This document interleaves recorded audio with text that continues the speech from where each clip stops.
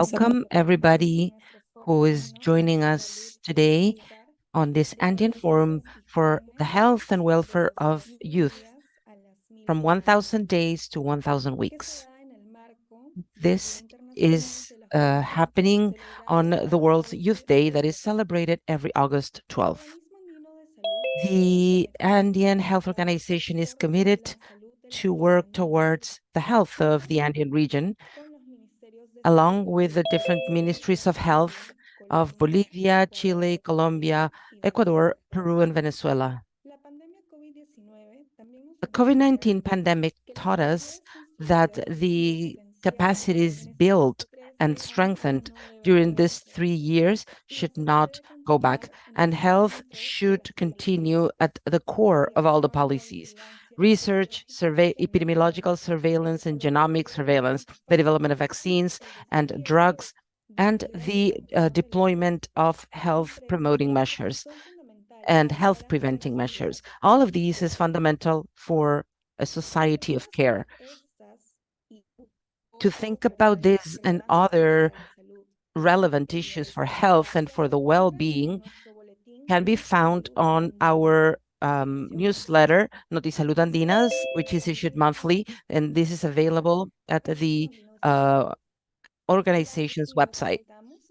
So we would like to invite you to write down your name, the organization you belong to, and the country you come from in the chat box and in Facebook Live or YouTube.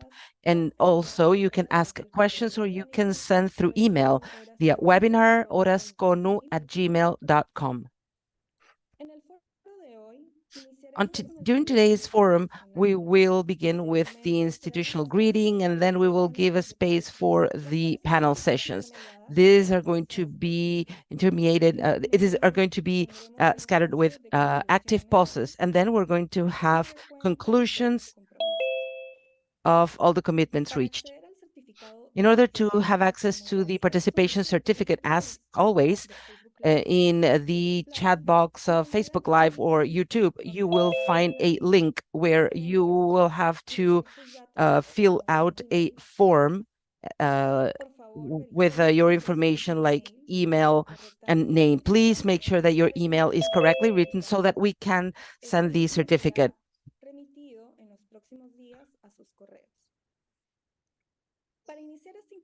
To begin with this important day, I will give the floor to Dr. Maria del Carmen Calle Dávila, Executive Secretary of the Andean Organization of Health. She will give the welcoming words and the institutional greeting. Thank you very much. Welcome, everybody, to the Andean Forum for the Health and Well-being of Youth.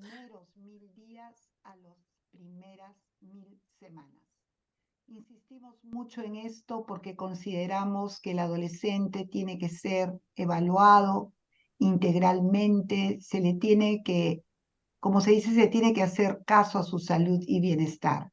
Estamos acostumbrados solo a los primeros 1000 We're días. normally usually providing care to the 1,000 days, which is the first 2 years of life, but we want to go all the way to the 1,000 weeks, which is 19 years of age. As we all know, this forum has the objective to promote dialogue about how to deal with the needs of health and well-being of the adolescent population and youth. And to do that, we have set 7 important topics: environmental health, integral care, sexual and reproductive health and HIV, social media, non-communicable diseases, mental health, and policies in favor of adolescents and youth. So when we talk about environmental health, we need to understand that in a world where the environmental awareness is key, this webinar is seeking to look at the importance of a healthy environment for the well-being of our youth. Adolescents and youth are the agents of change, and they deserve to grow up in an environment that promotes their optimal development. And then talking about integral care, and comprehensive care, we understand and recognize that each person is interconnected at a mental, physical, and social level. And that's why in this key stage of their life, we have the challenge of dealing not only with their medical needs, but also to provide the tools that will allow the young people to improve their health and to make it long lasting. Sabemos que en esta etapa de descubrimiento y crecimiento es esencial dar información precisa y accesible sobre relaciones saludables, métodos anticonceptivos y prevención de enfermedades de transmisión sexual, incluido el VIH. For Y sexual and reproductive health and HIV, we understand that this is a stage of discovery and growth. It is key to provide precise and accurate information on healthy relationships, birth control methods, and prevention of STDs. Now, if we talk about social media, we know that social media may be beneficial for the adolescents and youth. However, its excessive use may have a significant impact on their mental health. It is important to educate about a healthy use of the social media and to promote a balance between the online and in-person interaction. If we talk about non-communicable diseases, definitely we need to deal with this because it is a key for public health. Prevention of conditions like obesity, diabetes, and cardiovascular diseases is fundamental to ensure a healthy future for our youth. If we talk about mental health, we all know that this is a fundamental pillar in the development of resilient individuals and strong societies. And investing in the mental health of our youth, we are sowing the seeds for a more stable and promising future where the youth can actually reach their maximum potential and contribute positively to our communities. And if we talk about the policies in favor of the adolescents and youth, just like girls and boys, the adolescents are not the future, they are the present. From whatever we do now is what will provide us with the development and well-being of our peoples. Our wills must be reflected in concrete policies where they are all real beneficiaries and that really these policies are implemented. This forum is also aligned with the objectives of the Global Forum of Adolescents, 1.8 billion Adolescents for Change 2023 that will be held on October 11th and 12th. And this will be one of the biggest events in the world towards the well-being of adolescents. This will be the first global encounter of adolescents, advocates, and world leaders where they will get to know passionate experts and leaders during these days of debate, dialogue, and action. And they will actually look at the balance of what progress has been made in terms of towards the achievement of the SDGs, and thinking also, how can we make it even better in the future? It will also provide an opportunity to listen to the opinions of experts, activists, and leaders from all around the world who will share their knowledge and ideas about how we can work together towards a positive change.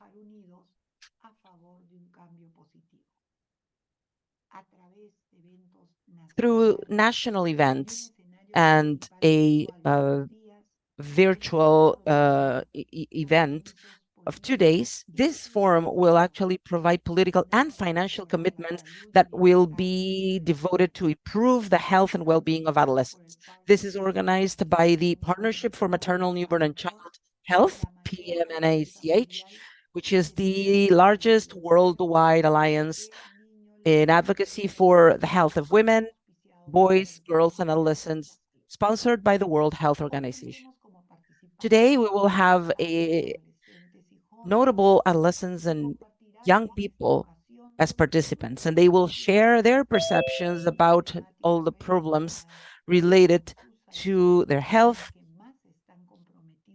and the ones that they are more committed to improve. They will be joined by experts in the topics that have been already presented. So we are going to welcome Giovanni, a representative of the Ucayali region, Luana, an adolescent leader from a school in Comas, Berta Pineda, she's a coordinator of health and weather and climate, Carlos Arosquipa, students, Sonia, Ariadna, Alejandra. Sonia is the regional advisor for adolescent health from PAHO. Ariadna, representative from the Ayacucho region in CONA. Alejandra, regional advisor on health, on sexual and reproductive health from UMFPA. Jennifer, a young student of public health from the UPCH. Yadira, who is responsible of permanent education on health from Morasconu. Arlines from the Huancayo Health Network. Jonathan, the chair of the IAAH, Hilary, representative of the Ancash region, Susana, the president of CODAHIC, Nancy, representative of the Andean Parliament for Colombia, Samantha from Sanofi, Mercedes, the president of SPAG. So everybody be welcome to this forum. Thank you very much. Muchas gracias, estimado. Buenos días Thank you, a todos. Dr. María del Carmen Calle. Luego del saludo, So déjenme after saludarles. the Yo soy Ruby Díaz. institutional greeting, I would like to Mi introduce nombre es myself. Ruby Díaz. My name is Ruby Soy Diaz. profesional de I salud am pública a y public health territorial expert and global y participo health en esta expert, and I actividad por la participate in the promoción de los strategic line derechos de to niñas, ensure the niños rights y of boys, girls, adolescentes. and adolescents. Hoy, con mucho agrado, Today, estaré a cargo de I moderar will y de be in charge compartir of esta moderating the sesión. first portion of this webinar.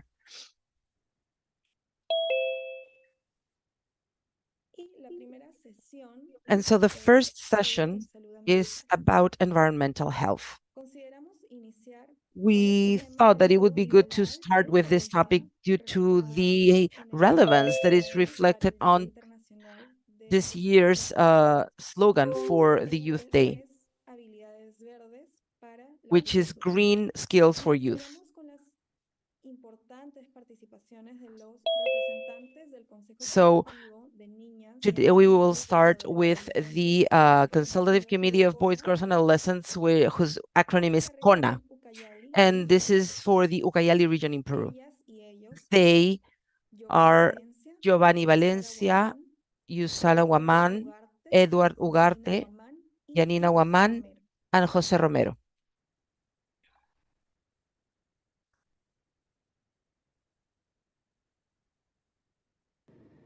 Hola a todos, mi nombre es Hello, Giovanni everybody. Valencia My Falcón name is y Giovanni soy el Valencia Falcón. representante I del am the Consejo de Niñas coordinator y of Adolescentes the de CONA Ucayali. in ¿A qué Ucayali. pregunta responder?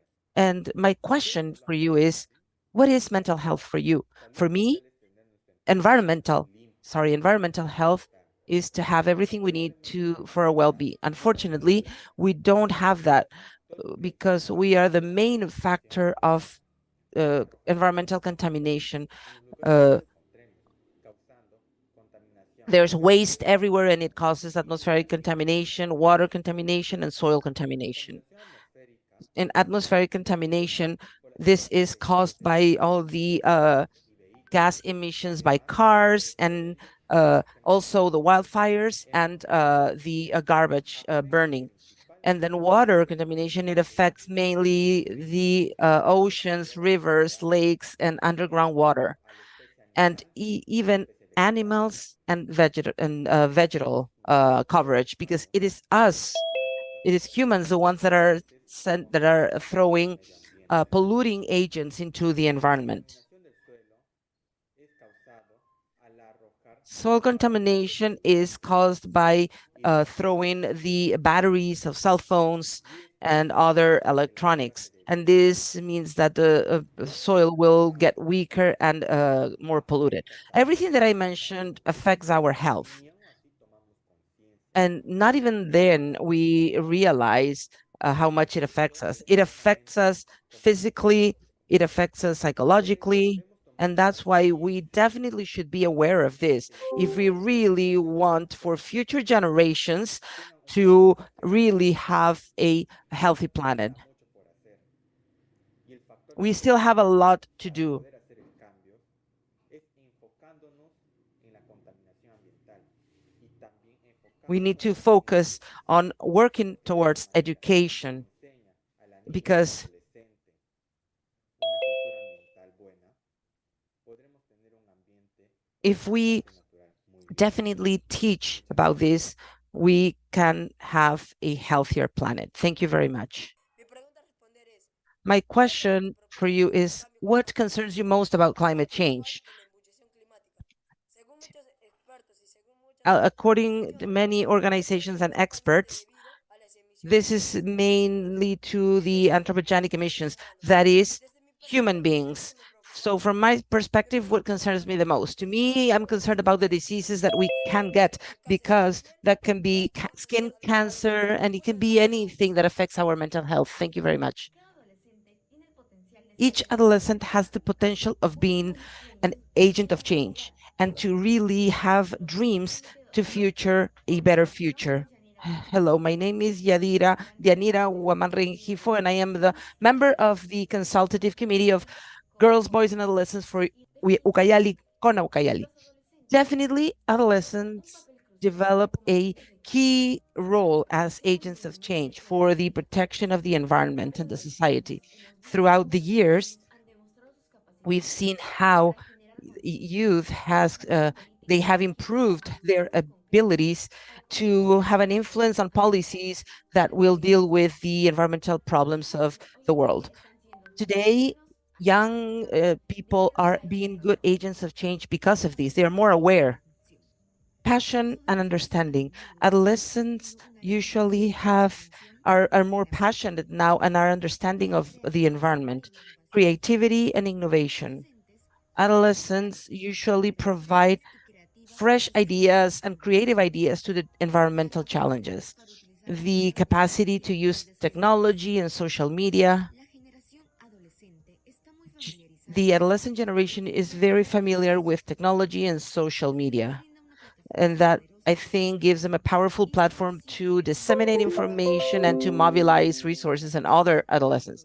The influence capacity. Adolescents can inspire their peers, their families, and their communities to take measures that are responsible. Their voice resonates among the others, and it can be especially effective to generate and to create awareness and raise awareness among others. Likewise, I should say that the examples of agents of change are many, and one of them is activism in social media. Adolescents all around the world use social media platforms to disseminate information about environmental problems and to raise awareness. Hashtags like Action for the Environment, Save the Planet, or Enough with Plastic Contamination, all of these hashtags have become viral, and they have allowed for the voices of young people to actually reach to a greater and broader audience and to raise awareness about the risks of contamination due to hydrocarbons. Young activists like Greta Thunberg, who initiated a strike in front of the Parliament of Sweden in 2018 to demand stronger measures against climate change. Her action inspired thousands of students all around the world. They also joined the school weekly strikes like the Fridays for the Future. A very notable example in Peru were the volunteers who were in the activities of identification and georeferencing of different areas affected by oil spills. Technological innovation and sustainable solutions. Many young people are now participating in ecological fairs and science fairs, like Eureka, and they are using their creativity and their abilities in order to develop innovating solutions, like the biodegradable plates, pencils with seeds, electrical energy generators based on photosynthesis, among. Los adolescentes son como semillas de cambio, que cuando se nutren adecuadamente florecen en líderes inspiradores. Muchísimas gracias por ver. Thank you very much for looking at this video from the Kono Kayali. Hello, my name is Jose Luis Romero Peros. I am a member of the Ucayali Cona. And my question is, do you think that the decision makers are really giving the necessary importance to the care of the ecosystems, and why? So right now, Ya que a simple vista nosotros podemos ser testigos de la tala indiscriminada de árboles, de la deforestación, de la emisión de gases de efecto invernadero por parte de grandes empresas y de la sobreexplotación de recursos naturales también por grandes empresas.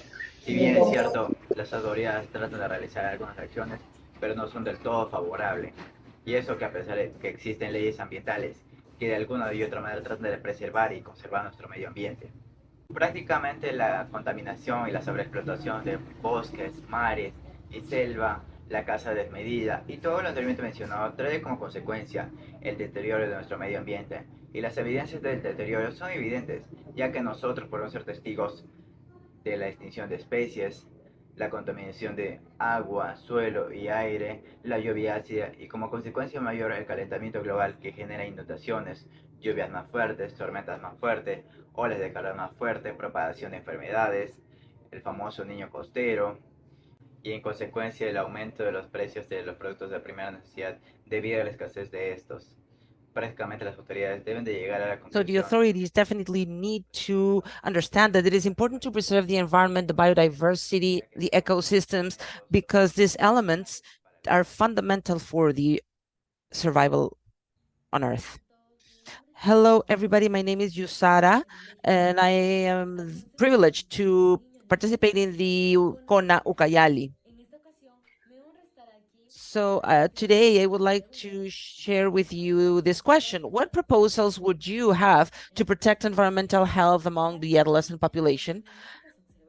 We have different problems and we cannot really just stand still and to see how our common home is falling apart. That's why we need to take into account the importance of environmental health.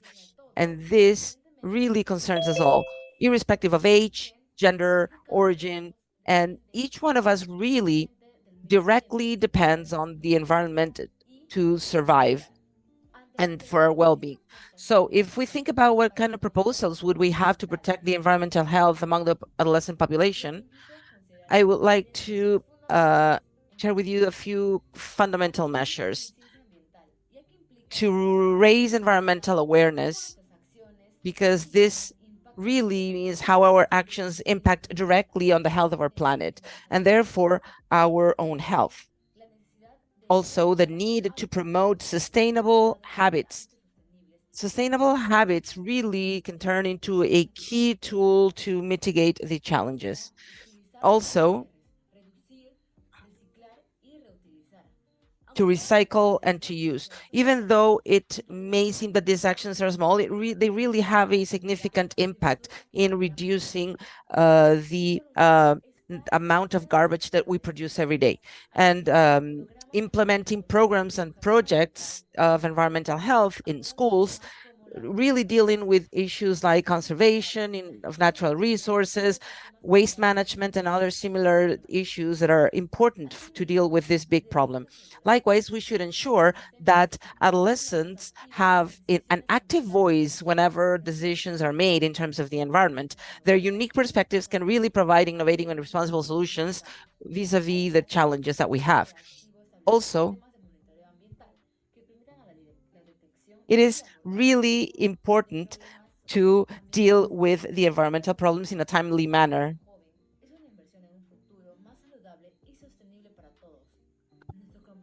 Our commitment with this cause can really make a difference and be the basis for a long-lasting legacy. Together, we can inspire and train our adolescents for them to be advocates for the environment and leaders of a positive change. Thank you.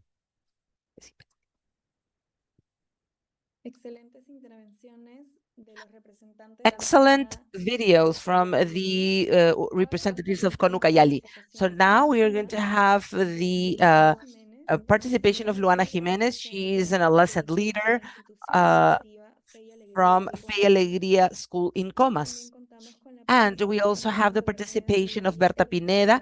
She is the coordinator for climate change and health at the Andean Health Organization, Hipólito Unanue. And she also participates in the strategic line for the rights of girls, boys, and adolescents. So right now we're going to have a dialogue between both panel members, and it is going to be moderated by, and they are going to present some ideas through presentations, and then also they're going to try to answer the questions that were posed by the videos. So now I will ask the questions and I will give the floor to Luana so that she can share her presentation. For Luana, we have 5 questions. These questions are: what is environmental health to you? Number 2, what concerns you the most about climate change? Do you think adolescents as agents of change for the protection of the environment?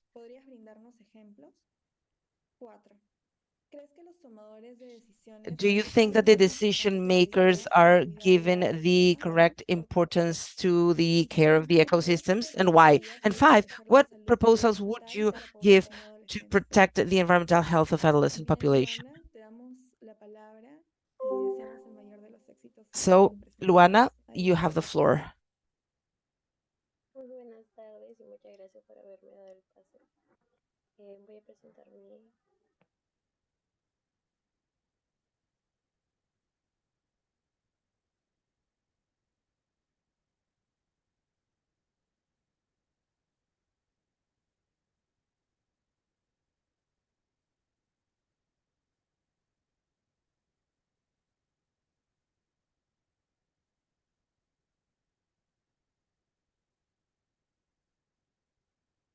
Excelente, logramos verlo. Solo te solicitaríamos que lo pongas en modo presentación. Excelente, listo. Muy buenos días con todos. Mi Good nombre morning, es everybody. My name is Luana Thais Jimenez Larrieta. I study at the Fe Alegría number 10 high school. I will answer the 10 questions that were posed by Mrs. Ruby about environmental health.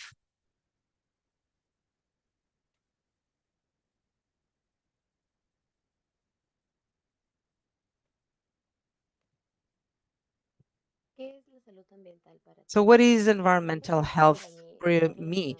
Well, this is related to the different environmental factors that could intervene in health, and it is based on the prevention of diseases and also creating an environment that enable an adequate health.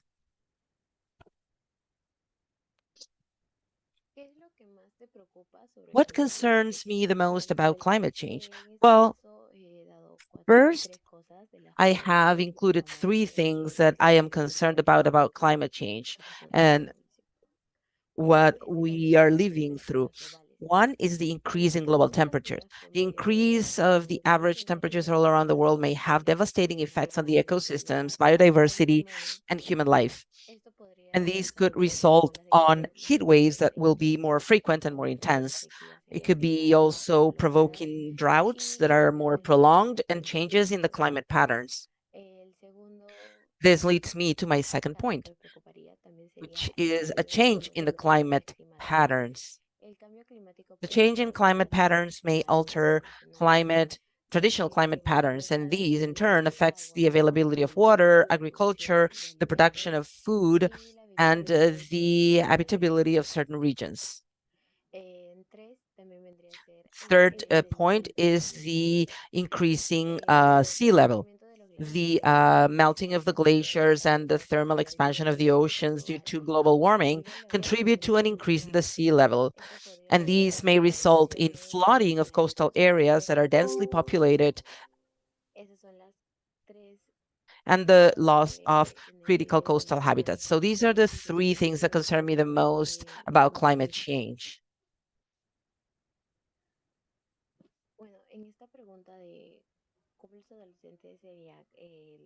cambio para la protección del medio ambiente? Bueno, yo considero que sí, los adolescentes pueden desempeñar In un papel terms of adolescents being agents of muy change, notorio en la I protección think del medio that ambiente. definitely, yes, adolescents can perform a Definitivamente, critical role as tienen agents of change in protecting the una environment. gran conexión con las redes sociales.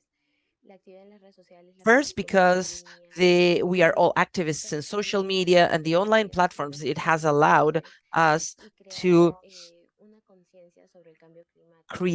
raise awareness about climate Estamos como change. más conectados a las redes sociales, And estamos definitely, as we are more buscando connected una to social opinión media, we are actualizada de always cómo está trying nuestro to medio implement ambiente. things like Ahora hashtags and have podría ser viral organizar videos and reels, mensajes and to have online para campaigns incitar to a otros disseminate messages and to adolescentes. mobilize other adolescents. Otra de las viene a ser la innovación Something tecnológica. else is the technological Nosotros, innovation. jóvenes, en estos momentos nos Right encontramos now, todavía definitely young actuales people, we para are living desarrollar on this soluciones digital innovadoras era where we para can mejorar have su situación, para clean abordar las and sustainable necesidades climáticas. solutions. Esto incluye la creación de aplicaciones y todo, ya que estamos relacionados al tema virtual. La tercera vendría a ser la educación ambiental. Los adolescentes han estado trabajando Adolescents como educadores ambientales en sus comunidades, organizando talleres, charlas have y all sensibilizando been a otros doing sobre la importancia de la different things sustentabilidad to y raise tomar awareness medidas muy about concretas. protecting Bueno, the sobre environment esto and del how trabajo to que me really preguntan, look at our en carbon realidad footprint and creating renewable una de energy las cosas systems and que recyclable se products. puede In tener terms of en environmental este caso education, it is sería important algo because de adolescents, comunicación en we las have been escuelas, working for the encuentros environmental education de among our communities, la having voz de la workshops juventud es and esencial para lograr un discussions futuro to sostenible report y about the accesible importance and para los jóvenes. sustainability.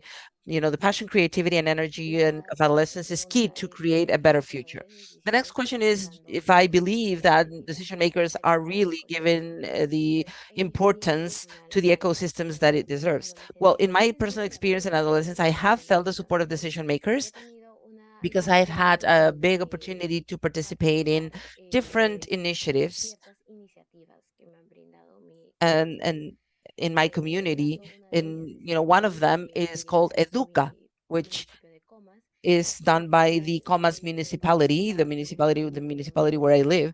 And so promover in una this sostenibilidad initiative, I have been able to participate as an agent of change by Lo que me promoting pregunto yo all es of sobre las the iniciativas que ha ideas tenido to Educa. preserve the Entonces, esta es environment la iniciativa Educa que es de la Municipalidad de Comas. and Y de igual manera, las propuestas que promuevo also the any hacia proposals that are and initiatives that son are held by orientadas my a school. todos los estudiantes Definitely, this is generar for un all the contacto students directo to con have a las direct plantas, contact con el with ambiente, plants and the estando environment and conscientes to see de how que ellos important it conllevan is, a su how salud y important the también environment is for their health, tener una and visión how de nuestra important and conciencia en how todo it esto. can be Por mi lado, yo creo que sí hay un apoyo de los tomadores I de think decisiones decision makers do provide sobre las support. propuestas, ya que he sido partícipe de algunas de ellas.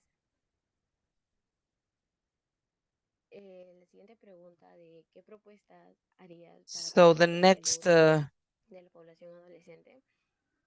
Uno sería la educación what ambiental. proposals would I give to protect the health Implementar of the adolescent programas de population? educación Well, ambiental en las escuelas que aborden temas como la sostenibilidad, la conservación de los recursos, la gestión de los we residuos, can talk la about importancia de la environmental education, to concientización implement respecto education, del environmental cuidado education del medio programs in ambiente. schools that deal with issues like Entonces, los sustainability, adolescentes resource podrían tener ciertas preservation, waste actividades management, and the ambientales importance of informativas biodiversity and the effects of sobre climate estos change. temas. This will help De la misma adolescents to manera, yo understand también better the promovería environmental la problems and see how they inclusión. can contribute Se to den the cuenta care of the que ecosystem. estamos viviendo en la And realidad, que estamos also viviendo en to un mundo en donde promote cambia adolescent constantemente. participation. We definitely need to Entonces, create si nos spaces damos and cuenta platforms where de adolescents la can forma participate que el actively mundo y el so that they can ambiente feel that they are cambian. really leaders and Uno sería participants. fomentar la And participación de los this is really adolescentes, important. crear espacios Like I said, donde creating, los spaces and adolescentes participaran forum activamente en la toma de and fora decisiones and platforms importantes for adolescents to que participate in afectarán a decision sus making comunidades. Esto that podría of incluir issues that conferencias affect their communities. This ambientales, could include environmental oportunidades youth councils,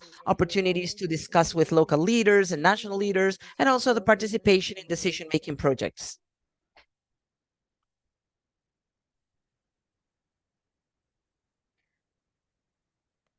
Muchas gracias, estimada Thank Luana. you very much, Luana. Thank you.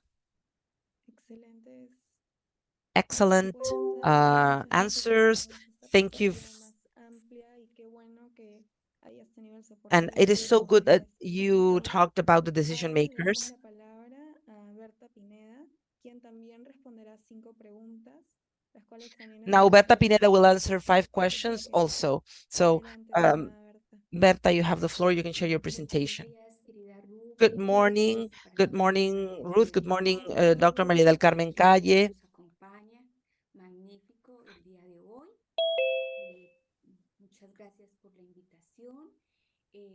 Thank you for the invitation.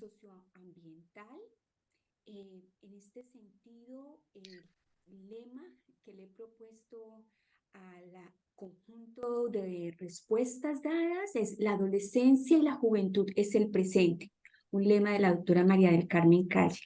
Ahora que lo sabemos, So now that we know about this, it is important. The answers to the questions, I will actually give them within the framework of the strategic plan of the integration of health. This was signed this year by the 6 Andean countries, where our vision is that by 2030, the dwellers of the Andean region, Bolivia, Chile, Colombia, Ecuador, Peru, and Venezuela, will enjoy the right to health and well-being. The inequalities have reduced, and there is a greater response capacity to the health challenges, social, economic, and environmental challenges that are common through the integration and cooperation in the region. This important strategic plan has 5 strategic lines. Positioning of health as a key and fundamental topic of human development, the promotion of health right to with social justice and environmental justice, reduction of inequalities in health, integration and regional cooperation, and the institutional strengthening. I also would like to say that something that is cross-cutting to all of these is the right to the health of boys, girls, and adolescents. I will give the answers also thinking about some of the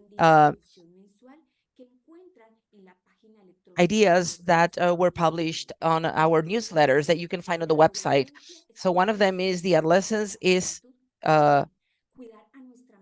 important to look after our Mother Earth, because this heals us all. The first question is, can you tell us about what is your definition of environmental health and the importance for the population, for the health of adolescents? Definitely, I'm going to complement the great answers that we have already heard from Luana. I would like to have to put an emphasis on social environmental health, because it is not possible to really have health without taking into account the health of the territories. If we don't think about the health of the context and the environmental health, it is a priority to it is important to look at the priority, and it's important to integrate the analysis of the impact that our decisions have on the territories that we live in. Definitely every decision affects the territory and therefore our health. We should find alternatives, all of us together, to prevent the impact that this has on our bodies, and the damage that is generated to the territories also has an impact on our body. We need to look at other practices like intergenerational dialogues, the right of boys, girls, and adolescents to participate. And looking at the strategic plan, we definitely have to remind you that health is a basic human right. Health is a fundamental right, and it definitely every person has the right to enjoy the highest possible level of health that will allow them to live. Human rights are universal, indivisible, and related to Mother Earth. So the social environmental health really means to recognize and value the following dimensions. Diversity. The time for the dialogue is fundamental. To promote dialogue, to look at the intergenerational dialogue, to care for life and the territory. And so this is why we promote the collective construction of this right and to fight for a dignified life. It is also important to look at the ecological perspective, and definitely we are all part of a whole.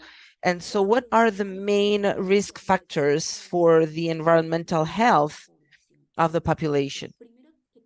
First of all, we need to take into account that globalization definitely affects and has an impact on many other issues.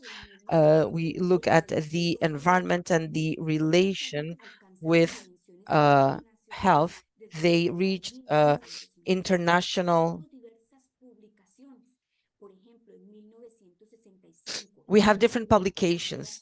For instance, we have in 1965 the Silent Spring, which shows the negative effects of the use of DDT and different agricultural pesticides. In 1968, the Tragedy of the Commons, talking about the degradation of the environmental goods of public character. In 1968, the Boundaries to Growth.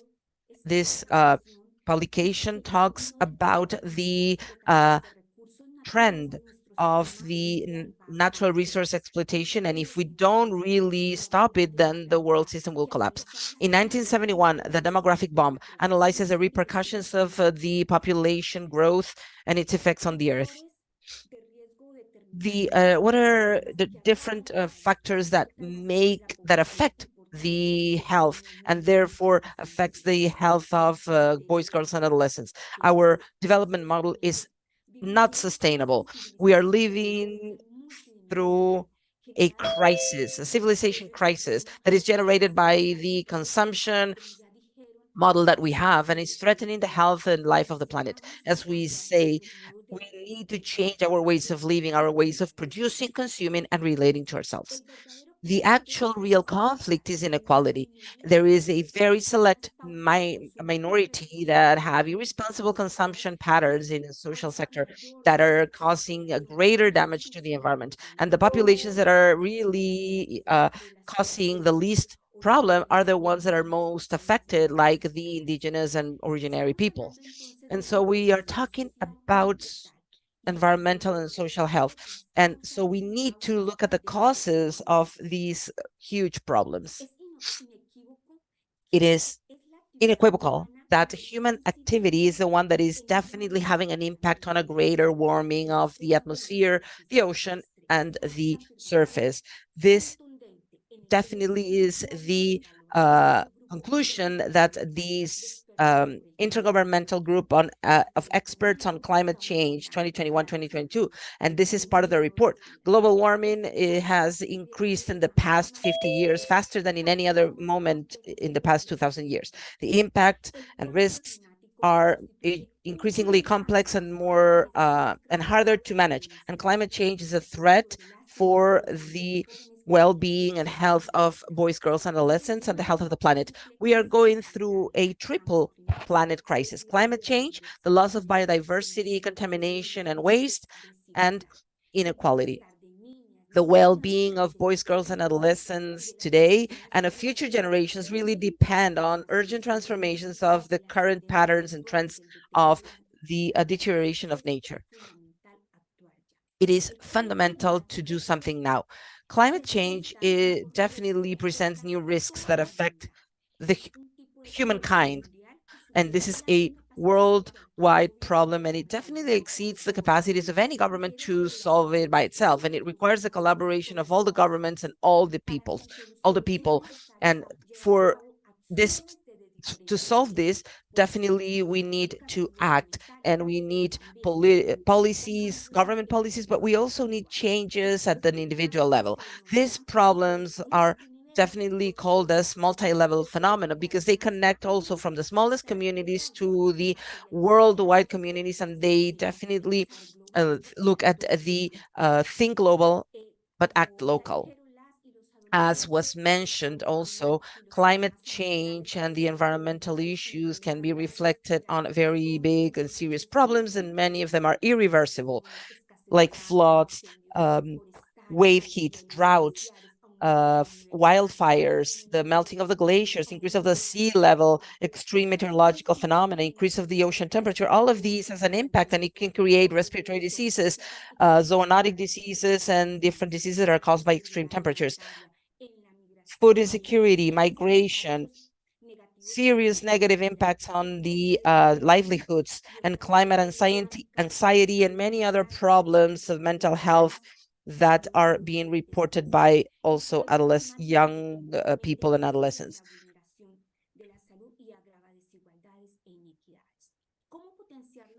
So how can we actually improve the results when we talk about the adolescent, how to improve the results of advocacy for the adolescent population as agents of change for the protection of the environment? We definitely, as Luana mentioned, they are subjects, political subjects with power and agency to have an impact on and make a difference.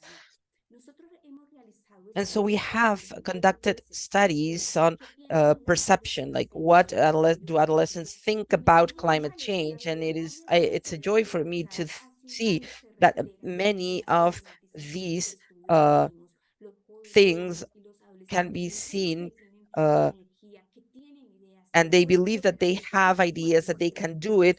And so whenever we ask about these issues, they know that they want to make this a reality. We definitely need to have a transition towards a economic system that will look at this. There's many examples of adolescents and young leaders, activists, and agents of change.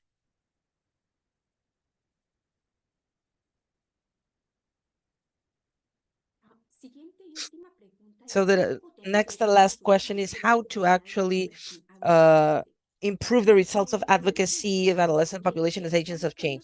So we said that we are very proud at the Andean Health Organization for some of the work that we are doing. Of course, we're putting an emphasis and this video shows technological innovations that are fundamental to develop.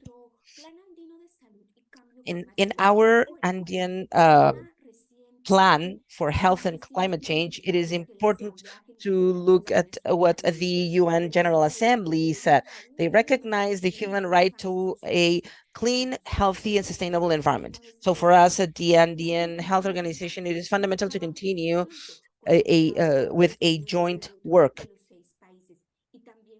And it is also fundamental to keep on incorporating the adolescents and young people so that we can reach the results in this important plan. So, as I said before, the young people participated in a very important study, and we would like to keep on developing these kind of studies where they look at proposals and suggestions like a need of having more knowledge, having more commitment and responsibility, awareness, accountability, and the capacity to be self-critical and to really think about this and the importance of reducing, reusing, recycling. This is the voice of adolescents that we really want to keep on participating and doing, especially in decision making. I would like now to invite you to a very important international congress of research on climate change and health, and you can look at this on Facebook, and that's where you will find the link. If you want to enroll and to register, you can look at it and do it so that you can get the certificate. We would also tell you that you can participate in a very important Andean course on climate and health. And this is going to start August 30th through September 29th, every Wednesday from 9 to 10:30 a.m. and every Friday from 3 to 4:30 p.m. because we are convinced that it is very important to generate knowledge about the this dimension. So what can we do? It is definitely fundamental to look at our patterns of consumption and change them, and to create a political awareness, to raise political awareness, to consume less, recycle, reuse, repair, produce and disseminate knowledge. We definitely need to be better organized. We need to have social mobilization and putting political pressure on the leaders to rescue the ancestral knowledge. And of course, it is key to have intergenerational dialogues and to discuss about the traditional knowledge, interministerial and intersectorial work to overcome the usually isolated perspectives, to strengthen partnerships, to contribute to and solve the causes of the problems, to rethink and redesign the approaches that are based on the community, to have a better commitment of everybody towards social justice and environmental justice, and also the coherence in everyday life, to strengthen regional cooperation and international cooperation, to protect, promote, and ensure the human rights and nature, and so that we all contribute to really play by the rules of the games, that is, international instruments, both regional and national, and to develop policies and regional plans. So together we need to make these decisions to look after our Mother Earth. Definitely, this is what we really want to think about. Human life and the planet's health is really depends on it. Thank you very much. Excellent presentations. Thank you very much, Luana and Bertha. Again, once again, thank you for these important contributions and commitments that you have both shared with us. We have a lot of, comments and congratulations for you. Definitely is extraordinary interventions of the panel members, the ones that were here in person, and this allow us to have a better analysis of the landscape, and it shows options to improve the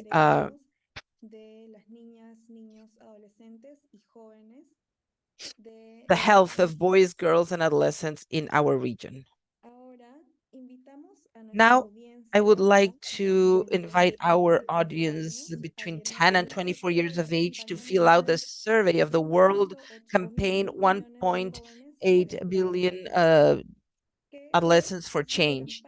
And this is a campaign that is conducted by the Partnership for Health for Maternal Health, Newborn, also known as PMNCH Alliance. This partnership, along with other organizations, are coordinating the World Forum for Adolescents 2023. This is going to be held on October 11th and 12th this year. And here they will share the results of this survey. Also, we would like to urge you to take a picture of the QR code and share it with any contacts that is between 10 and 24 years of age. It is important that the voice of the Latin American voice, especially, and for us, the Andean voice, is represented in this World Forum. So to continue getting ready for this World Forum, we would like to share with you a video about the World Campaign 1.8 billion young people for climate change of the PMNCH.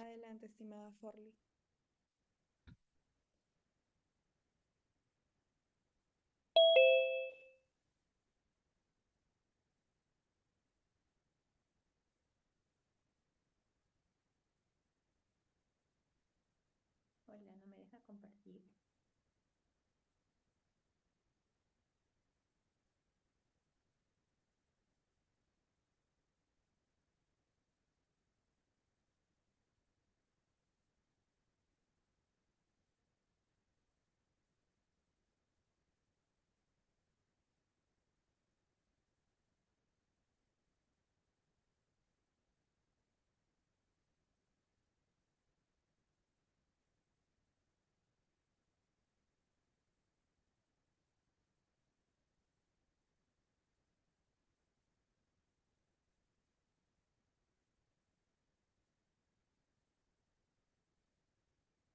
Estamos teniendo algunas dificultades técnicas para compartir el video. Tenemos un espacio de 5 minutos para... So we have some issues with the video. We have 5 minutes before the next session, so we would like to now invite you to stretch your legs, get up, and just, do whatever you need to do for 5 minutes, and we're going to come back in 10 minutes. So we are going to try really hard to share the video of the campaign. Thank you. Únete, levántate, lidera. Somos 1.8 mil millones de jóvenes en favor del cambio. Pedimos más atención y más inversión en nuestra salud y bienestar.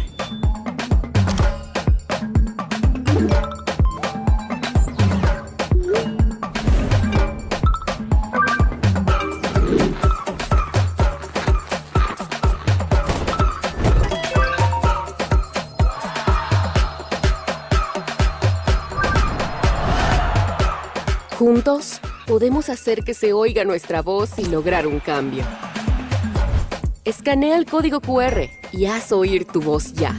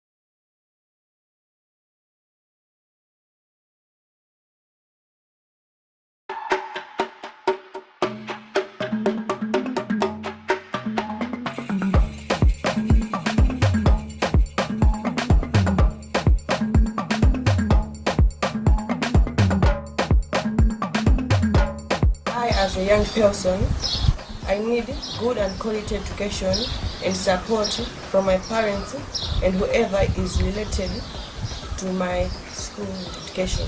Lo que quiero para mi bienestar ahora es un país seguro para mi familia, para mí y para mis seres queridos. I need to have access to free sexual reproductive related services and the available youth-friendly healthy corners in our communities. My dream in life is to have a successful career where I am in a position to help others and make change. I think as young people, we don't want to stop. We really want to talk about our rights and our opinions, and to be able to get platforms where we can really voice our concerns is the biggest thing that can happen to us.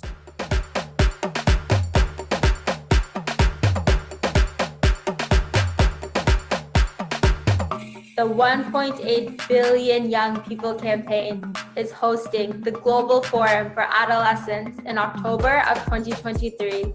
This will be the biggest global gathering of and for young people. We will have 2-day virtual program to share, engage, and act.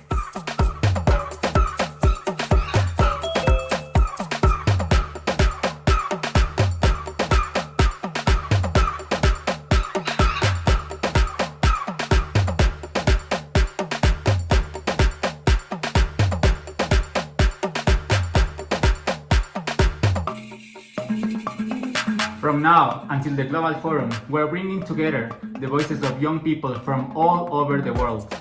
We are writing policies based on our views. And we're taking our demands to local, national, and global decision makers. We are sharing what works. With more commitment now for adolescent well-being, we will succeed. So let's all get involved. And make your voice heard. And share what you want for your well-being by scanning the QR code to add your voice. Be a part of the Global Forum for Adolescents. Connect in your community. Rise. Unite. Lead.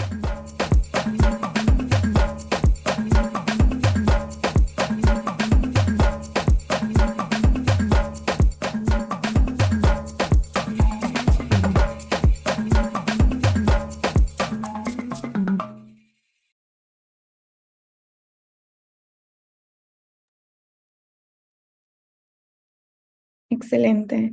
Bienvenidos nuevamente. Nuestro segundo espacio se centra en Welcome la back. Our second session is focused on the integral care of healthcare of young people and adolescents. So we are going to have Carla Arosquipa. She is a member of the Student Center for Public Health at the Peruvian University Cayetano Heredia. Carla will answer 5 questions. One is, what is integral healthcare for you? 2, what does concern you the most about the healthcare services that are aimed at the adolescent population currently? 3, do you think that the public healthcare establishments adapt to your health needs? Why? 4, have you ever felt unmotivated going to public healthcare? What were the causes? What proposals would you give to improve integral healthcare of young people and adolescents? So now Forley is going to share Carla's video. What is integral healthcare for you?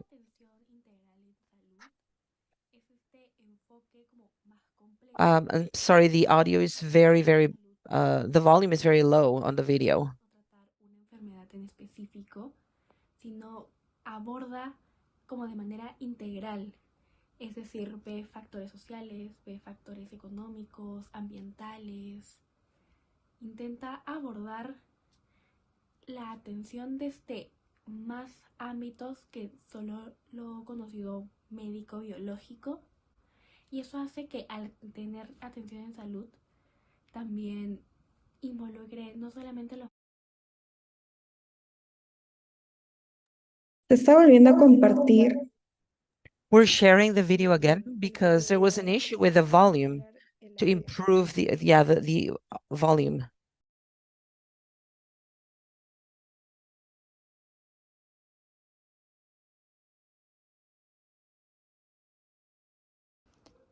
¿Qué es atención integral en salud para ti? Ok, para mí la atención integral en salud es este enfoque como más completo. The audio is still very low. I'm really sorry. Una enfermedad en específico, sino aborda como de manera integral, es decir, ve factores sociales, ve factores económicos, ambientales, intenta abordar la atención desde más ámbitos que solo lo...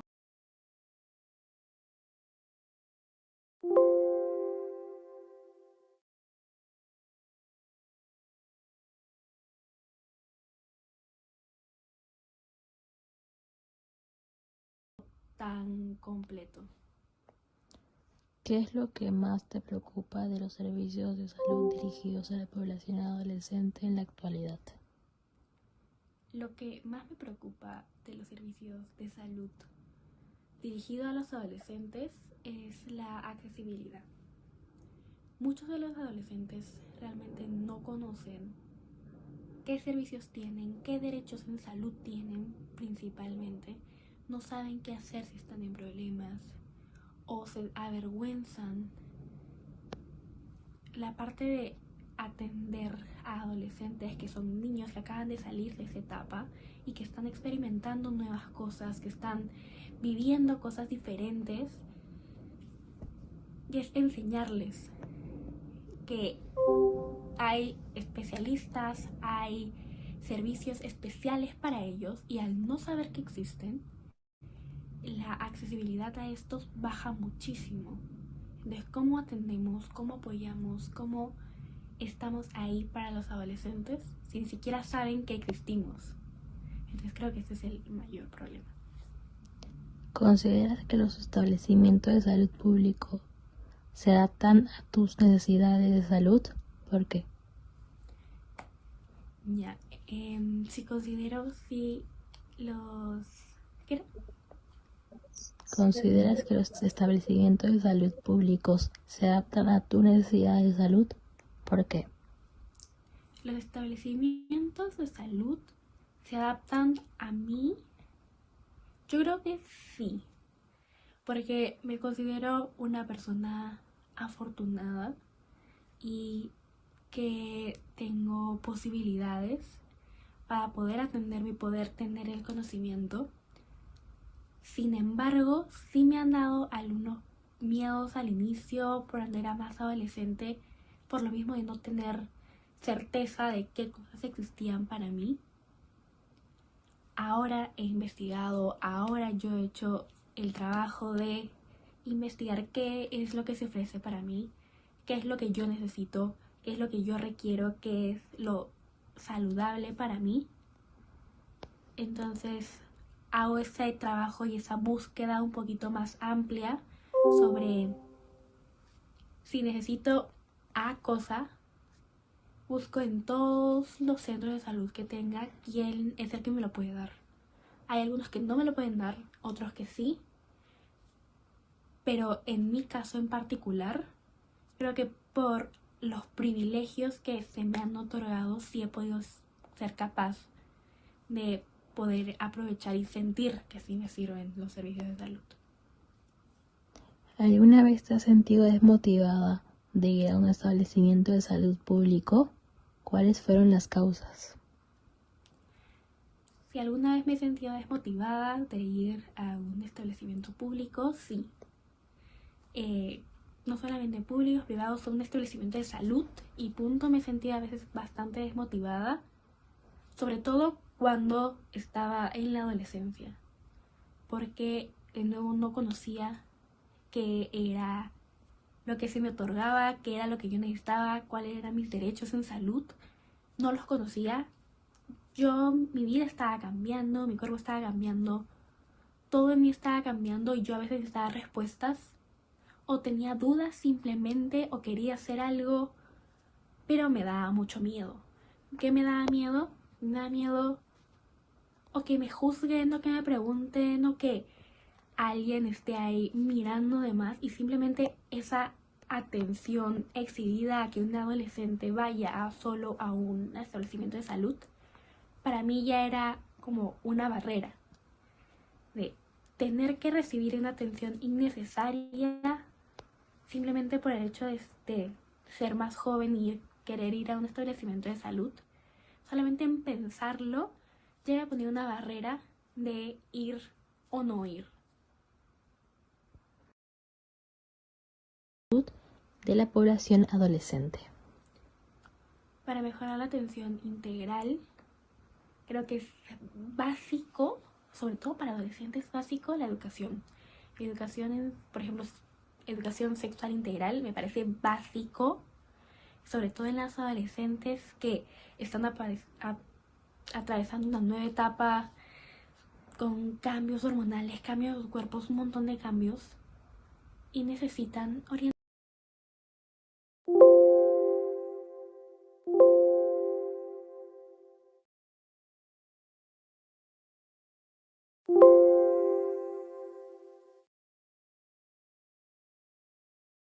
Es súper importante abordar el tema de la salud mental, el tema emocional, el tema psicológico. No olvidarnos de esa parte de la manera integral, sobre todo los adolescentes que por lo mismo de estos cambios a veces se pueden sentir un poco desorientados. y apoyarlos en este lado también es como muy beneficioso y creo que de hecho tendría que haber una propuesta para abordar específicamente salud mental. Y creo que por último, a promover más trabajos donde hayan diferentes disciplinas y que estas disciplinas dialoguen entre sí realmente para dar una buena atención integral y no sea simplemente que se quede en un papel.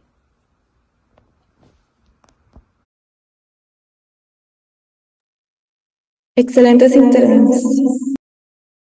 Excelentes intervenciones de Carla Arosquipa, representante de la comunidad.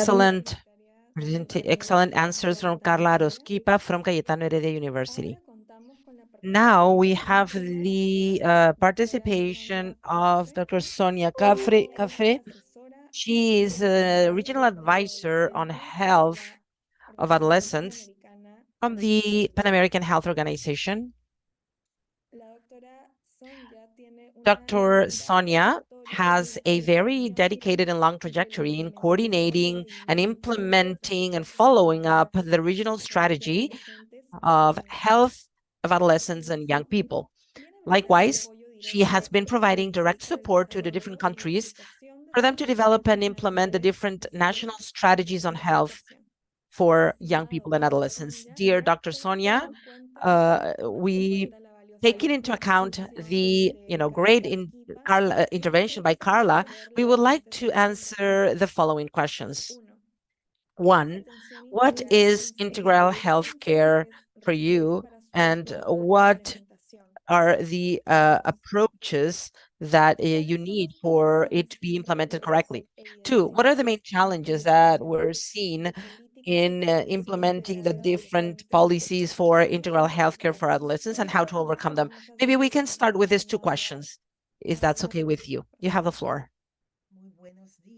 Well, good morning, and thank you for the invitation. For me, it really is an honor and a pleasure to share this, spaces with young people and forum with young people. So thank you for the opportunity.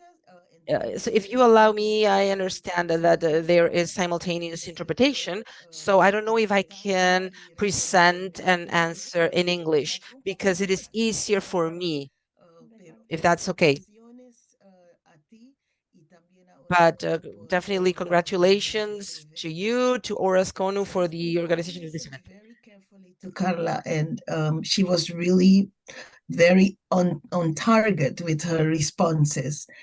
Carla mentioned that integrated care has to do with the whole person, and that is exactly what the definition is of the World Health Organization. The World Health Organization defines integrated care as care that addresses not only an illness, a health problem, but the person as a whole. It addresses the needs of a person in all the areas of their life. That includes the physical, the biological, the social, the spiritual needs that a person may have. So I was very impressed with Carla's definition because those are the key elements of the World Health Organization's definition of integrated care. What I would like to add is that inherent key principles of integrated care are that it's person-centered. That means that we don't treat everybody as if they're the same, but we anticipate that people have individual needs. That's one. It's person-centered. Two, it treats everybody with respect. Respectful care is very important, and it doesn't matter their age. And we know Carla mentioned that also. It's very important for young people to be treated with respect. And then the third one is that it places the person in their context. We call it an ecological perspective, which means that We look at a person, we treat a person, we approach a person as being part of a whole, being part of a family, part of a community, because everything we do, everything we experience is linked with what is happening in our environment. So those are some of the key principles of integrated care. And the second question was? Can you repeat that? Claro que sí, doctora. Yes, of course. What are the main challenges that have been seen in the implementation of integrated care and how to overcome this challenge?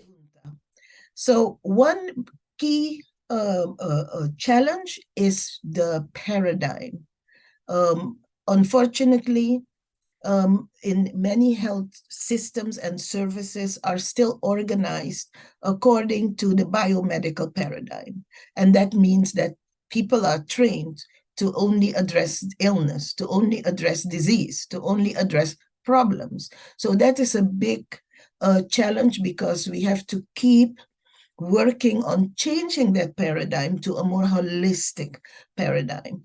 And that is an ongoing challenge. It's work that PAHO is doing, that other global partners are doing to keep advocating for a holistic perspective of health in health systems and health services. Other challenges are related to the paradigm. They're related to how people are trained. We see that many curricula for physicians, for nurses, for health personnel are based on that biomedical paradigm. So that also implies that if we want to change the way people are being treated, that we need to change how healthcare providers are trained, because they need to be able to manage a different way of dealing with clients, with patients, with populations. So those are two of the main issues that I would say, the paradigm, the training and perspective of healthcare providers. But then the third one that I would like to mention, of course, there are more, but the third one that I would like to highlight is the way health services are organized. Because of the way we treat illness only and disease, there is often a very short time to deal with the patient. People say, "Oh, I don't have time to enter into a lot of conversation with my patients because I have 30 other patients waiting. So I need to quickly see what is the problem, write a prescription, and then to the next person."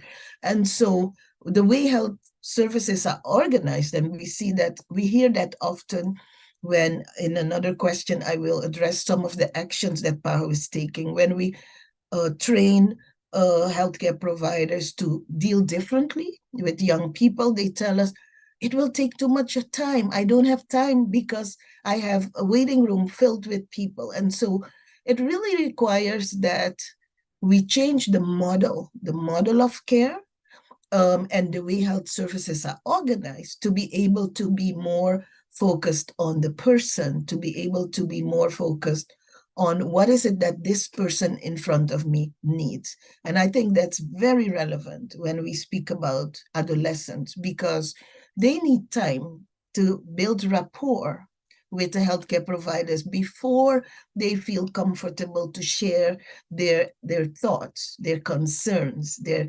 questions. And so it takes time to build that relationship, especially with adolescents and young people. And often there is no space for that because of the model of care.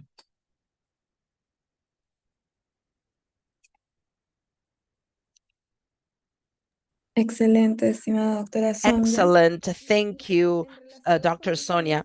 And then about these three challenges that have been mentioned, the paradigm in the approach, also the need to update the training of the healthcare professionals, and also how the medical services are organized.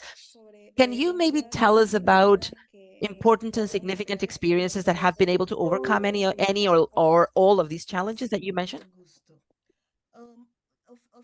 in a few countries, we have, well, I would say more than a few, we have been able to work with networks and with countries to inform them to change the way health care services are provided to adolescents and young people.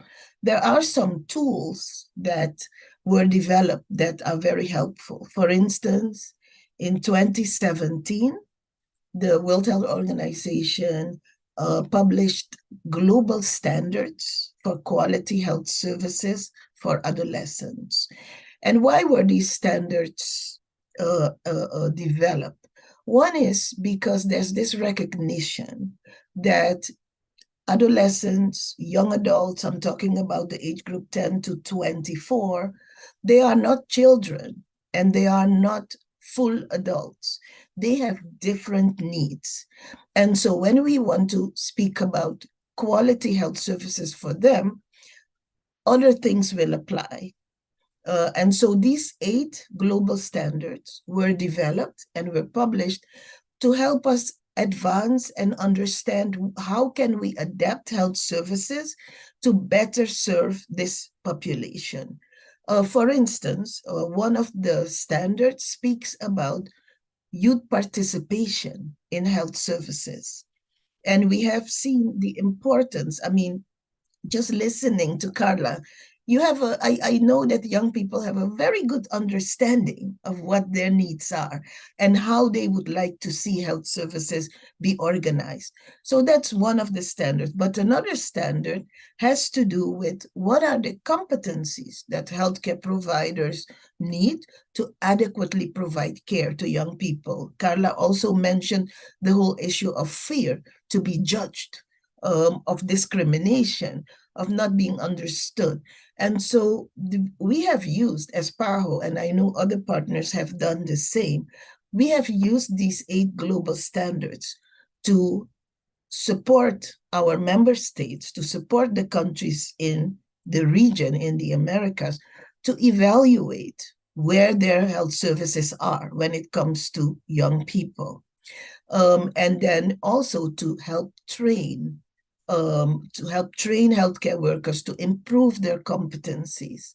And the third thing that we used those standards for was to help countries to establish a system of ongoing monitoring of the quality of care. And countries do understand, and I think that's one of the questions that I have seen, is that do we see progress? And I have seen progress. I have seen that increasingly countries understand that we need to do things differently. And why do they understand this? Because we are also seeing that some of the health problems of young people in our region are not getting less. We see that, for instance, the reduction in adolescent pregnancy is very slow in our region. Why is it? There are many reasons, of course, but one of the reasons is because our young people do not have access to comprehensive sexuality education. We also see that, for instance, there is an increase, a growing tendency in non-communicable diseases and non-communicable disease risk factors. I'm just to mention a few: overweight and obesity, lack of physical activity. And so our countries realize that when we look at the data, we realize that we have to do things differently. And so I see more and more openness in the countries to do things differently and to learn how to do things differently. Just recently, in July, in one country, we trained 30 healthcare providers, nurses and physicians as trainers to train the people in their health centers in what we call adolescent-friendly or adolescent-responsive care. And the people were very active in the training, very interested to see that, hey, we can do things differently, a little bit differently, even within the confines of what the system has, they see that there's opportunity to improve the quality, because we know that without improving the quality of the services we provide to young people, we will not be able to have that impact that we are looking for, to improve their health, to improve their well-being. Muchas gracias.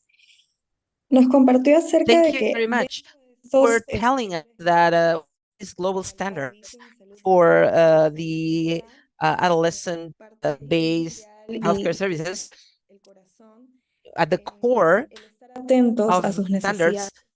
we have Y really be attentive to their needs. en ese aspecto de So escuchar las these necesidades, ¿podría compartirnos experiencias en las que los adolescentes hayan participado en el diseño, monitoreo in y the design, monitoring, and improvement of the policies? Absolutamente, sí.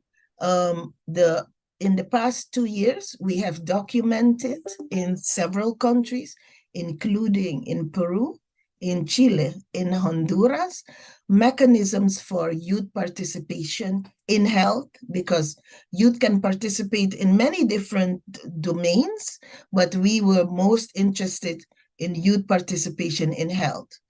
And most of in these 3 countries, there are different mechanisms. For instance, in Chile and Peru, we have these youth councils, where young people, in Chile, we know the youth council has their groups on the level of the provinces, and then also on the level of, on the regional level, and then on country level. So on 3 levels, they have youth councils, and they meet periodically to with the ministries of health, local, national, to discuss how health services for young people are organized, what the satisfaction of young people is. And I know a similar mechanism is also in Peru, and also, for instance, Argentina has also set up a youth council, a youth group. And what I have seen in the evaluations we did not only document the mechanism, but we did focus groups with young people to ask, how do you experience your participation? And have you seen a change in health services? Do they follow your recommendations? Do they listen to you? And so one thing that was a very positive outcome was that these mechanisms exist, and they are often fully recognized by the government. Because if you have a mechanism and it's not recognized by the government and not taken into account, then it loses its value, but they exist. The results in terms of young people seeing that that they are making an impact was mixed, no? In some of the conversations with young people, they mentioned that they really saw that they were listened to, and that the ministry, the authorities made different changes, no, according to their recommendations. In others, they felt like they personally benefited from the participation, but they did not see a change really in the system. So there is room for improvement in that area. I have to honestly say that came out of our evaluation, that we need to establish formal mechanisms for young people, their participation. We need to treat them with respect, these mechanisms, and we need to ensure that we listen to the young people when they make recommendations, because if not, again, the young people will get frustrated and say, why do I make a recommendation if you're not going to follow it? But in this dialogue, because sometimes it might be that there's a recommendation that is not entirely practical, but these spaces like this intergenerational dialogue that we're having today, they provide an opportunity to have that dialogue, to say, okay, you want this change. Why do you want this change? What is the result you're looking for? How can we do it together? How can we work together to make this change within our our sphere of influence? And so that working hand in hand with young people, empowering young people to take a critical look at healthcare services, and to dialogue with them on what changes can be made, that is very important. And I'm happy to say that, yes, there is progress in our region. More and more countries are setting up these mechanisms, and we will need to work with them to further improve and strengthen these mechanisms, to strengthen the young people, empower the young people, so they are able to really benefit, because it's mutual benefit. It's benefit for the young person and benefit for the health system. Excelente, muchas gracias. Y en relación con estas... Great, thank you. And so about these positive experiences where based on these expressions and manifestations of adolescents, sentirse realmente escuchados y que hay un about impacto en las políticas. ¿Nos podría comentar un poco más, es decir, maybe can you en qué tipo more, de políticas what kind of policies you have seen that adolescents are more listened to, or that actually their opinions matter and they are reflected on actual policies? And also at what level? You know, is it local or regional or national? You can talk about that. Thank you. Absolutely. So in let me start with what we're doing in PAHO. PAHO recognizes the importance of young people in and the voice of young people in PAHO's work. So in I think it was 2017 or 2018, PAHO established the PAHO Youth for Health group. So we have this group of young people who we work with. They are part of our organization, part of the PAHO family, and they are empowered to do two different things. One is that we are working with them in things that they want to do. For instance, on a special day, International Youth Day, if they want to implement events, we support them. But we also invite those young people to comment, to review things that PAHO is doing. Let me give you a very concrete example. We have recently we worked with the mental health team at PAHO to develop a tool to use in schools for young people to improve their mental health. So we asked the PAHO Youth for Health group members to review that tool and to give their advice on it. And so we had a group of around 6, because our group consists of around 30 young people, but around 6 of the young people were interested to work in depth on that tool. And so now they are, they really gave very good advice to improve it. And now they are recognized in the acknowledgement as their contribution. That's just one example, but there are many others during the COVID-19 pandemic, when we were developing promotion materials for prevention of COVID-19 in young people. It were the PAHO Youth for Health group members who told us, don't make boring things, because we're not going to see it, we're not going to listen to it. So we asked them, so what would be interesting for you? How can we transmit this message for young people your age? And the young people really made some great comments and suggestions that really improved PAHO's reach and the design of some materials, you know, that I would not think about because I'm old, but the young people had very nice suggestions. So that was on the level of PAHO. But when we come to the countries, young people can make a difference at any level. And I have seen that in our region, in some countries, young people have demanded change of policy, change of legislation. I recall in one country when they wanted to change the laws on sexual reproductive health, and young people stood up and said, no, this cannot happen. And they had, a social action, and they won. They were successful to say, this is what we need as young people. And so I think young people can change policy, they can change laws.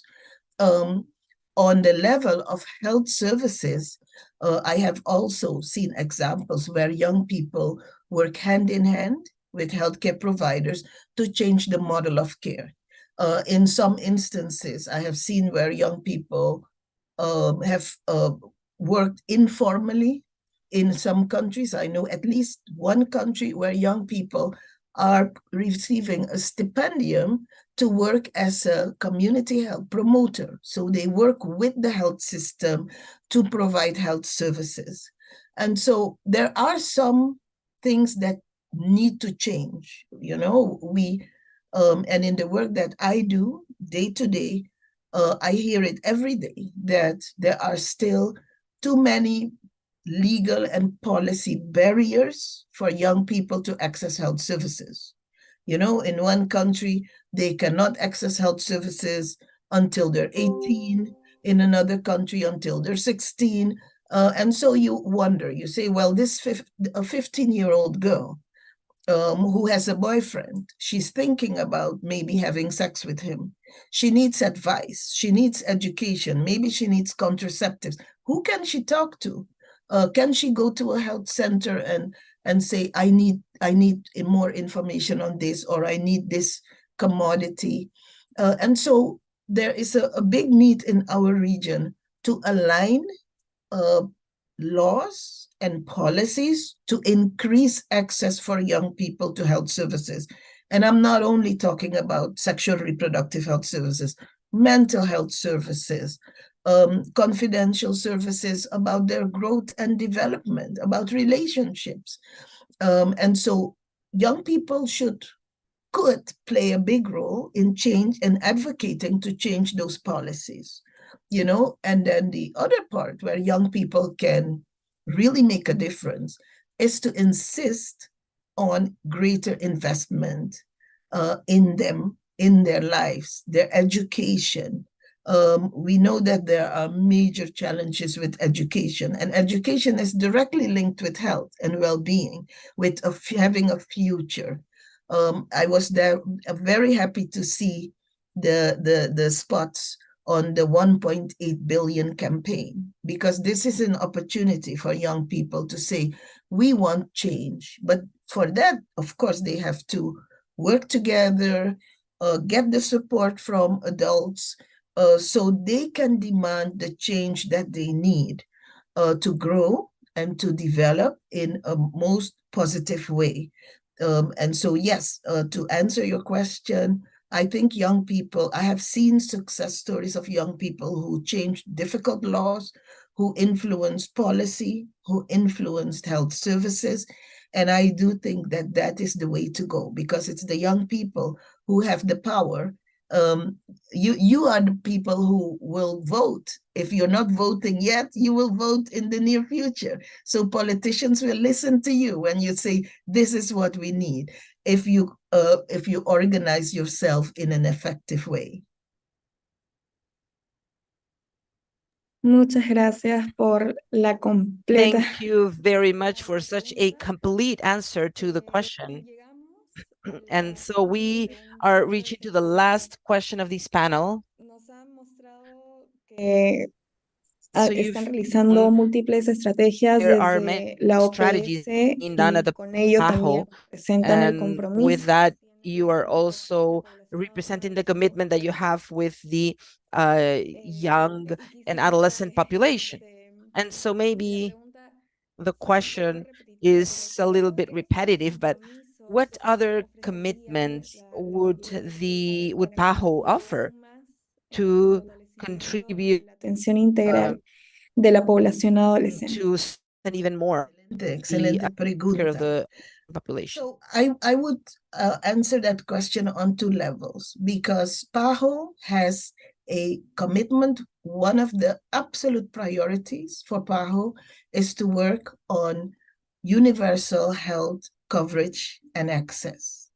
And universal health coverage and access means that everybody has access to health, quality health services when they need them without financial distress.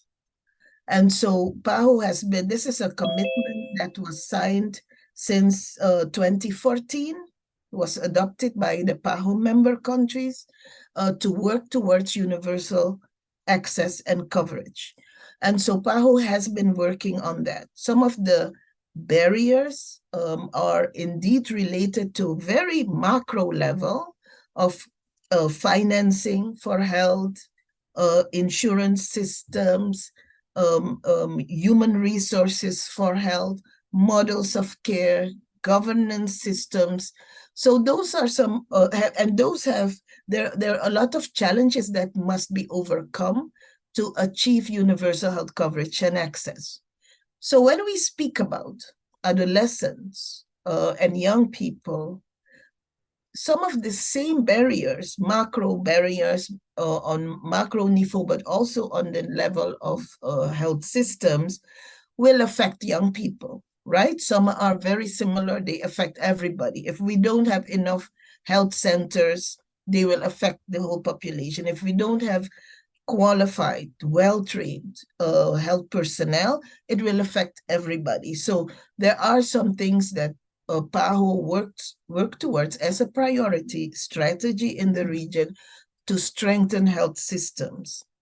Now, when it comes to adolescents, as I mentioned, their needs are a little differentiated. And so from the adolescent health area of work, our contribution to achieving universal health coverage and access is to help specify what it is that we need to do, that this universal health coverage and access also reaches young people, and what are their needs. And so that's why we work hand in hand with the rest of the PAHO team.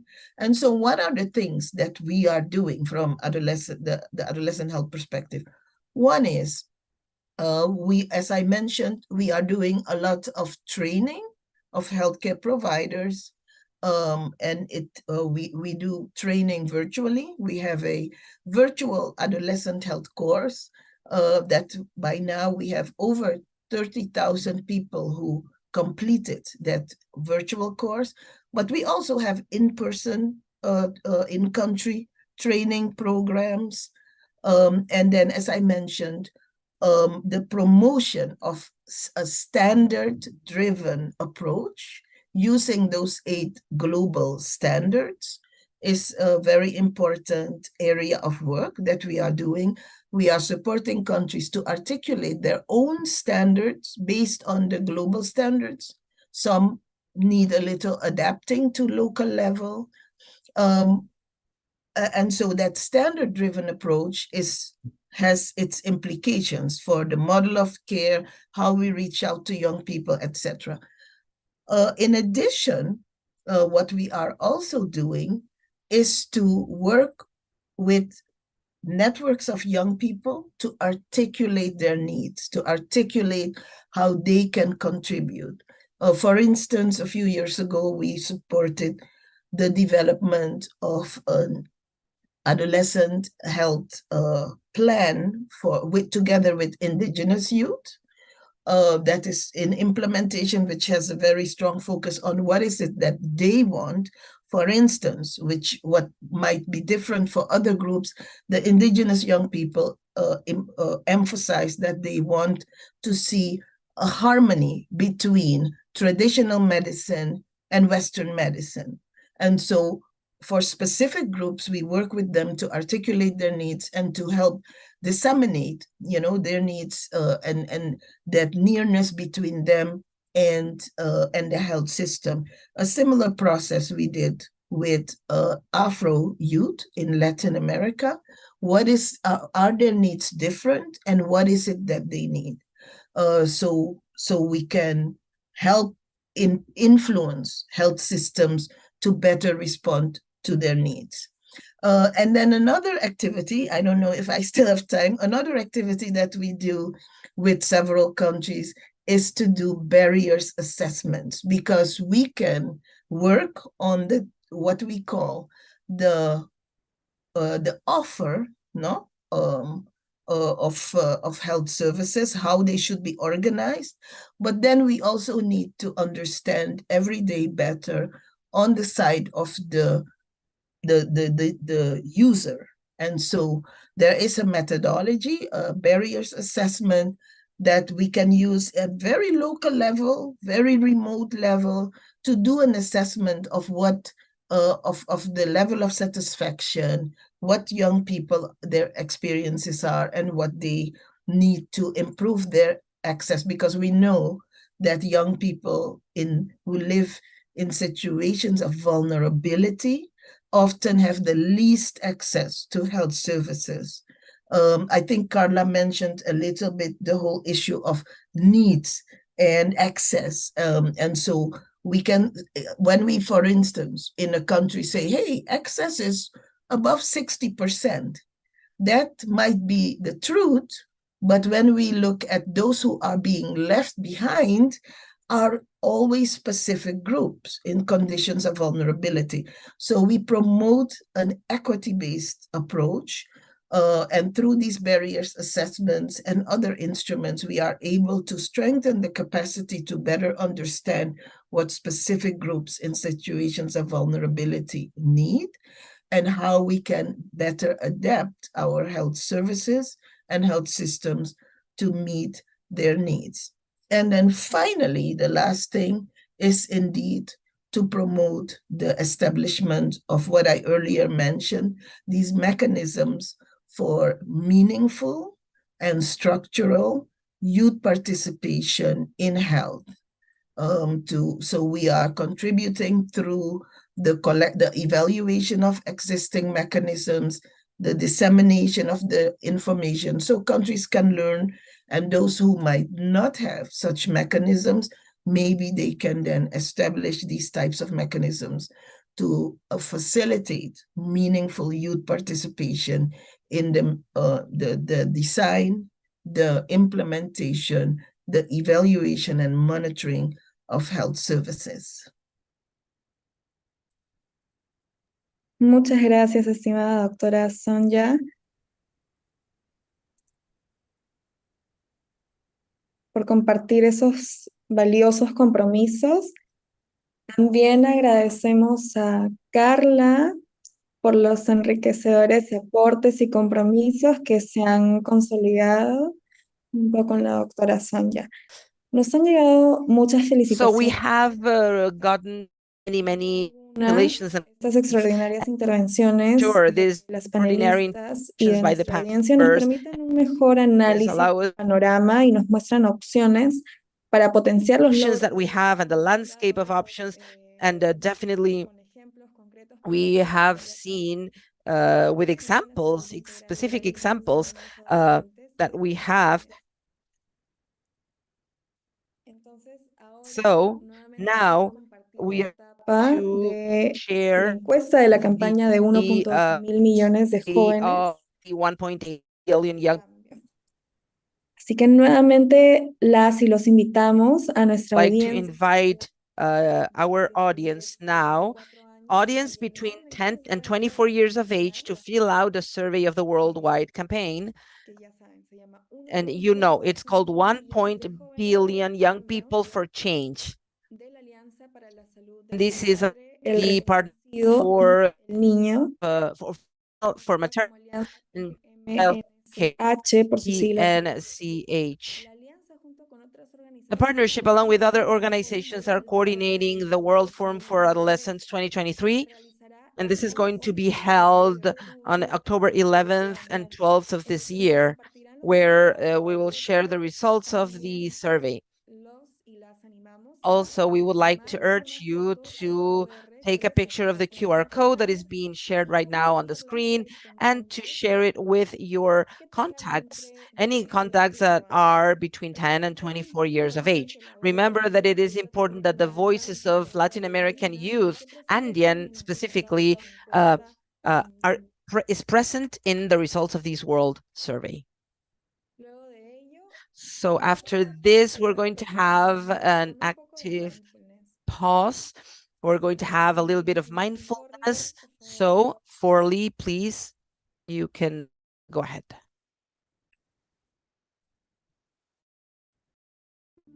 Bienvenida, bienvenido a esta meditación guiada para volver a la calma fácilmente.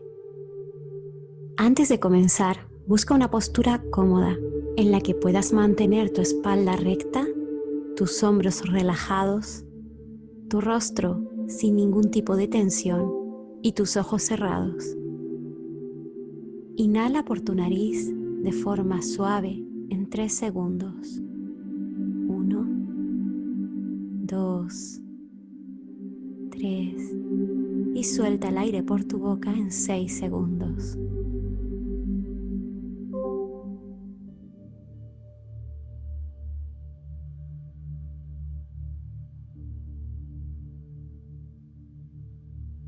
Inhala por tu nariz en 3 segundos y libera el aire por tu boca en 6 segundos.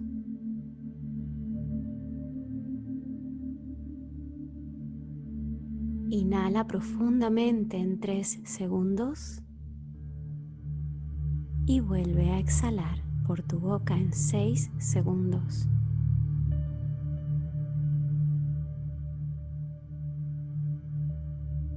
Ve conectando con tu respiración y si estás cómoda, cómodo, continúa con estos ritmos de inhalación y exhalación, siendo cada vez más consciente de ese aire que entra y sale de tu cuerpo.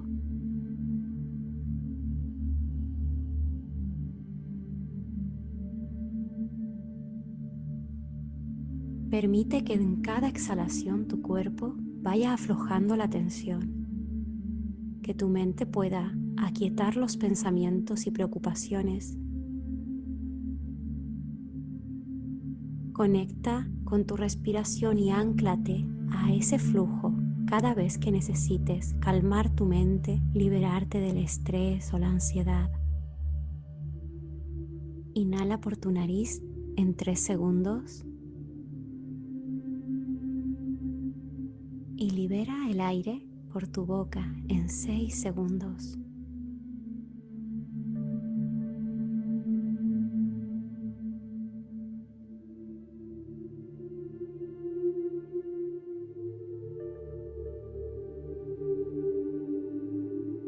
Vuelve a tu respiración en cada instante del día que lo necesites. Gracias por meditar conmigo. Que tengas un bonito día.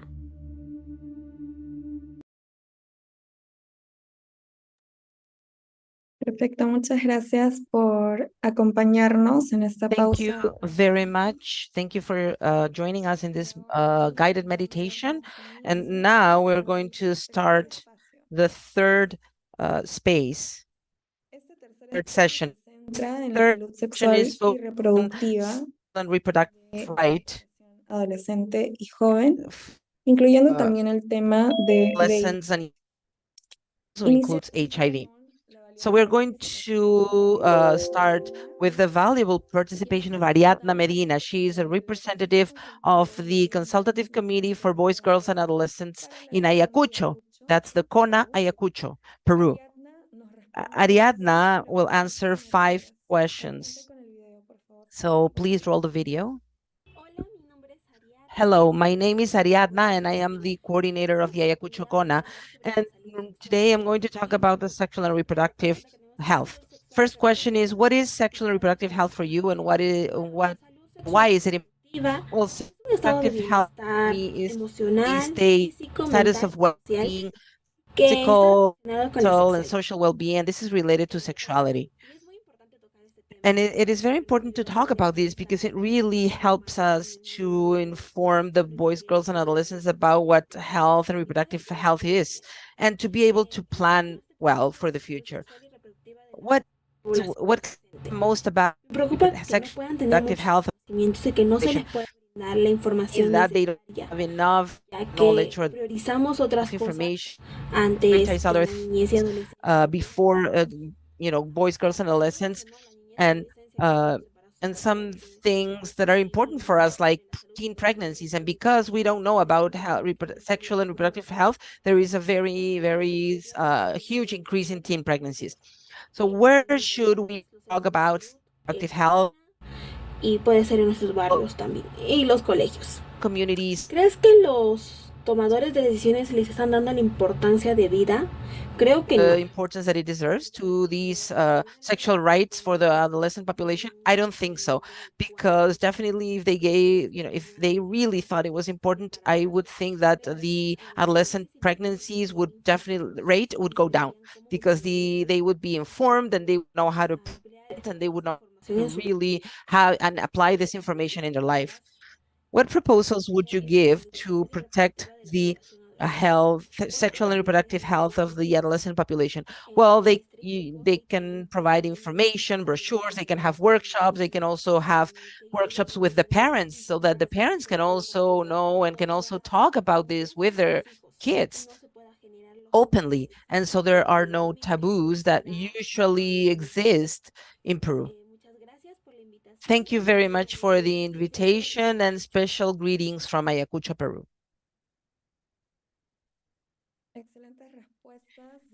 Excellent answers by Ariadna Medina, represented the adolescent in Ayacucho, Department of Peru. Contamos So con la now you participación have síncrona de la doctora participation of Rao. Ella es asesora regional She is the regional advisor on reproductive and social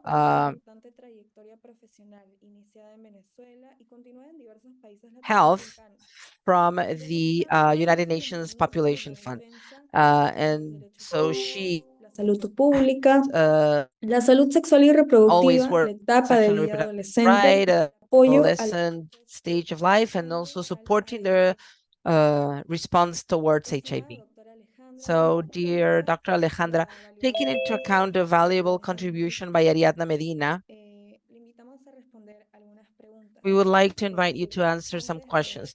But before giving you the floor, I would like to talk about two things that are key within Ariadna's contribution. She said that sexual and reproductive right to her is important to plan and to prevent adolescent pregnancies. She believes that this should be mentioned in the different organizations, communities, schools, centers. Fortunately, experiencias vividas based on por ella y quizás también por sus compañeros probably by dentro de her sus redes, no hay una percepción isn't a perception of having an adequate response by the decision makers. And among the proposals, we have to increase access to information, but this should not only be addressed to boys, girls, and adolescents, but also to the parents. And resaltando estos puntos mencionados por Ariadna, a responder una primera pregunta generadora. Desde su experiencia, desde su expertise. Based on your experience and based on your expertise, what is sexual and reproductive health, and what are the approaches needed to really implement all the benefits that we mentioned? Well, thank you very much. Encender su cámara, por favor. Sí. Acá tengo encendida. Así, perfecto. ¿Sí me ven, no? Ok. Perfecto. Bueno, muchísimas gracias, Lidia, muchísimas gracias. Thank you very de salud también por esta invitación. Thank you to the Andean organization for the invitation, and especially thank you to all of the adolescents that are present in this room. And I hope that I can really, answer the questions, and I hope that you're enjoying this webinar. So about the question of sexual and reproductive health, I am not going to answer because Ariadna answered this excellently, and it would be just to repeat what she said.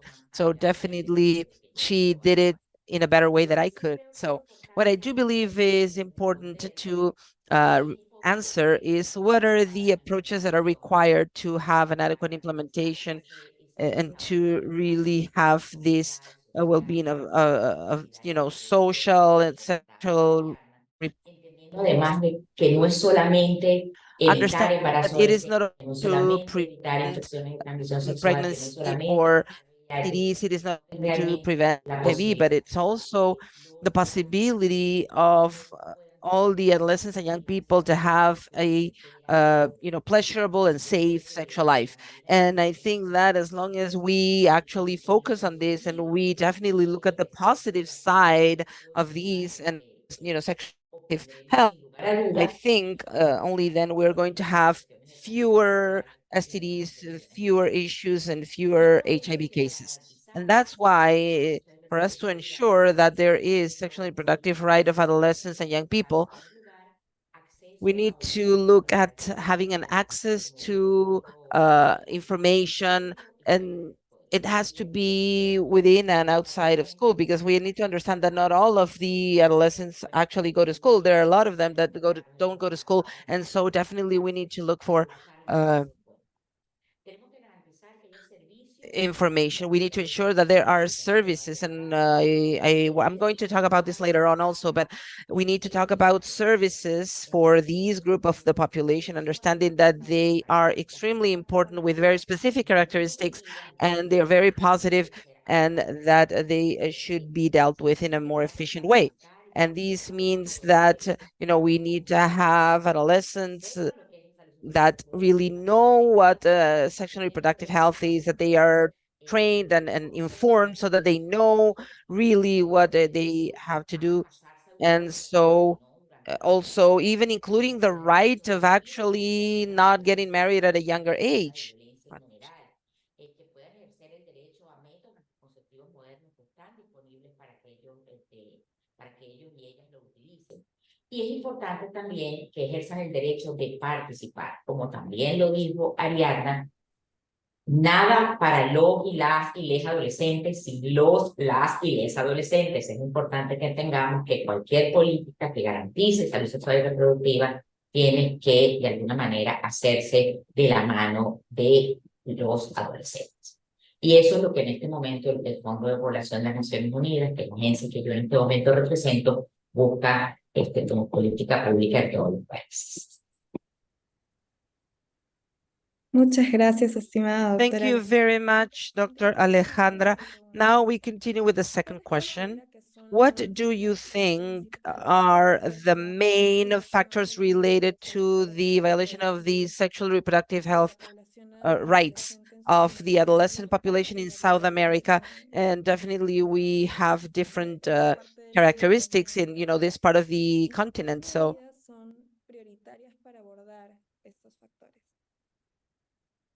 what are the measures that are prioritary to deal with this?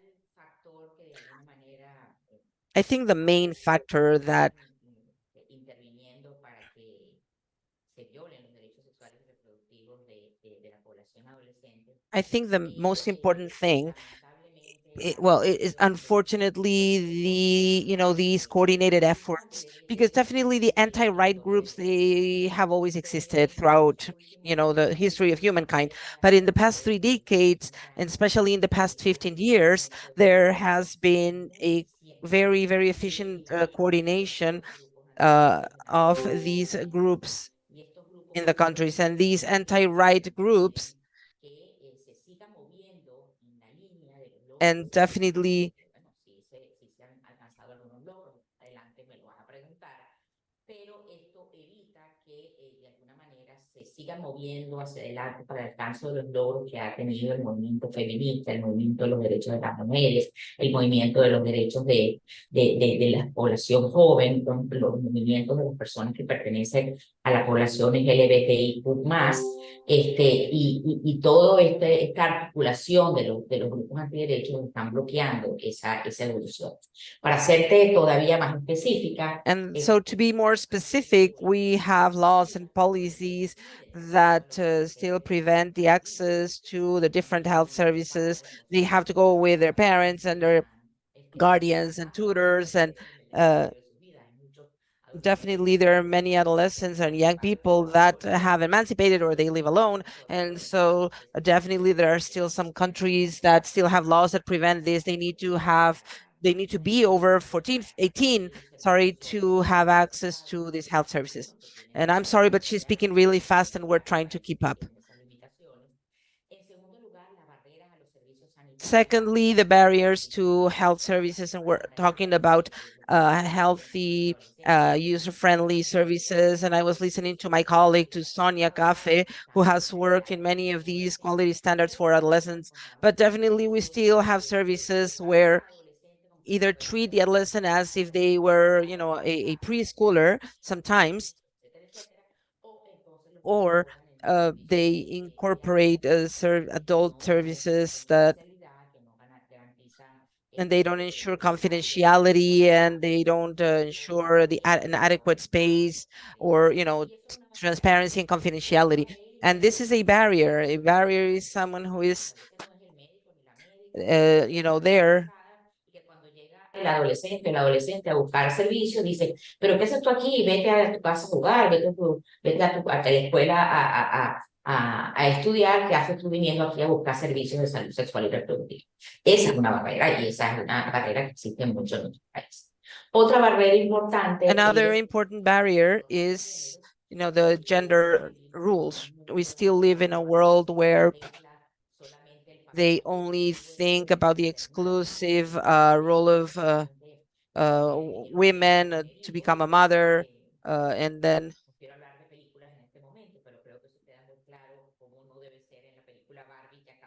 recientemente, y ese rol que tenemos las mujeres, que va mucho más allá de la maternidad, todavía no se. The role that we have and we don't see in other countries.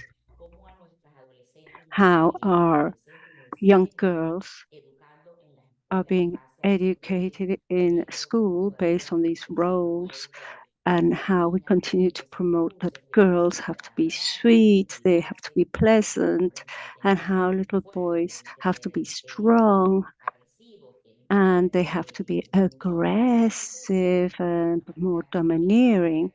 And that is something that we continue to see, early marriages, which continues in our country, and that all the young people in our country have a legal framework that marriage, the legal age to marriage is 18 years. And we know that not all adolescents face the same kind of risk that we have Afro-descending, the black-colored people, the indigenous communities and adolescents that have been excluded from schooling, and the poor that are without a doubt facing more barriers to gain access to adequate sexual health. And these are being violated. So we have talked about the importance of quality sexual health with an approach with human rights, and it is essential to guarantee this education outside school so that all the population can have the rights to these youth who are not in schooling, so that they can have access to the adequate, and that they can, so as not to leave anybody behind. When we see in the mean, a lot of people are hidden that we're leaving behind, and we need to have prioritized policies for the most vulnerable, including the adolescents. it's not homogeneous. All adolescents are the same throughout the world. We need to focus policies that go to indigenous adolescents, to adolescents in rural areas, to emo adolescent groups. So for each of them, and to promote the work between the different ministries, not only health, education, youth, sports, and an aspect which is essential to exercise the sexual and reproductive health of adolescents is that they have access, adequate access to and modern contraceptive methods, including long duration contraceptives, emergency contraception in those countries where, thank goodness, it is now available, and particularly post-technical events, contraception after an abortion, adolescents who are aborting, we know we cannot hide this, and thus it's important when have, are aborted, they may have contraceptive methods so as to prevent a second undesired pregnancy, which occur in 50% of these cases. Thank you so much for your kind answers, Dr. Alejandra. And moving away a bit from the pre-prepared questions, a case that moved the country on a regional level was case of Mila in Peru, an adolescent, 11 years of age, became pregnant following a sexual abuse by her stepfather. And when we have analyzed this case, it is very hard to know that the stepfather had been raping her for 4 years in a row.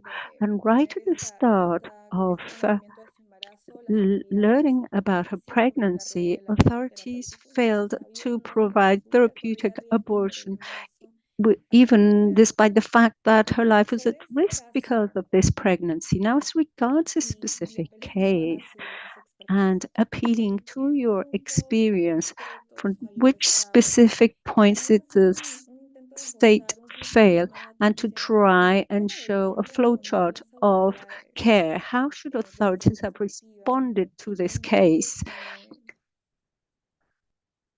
And a second question, assessing the response provided by society and doing a countdown of some of these responses by these groups that are against the rights of individuals. I'll explain this question further. Anti-rights groups in Peru, before allowing therapeutic abortion after a series of demands on behalf of these social movements, their comments were made against, not only against this decision, but against the main person affected, this young girl with a name Mila. What do you think about these movements? And they're also in a situation where they can affect the Congress's decision. Well, we have a large number of situations like this.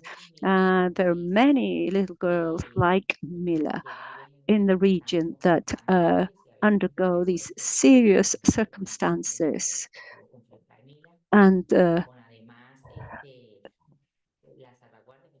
with a safeguard that we haven't mentioned this, and the person has only received a 7 to 8 year term, the person that abused and raped this girl. To break down the case of Mila's case as regards sexual and reproductive health rights, we would like to talk about the interventions that should have taken place at a community level. It is totally obvious that this situation took place under the look of many people living in this community, or the girls' community, and what's important are the measures that could have been taken to prevent this rape and violence against this girl. This starts with the education, by educating the community, by educating this group, not only of sexual and health education at school, but education in sexual violence, of gender-based violence, education that has to start with communication campaigns that will position sexual violence as a crime, of providing trainings in the workplace, training within communities, which one way or another can provide a favorable environment to decry gender-based violence to which this girl was subjected to, and in particular, sexual violence at a community level. Prevention action against violence per se is crucial to avoid that this becomes a normal, that gender-based violence is considered normal in our society. And this is a true drama that they cannot even diagnose the violence to which women and girls are subjected to in these areas. Secondly, the actions that should have been taken place once the case was decried. I'm a physician specialized in adolescents, and the superior good of this person, which is a legislative framework that has been approved by every single country of our region, regardless of the reasons for the interruption of pregnancy, that this be guaranteed in the rights of boys and girls. And here to protect Mila was essential, from the person that received her at healthcare center and the series of officials that followed this process. This goes beyond sexual and reproductive health. It's a human right, and that is part of the legislative framework of every single country of the world, regardless of the sexual and reproductive health approach. And this is a dramatic case, because if you say this is a 19-year-old or a young girl, a 21-year-old that was raped, well, we hear the law comes into play. But this is a girl. There's no legislative framework that can withstand the violation to human rights of this child. But there are many actions that should have taken place, training healthcare staff and these central healthcare, where there are millions. There is a difference if the adequate decision is taken place, training healthcare personnel, and to raise awareness of the legislative framework that delayed access to bring an end to this pregnancy. And then moving forward with a question, the role of by the media as regards this issue. This was a human rights violation, because sexual and reproductive health rights is a human rights, and this is a violation of human rights. And it's impressive or amazing that the media in this specific case did not stand and talk about the strategies for these human rights. And this means there's a great deal of work to do with the media, so that the UNFPA has supported many countries by providing training as regards human resources linked to with the media, and that the important work that we have to do with social networks. I think one of the key aspects that contributed to the violation of Mila's rights was the way it was managed by social networks. And here, adolescents have an important role to play, because unfortunately, oftentimes it is through the network of youth that these negative messages are sent out. And I'm not saying that they are going to solve the issues, but the technologies that will be among them in the following years, I think that we could achieve greater awareness. And the final message, this is a crime. It's a it should have been treated as it is, a crime, where the Peruvian legislation guaranteed access to the legal interruption of that pregnancy, and the fact that it was not put into place should be considered a violation, a crime that ought still, and I hope it will continue to be so, that there should be a mechanism. The laws do not end once the process comes to an end, and I think there ought to be some sort of repercussions. Well, thank you so much for this full answer to this question. We will now continue with the fourth question, which is as follows. Which would be the sexually transmissible diseases or the ones of virus which are of greater concern as regards sexual and reproductive health, and what should we look at regarding HIV in girls, boys, adolescents, and youth? What measures should be adopted? Well, thank you. I know that we have a very limited time, so I'm going to try and answer as quickly as possible. Then, first of all, the World Health Organization, 54 million of people sexually active between 15 and 55 in the Americas have a communicable disease that can be cured, and it's important that we know this. They can be cured. The consequences of these NCDs are valid. And then we will move to talk about HIV. We know that this increases the risk of infection.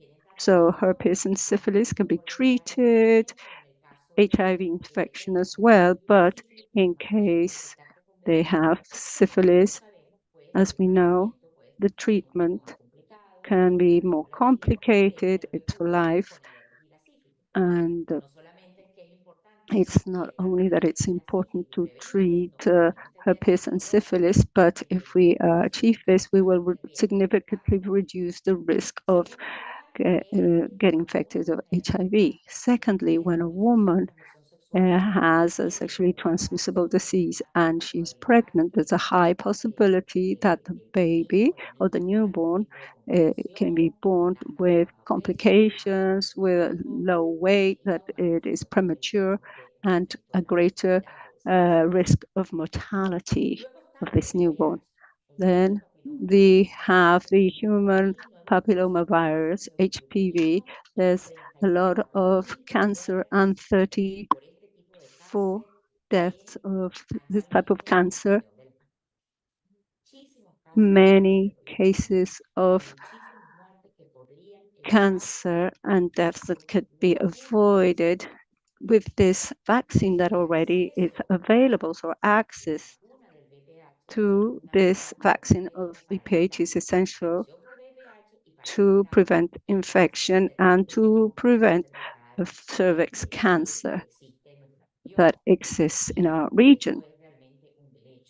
And this is a right not to die because of cancer that can be prevented, is a right that is part of sexual and reproductive health rights. Then we have gonorrhea, which is frequent among women. They're associated to pelvic inflammation later on. Women that at the age of 35, 36 wish to have children, and they cannot have children. And the reason is because from adolescence, they had a sexually transmissible disease that was never diagnosed, because almost 70% of family, they are symptomatic diseases. They have no symptoms, there's no discharge, and if there's no adequate diagnosis by a physician at the time through exams, it won't be diagnosed, and at the age of 35 they will not be able to have any children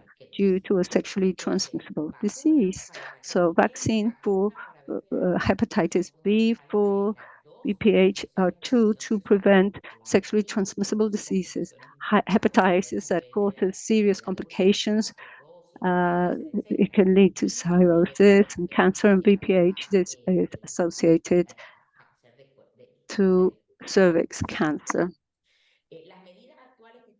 The current measures that we're supporting at the UNFPA with our brother agencies such as the Pan American PAHO, it's not enough to prevent the dissemination of disease. There is a lot of stigma. There's many deficient services, particularly aimed at adolescents, to make adequate diagnosis.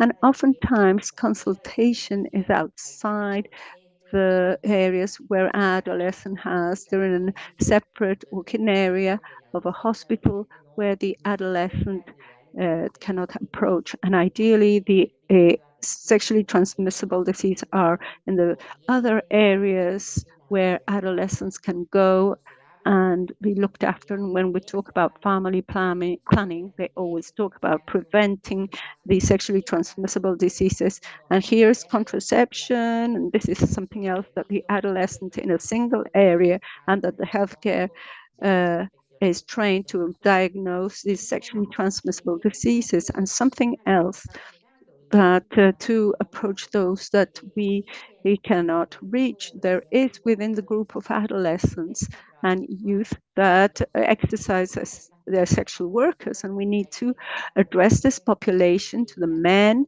and adolescents that are key population groups.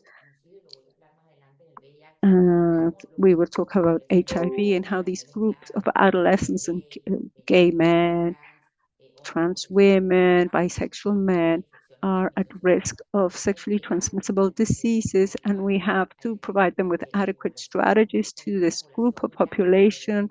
We have a large number of migrants, and we are not providing them with adequate healthcare services. We have to have strategies so that they are at risk of a sexually transmissible disease. And as regards HIV,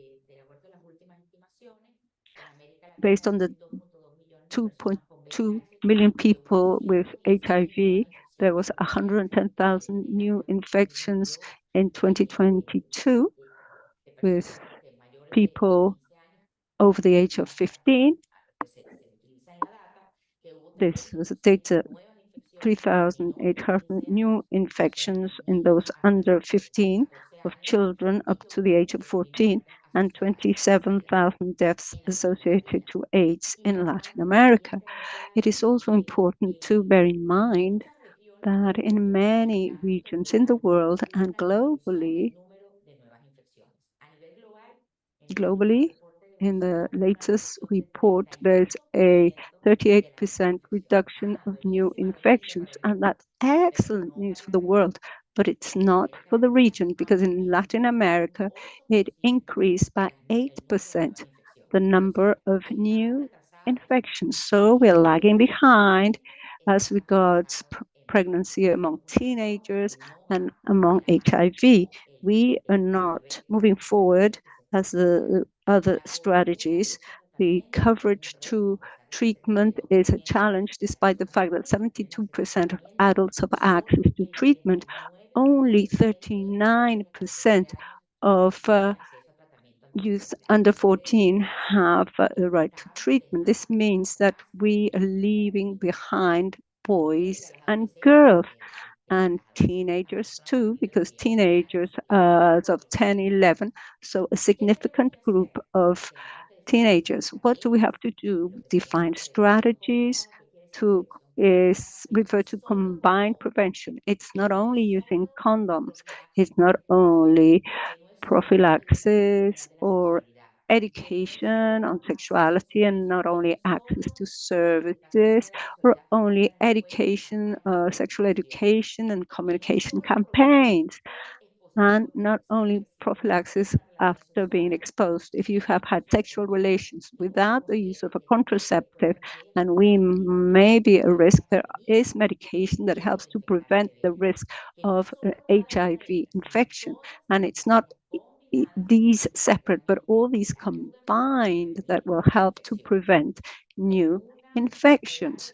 Now, with a clear vision of a group of population that we wish to reach. It's not the same HIV prevention in an indigenous community. It's not the same for a community of urban gay men, nor is it the same among trans women and HIV prevention in other groups. We have to define strategies for each of these groups.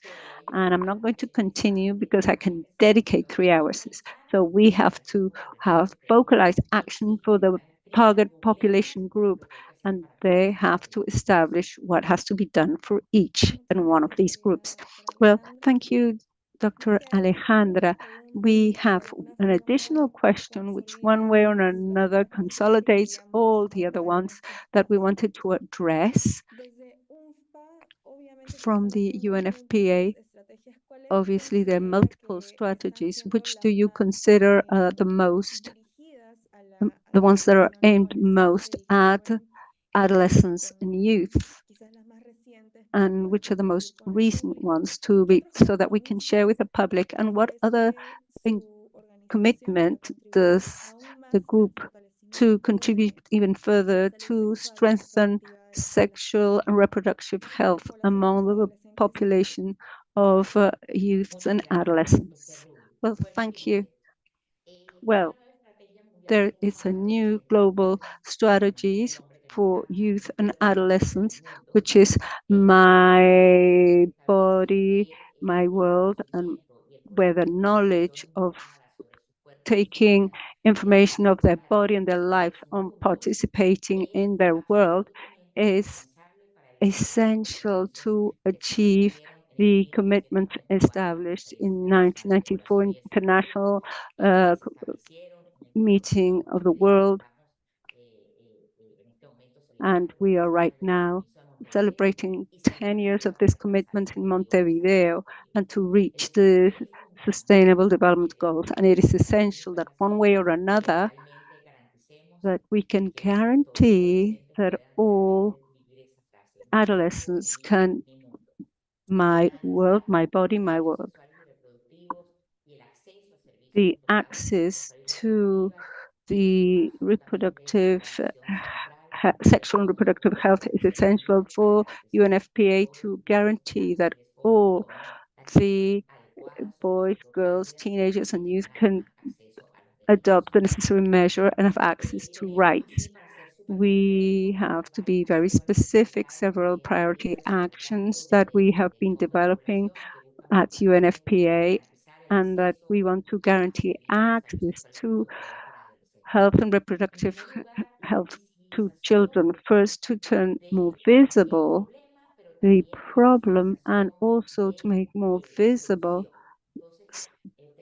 the solutions. We are working close with the Andean Health Organization to raise awareness among pregnancy in adolescents, the impact that this have in the most affected group. We have designed tools in 12 countries in the region of Latin America, almost all the countries that make up the Andean group, and to see what is the cost of a pregnancy of teenagers in the region, and not only the cost for the person itself, which is very clear of her life and the lost opportunities by that teenager, but additionally the cost for each country of having teenagers, girls that become pregnant. Milena, I watched a beautiful video recently in Panama where it is said that the cost for Panama of continuing with these early pregnancies as regards limited opportunities for teenagers who are pregnant will earn less money, will pay less taxes, will need a lot of healthcare services, and will have less access to education and less opportunity of adequate work that will contribute to society. This would mean to close 4 months the Panama Canal. So 4 months that no ship will sail through the Panama Canal. That is the cost that this represents. So to turn this problem more visible, the UNFPA is working on this and has done this together with healthcare organizations, and the Andean Health Organization is one of them. Then to design interventions, we have prepared a great deal of materials where we see which are the most adequate ways to prevent teenage pregnancies, to prevent HIV, to prevent violence. And there's a number of materials available in our webpage that address specifically right now. We are launching a project to prevent teenage pregnancy in African-based communities in several countries of Central America with an anti-racist approach, and to show that this exists among our Black population. To empower the youth, we are participating in the Global Forum for Adolescents or Youth, and we're working in other countries directly with groups of youth and adolescents with the Andean Health Organization to prevent teenage pregnancies. They always participated with adolescents adopting various initiatives, and as a very important aspect to ensure friendly services for adolescents, working with ministries, with other partners to ensure that there is a large offer of contraceptives where we have inclusive services, transparency, and confidentiality, where we can provide quality care based on the standards and an integrated approach of the services, not only to prevent HIV, to prevent violence, to prevent pregnancy, but a global approach where they can provide articulated responses. And the UNFPA's role is very important because here we articulate various stakeholders. We have had very successful results with certain countries where the plan for adolescents incorporates the Ministry of Education, of Health, of the Youth, because as Ariana rightly said in her presentation, that it's not only the service or care, it's essential that there is an education on sexual and support, and it is essential to create what we call as UNFPA an favorable environment for gender equality and a number of sexual and reproductive health rights. And we need to work with justice, with Congress, and we have to work at a higher level so that precisely that service is where adolescents can get there and be taken care with in right, and so as not to violate their rights, and that we do not have more Milas in our region. Thanks, Dr. Alejandra, for sharing that significant progress and the continued support of the UNFPA with other organizations with which we have been working for. Ariadna and Alejandra, once again, we would like to thank you for these enriching contributions and engagement. We have received a lot of comments and congratulations, and without a doubt, your interactions enable us to have a better analysis and helps us to continue advocating for the sexual and reproductive rights of boys, girls, adolescents, and youth. Now we would like to present once again the QR survey cover of the 1.8 billion Youth for Change campaign. Remember that it's important that you share this with all persons aged 10 to 24, since the results will be published in the World Forum for Adolescents. So if you have anybody that you know, a relative aged between 10 and 24, please take a photograph of the QR code and share it among your social media so that the voices of the youth of Latin America, including the Andean region, is present to the World Forum for Children. And now we will have a break. So Forley, please, if you can share the screen.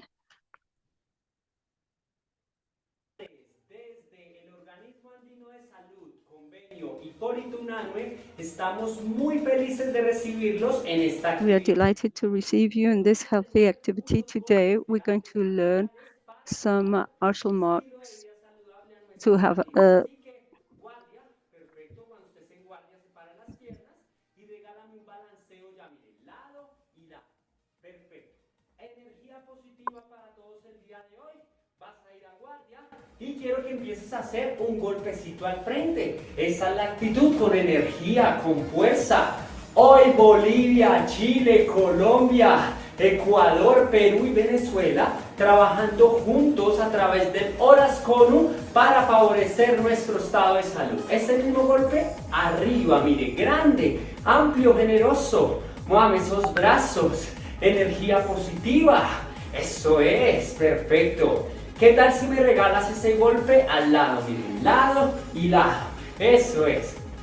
Perfecto, lo único que te falta es la sonrisa, la actitud, la fuerza. El que se quede quieto gasta refrigerio. Perfecto, mire, golpe del codo, el golpe de ala, esa es la actitud. Nos fuimos, mueve esos brazos, esos codos, esos hombros. Perfecto, y después de eso siguen los ganchitos. Mire, ganchitos de abajo hacia arriba. Si se puede, muy bien. Movilizando los brazos, energía. ¿Qué tal si empezamos de cero ahora? Al frente, muy bien, perfecto. Podemos contar todo de a 8, mire arriba, 1, 2, 3, 4, 5, 6, 7 laterales, mire, 1, 2, 3, 4, 5, 6, 7, siguen los codos, 2, 3, 4, 5, 6, 7, ganchito, mire, 1, 2, 3, 4, 5, 6, 7, 8, regáleme, mire, la perita del boxeador. El que lo haga más lento gasta algo. ¡Vamos! Organismo Andino de Salud con Baby Polituname. Los quiero ver activos, llenos de energía, como siempre, felices, saludables. Eso es. Bueno, ojo, vas a ir a guardia y regálame rodilla arriba, rodilla arriba. Energía, nos activamos. Perfecto, vamos a marcar el abdomen. Entonces, mire, bajo los brazos cuando sube las piernas. Eso es, sonrisa. Así hasta las 10 de la noche y vas a ver cómo sudamos y tonificamos todo. Perfecto. Bueno, vamos a empezar todo desde cero. Entonces, sepárenme las piernas y arranca. 1, 2, 3, 4, 5, 6, 7, arriba. 1, 2, 3, 4, 5, 6, 7, laterales, 1, 2, 3, 4, 5, 6, 7, los codos, mire, 1, 2, 3, 4, 5, 6, 7, los ganchitos, mira, 1, 2, 3, 4, 5, 6, 7, peritas, mira, 1, 2, 3, 4, 5, 6, 7, arriba rodillas con energía, 3, 4, 5, 6, 7, 8 más, mire, 1, 2, 3, 4, 5, 6, 7, una sola pierna, mire, 1, 2, 3, 4, 5, 6, 7, 8 y cambio, 1, 2, 3, 4, 5, 6, 7 y 8, ¿cómo vamos? Activos, calorcito, energía positiva y con estos golpes de artes marciales lúdicos para llevar actividad física a nuestro cuerpo. Separe las piernas, guardia, balanceo, energía. ¿Cómo están en Bolivia, en Chile, en Colombia, en Ecuador, en Perú, en Venezuela? Conectados, esa es la actitud. Todo cuenta conmigo, mire, 1, 2, 3, 4, 5, 6, 7, arriba, 1, 2, 3, 4, 5, 6, 7, laterales, 1, 2, 3, 4, 5, 6, 7, los codos, 1, 2, 3, 4, 5, 6, 7, ganchitos, eso ya se lo aprendieron, 3, 4, 5, 6, 7, arriba, mire, 1, 2, 3, velocidad, eso. Siguen las piernas ahora, mire, 1, 2, 3, 4, 5, 6, 7, una sola, 1, 2, 3, 4, 5, 6, 7 y últimos 8, mire, 8, 7, 6, 5, 4, 3, 2, 1 y ya, golpe al frente, Pues un golpe de liberación de estrés, de tensiones, de energía negativo. ¡Ya! Al frente, listo para finalizar. Bueno, guardia, última secuencia y terminamos. Guardia, perfecto, energía, eso, sonrisa, balanceo, perfecto. Necesito los más coordinados y saludables de todo horas. ¿Cómo aquí conmigo? Guardia, energía, yo le aviso. Tome aire, vamos con toda. 4, 3, 2, nos fuimos. 1, 2, 3, 4, 5, 6, 7, arriba, mire. 1, 2, 3, 4, 5, 6, 7, laterales. 1, 2, 3, 4, 5, 6, 7, los codos. 1, 2, 3, 4, 5, 6, 7, los ganchos. 1, 2, 3, 4, 5, 6, 7, 8 pelitas, mire. 1, 2, 3, 4, 5, 6, 7, piernitas, rodillas. 2, 3, 4, 5, 6, 7, una sola pierna, energía. Eso es. 4, 5, 6, últimas 8 y prepara el golpe antiestrés. 3, 4, 5, 6, 7, que se oiga. ¡Ya! ¡Eso! Liberación, que se oiga. Perfecto, que se oiga en Bolivia, Chile, Colombia, Ecuador, Perú y Venezuela. Este grito antiestrés hoy desde el Organismo Andino de Salud, Convenio Hipólito Unánime. ¿Cómo la pasamos el día de hoy? Tome airecito, grande, grande. Exhale, descanso. Muy bien, toma airecito. Exhalo y descanso. La tercera la vencida. Fuimos, airecito. Exhalo. Muy bien. Mire, el Horas Cono les agradece por regalarse este tiempo de estilo de vida saludable. Los animamos a seguir haciendo pausas activas divertidas para favorecer nuestro estado de salud. Un abrazo. Chao, chao. Excelente, muchas gracias por compartir con nosotros esta Thank you so pausa. much for sharing this active break. Now I would like to give the floor to Danitza Kenta, who is also part of the Andean Organization for Health. She's going to present a very important session.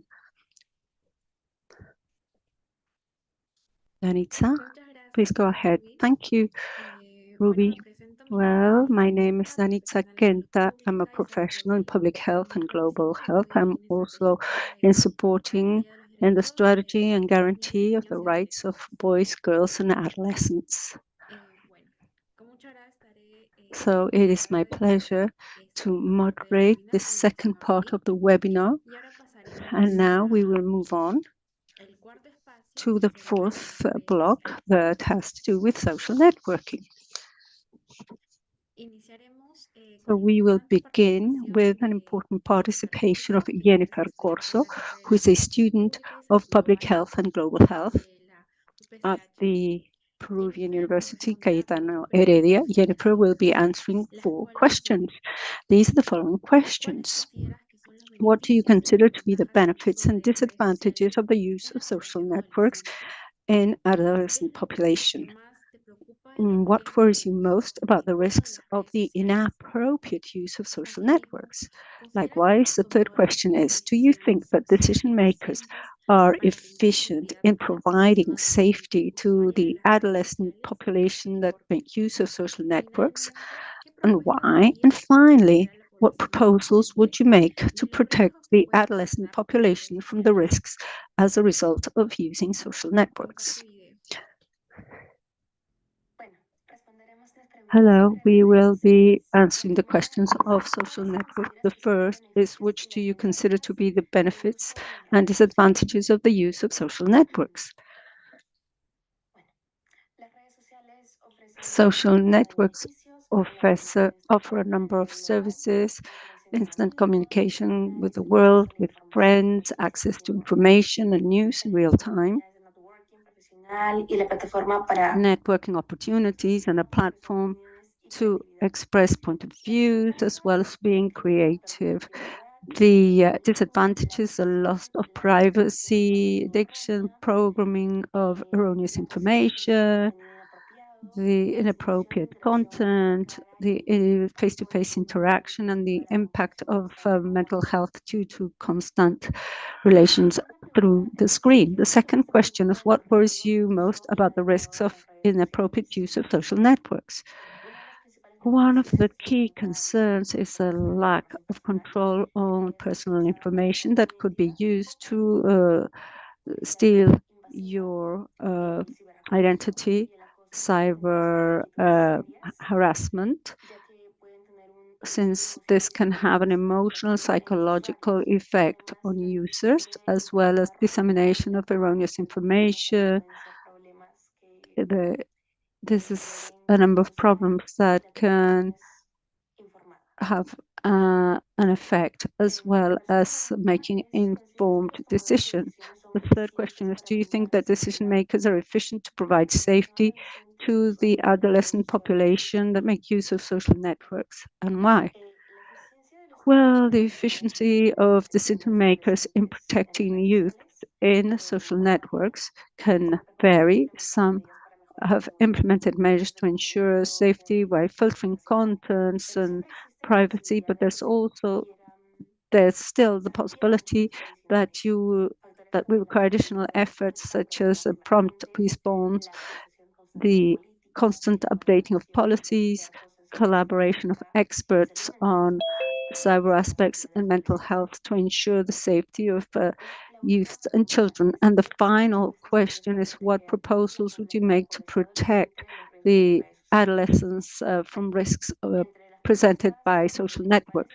Among the key proposals is digital education and exposure to this among adolescents so that they're able to identify risks, online risk, and parent control tools, explain to parents with tools that enables them to supervise and monitor online activity of their children, then greater regulation, to have regulation of social network platforms as regards protection of data in inadequate contents.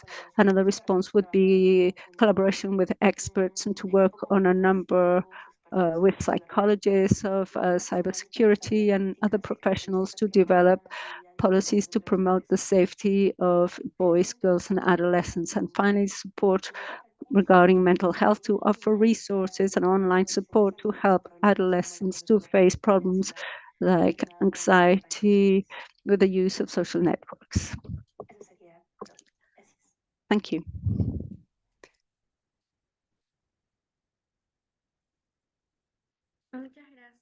Thank you so much, Jennifer, for your participation, which is a representative of the FASPA student community.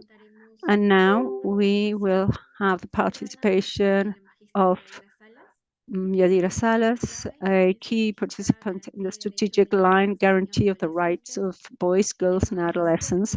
She is a pedagogical technician, master in big data and business intelligence. She is a postgraduate in education, media, and ICT.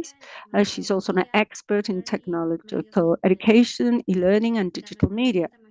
She has won the International Award for Research in Adolescence and Youth, the award Maria Miranda Lozano of the Peruvian Society of Adolescents and Youth. Currently, she coordinates the podcast, The Boys, Girls, and Adolescents Have What to Say.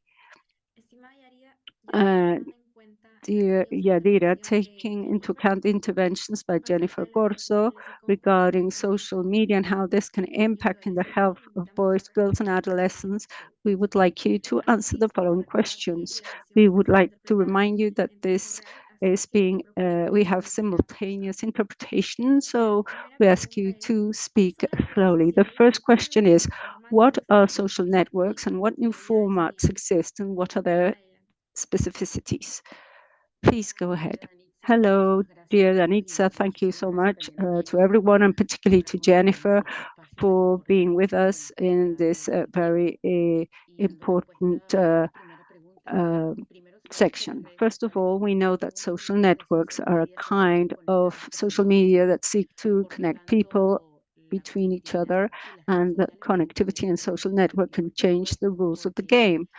Why do I say this? Well, because the Convention on the Rights of Children, each boy, girl, and adolescent must have a right to give their point of view and to be listened. And although the convention was drafted prior to internet and social media, has become a tool that it has become now, this concern of the presence of children and adolescents in the digital world was in the observation 25 on the rights of children as regards the digital environment, and this particularly with the development of information communication technologies and how the rights being one way or another being violated in the presence of these children in this kind of digital world. We must observe something else that I would like to point out regarding social networks in this first question, to delve and see what actually exists. We do have different types of social network right now. We are audio, short videos, and niche social networks, and messaging, some on virtual reality.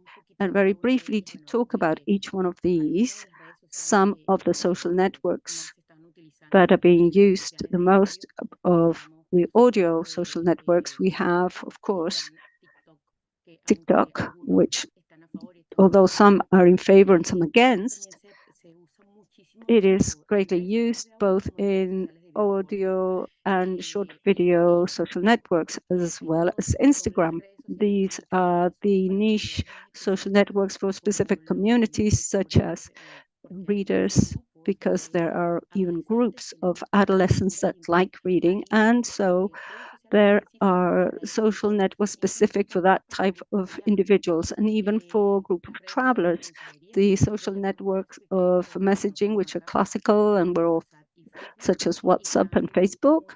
And there are a number of social networks that have existed for years before virtual reality, which is Second Life. Second Life has many years in the market now. I remember when I was starting to learn about technological education, and I had to give a class of Second Line back in 2013.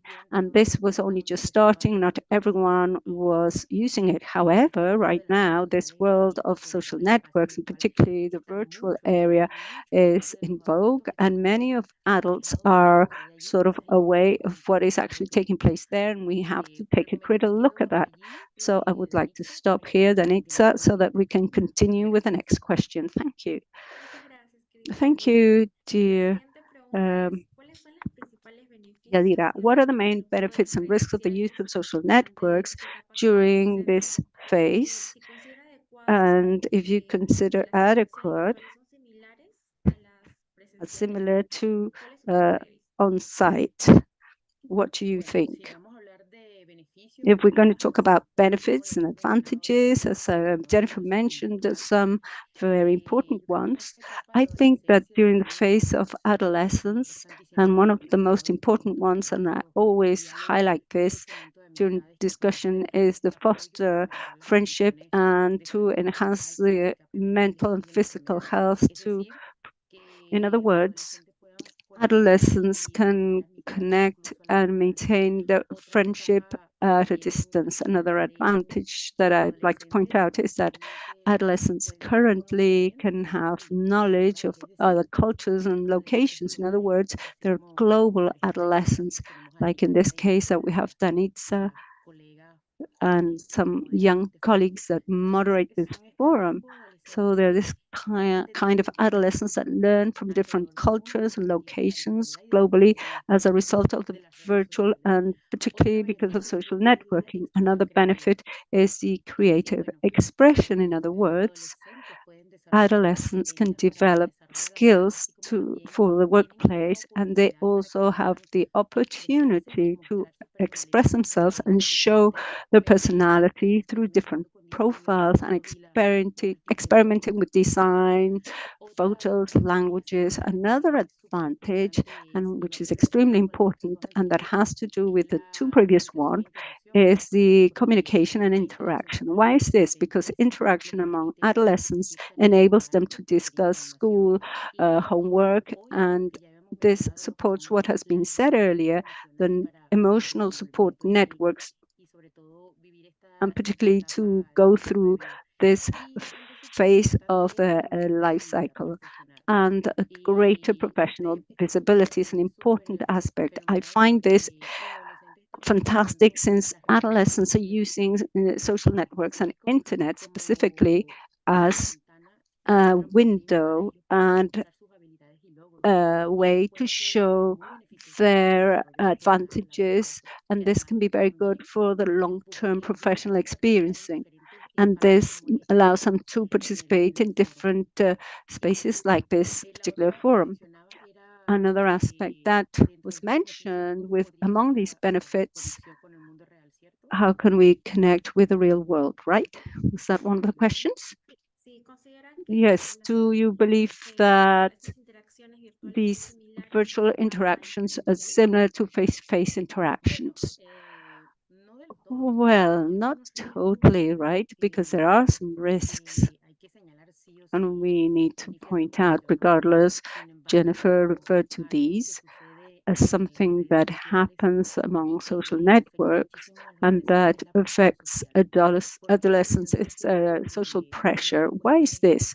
One of the issues that happens in daily life in social networks is that it exercises a very strong impact since it demands from them that they have to fit among beauty and popularity standards that were not seen as so important. But with social network, this has increased and it's excessively exposed. It has a very strong pressure on the self-esteem and well-being.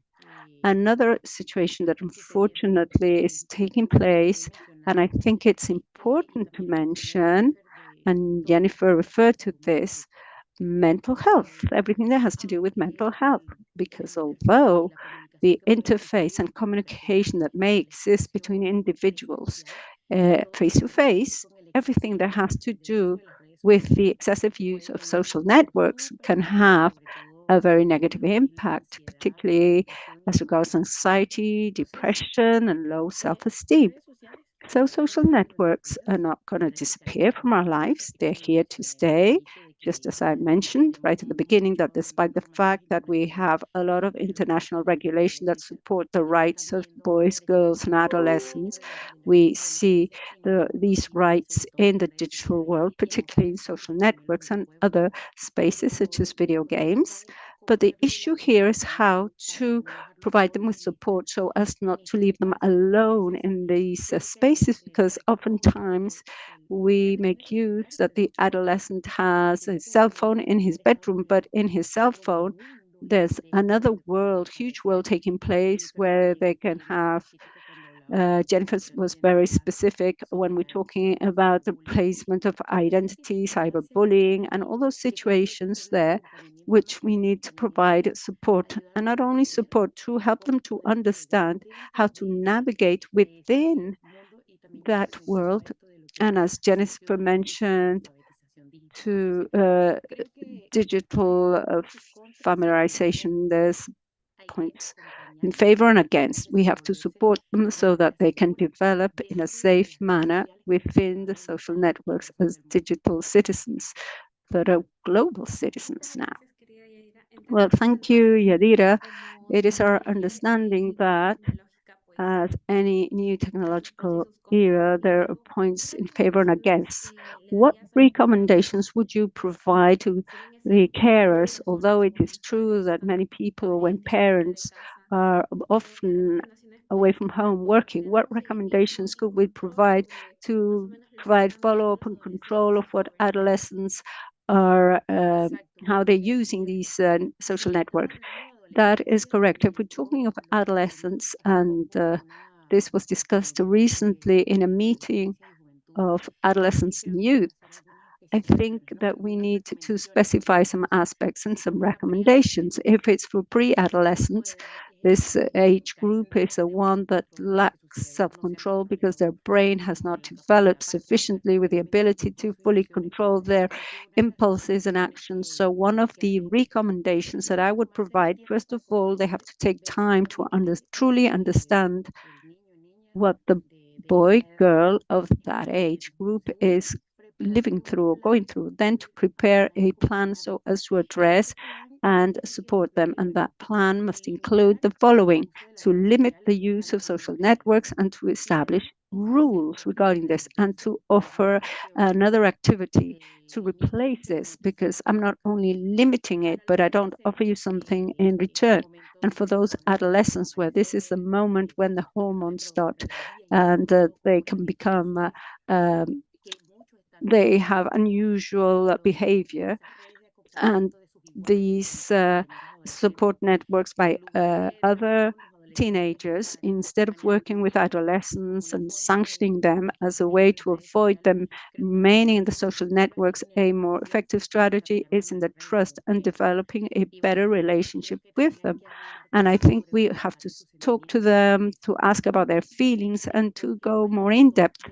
What is the reason why they are using the social networks so much? And something that I found very interesting as regards adolescence when I was preparing my master's of with a community of teachers that was a focus primarily on adolescents. We had a number of lists, follow-up lists, and when we reviewed the list, we asked ourselves, how oftentimes have we, as parents, responsible parents or carers, or we don't even know what social networks they're using, how many profiles they have created, how many friends. That doesn't mean to say that you're going to check all the networks, but one way or another to talk to them and ask them, who do you communicate with? What videos do you watch?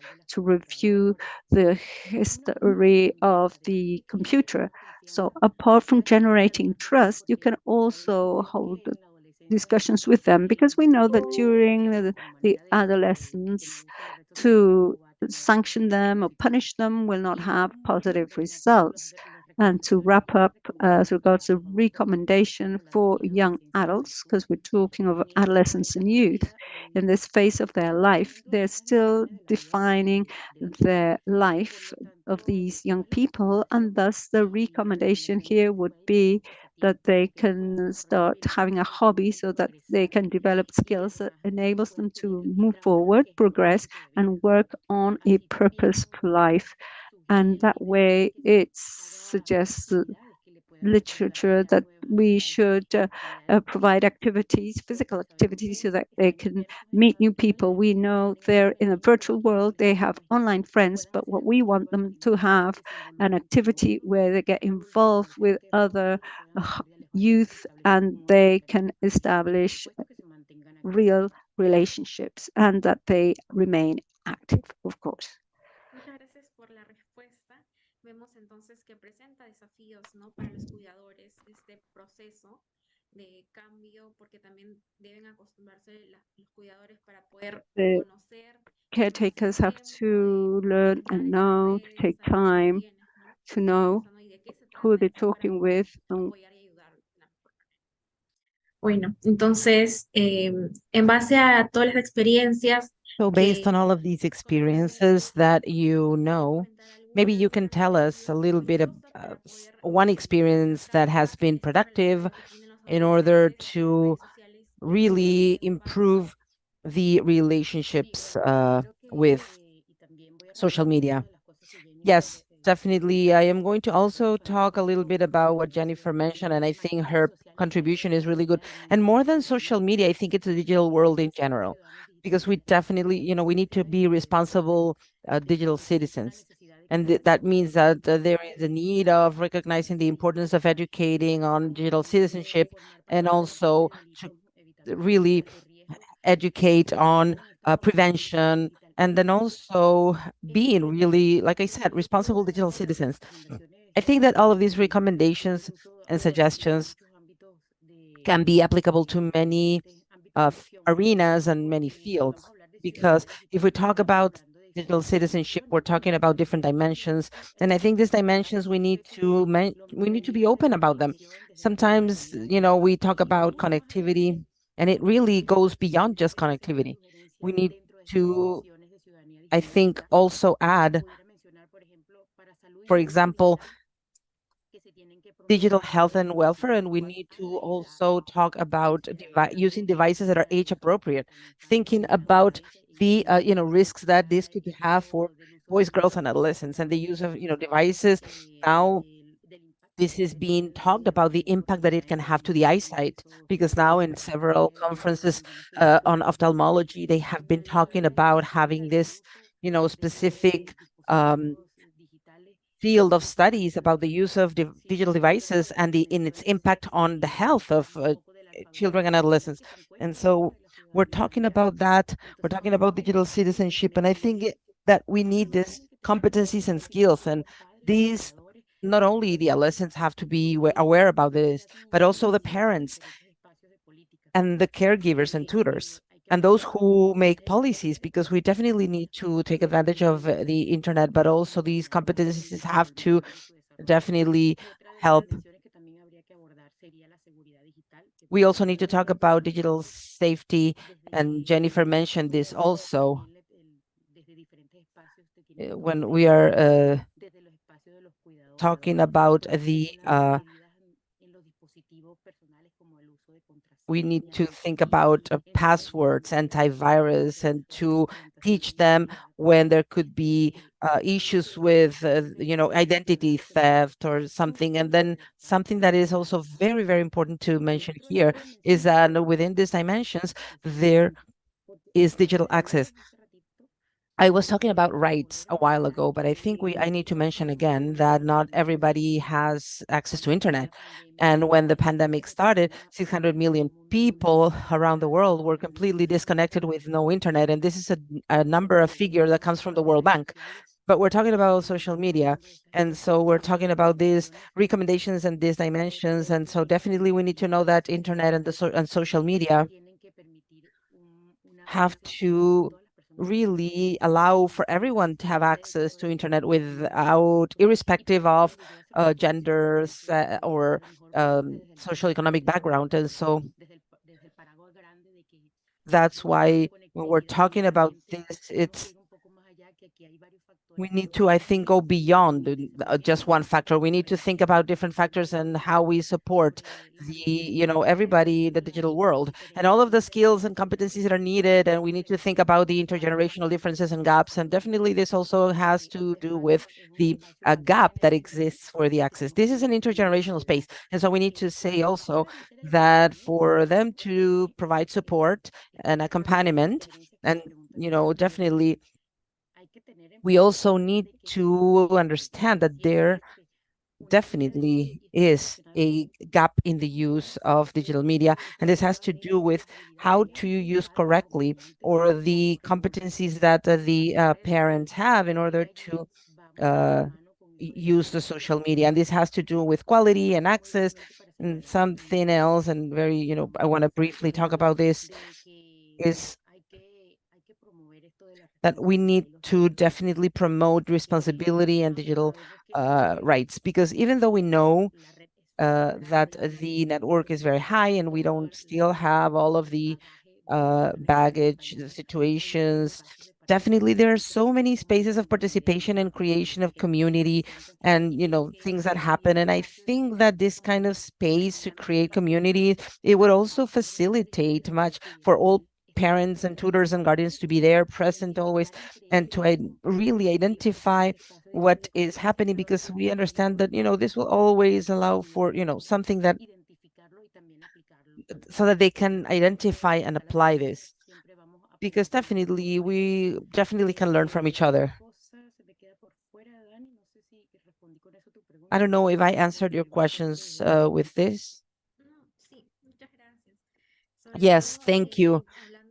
and especially talking about these digital gaps, technological gaps that exist, not only between generations, but also when we talk about geographical gaps. What recommendations could you give so that you can face this? And if at some point the different young people and adolescents, they go there and they are not ready to do this. Well, definitely this goes hand in hand with what I said before. But in the case of adolescents and young people, I think it goes hand in hand with trust. It goes definitely hand in hand with trust and competencies and abilities that the parents and caregivers can have when using social media. So right now, parents and tutors and guardians, especially the millennials and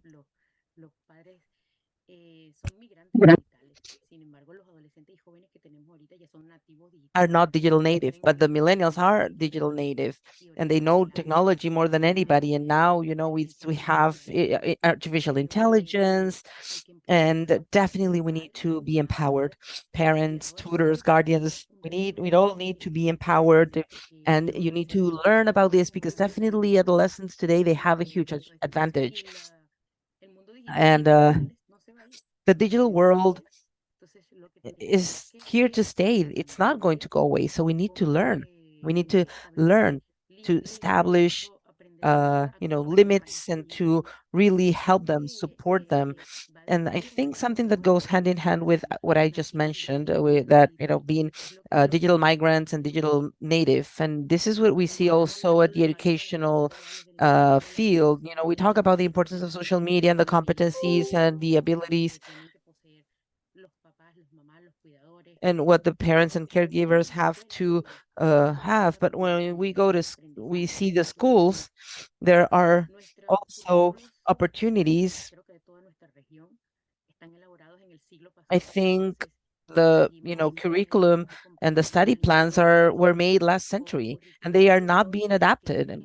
And so I think that we need to also think about this, and it has to do with the digital world, and it has to go beyond the digital world, because even though I haven't mentioned this, uh, there is something that's really important that's happening in the world, and it's not just social media, but definitely this is the impact that this is having on the mental health and different spaces to learn. So I think we need to definitely think about the educational community, education, communication, technology. I think we need to provide this support also so that we can also help uh, adolescents, because we always say that skills and competencies and trust that they can have to uh, support. You cannot have this, limitation.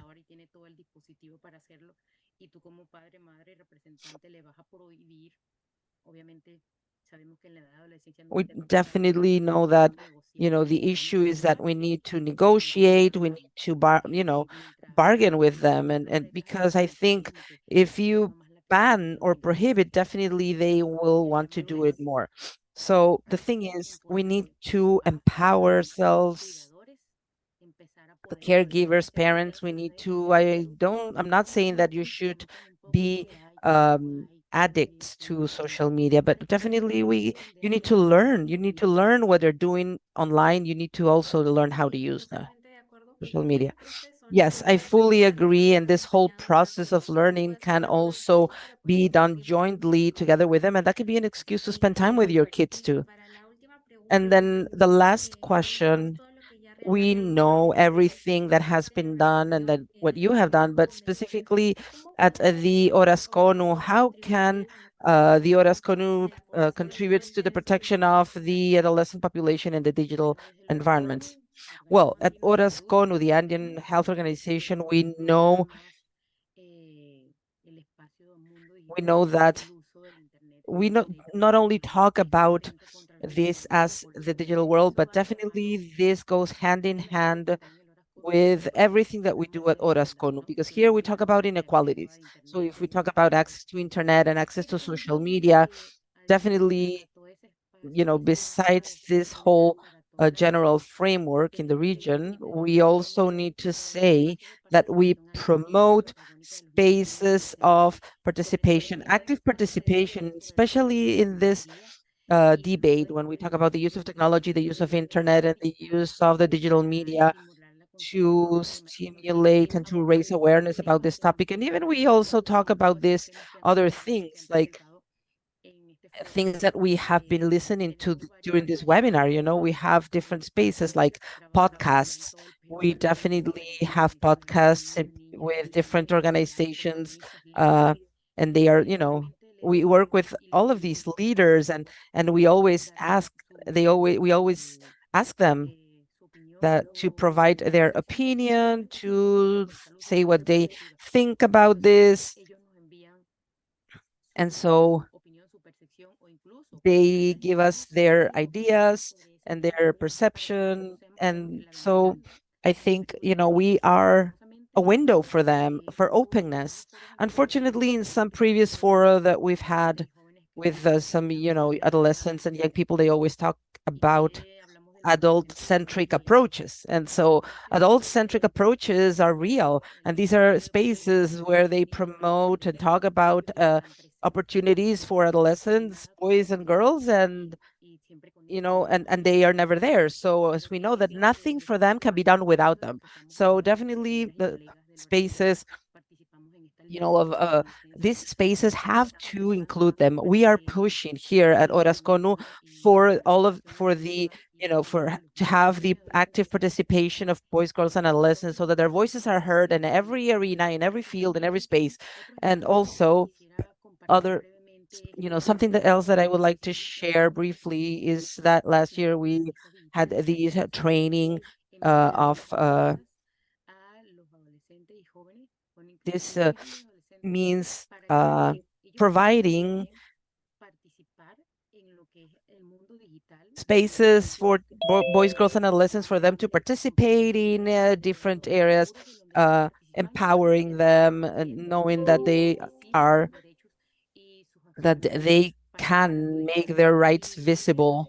And so I think there are some really neat experiences with other institutions where we are working with, like we have the roundtable for the rights of boys, girls, and adolescents. And all of these are, fora and spaces where they support and really push for the participation of boys, girls, and adolescents. And I really think that these are the spaces that we need to keep on pushing.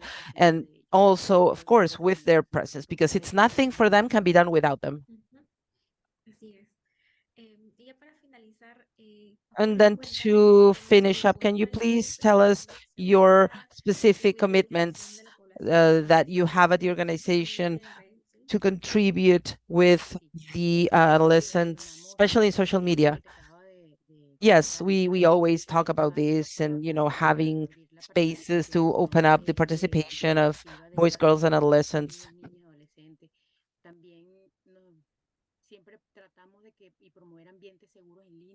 Para que ellos puedan ejercitar su libertad de expresión, así como también las oportunidades que pueden existir a nivel de la red y de otros espacios. Otras cuestiones que también... Then something else that I think that the Andean organization we promote in order to promote this is that, for instance, and something that, well, I was going to say something else, but then I remembered, and Danitza, Forley, and Ruby, a while ago, they conducted a webinar about self-esteem. And then we also have to talk about this, the fact that we can promote spaces for boys, girls, and adolescents to have access to information, and that, the fact that they can also can go to STEM careers. And this is very important, to talk to.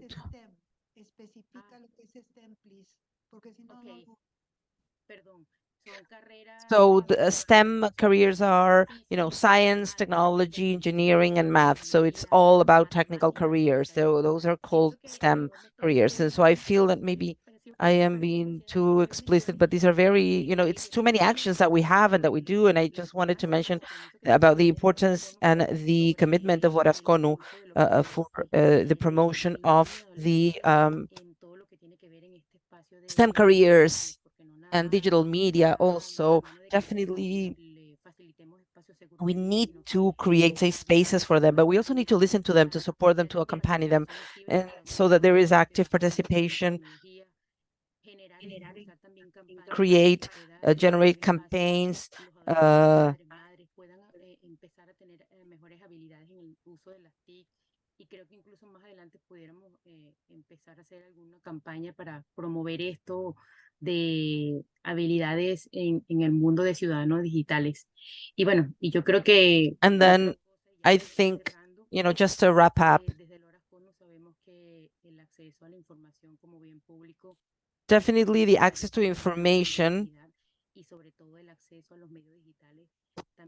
and access to digital media also is part of the rights for boys, girls, and adolescents. And someone who doesn't have any access to internet is definitely, now we're talking about inequalities. And so definitely it goes hand in hand with the line that we have at the Orasconu. So I'll stop there. I think that I used too much of the time, but thank you very much. Thank you, Jennifer and Yadira. Again, thank you for such rich contributions to today's session and also the commitments for future action to reduce these inequalities. Well, we've gotten a lot of congratulations and comments also, so definitely all of these interventions del panorama y nos muestran opciones para maximizar los beneficios de las redes sociales, prevenir riesgos asociados para las niñas, niños y adolescentes y jóvenes.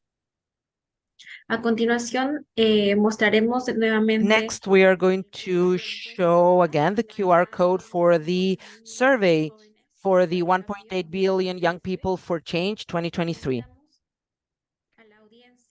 So please, if you know anybody who's between 10 and 24 years of age, please share this survey because this is going to also be used at the World Conference. Thank you.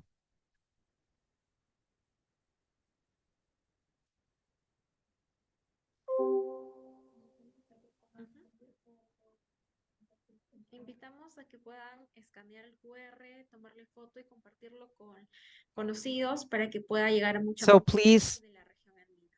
Share this with anybody who you know would be interested. We will also share the video of the campaign, the 1.8 billion Young People for Change campaign. Here's the video.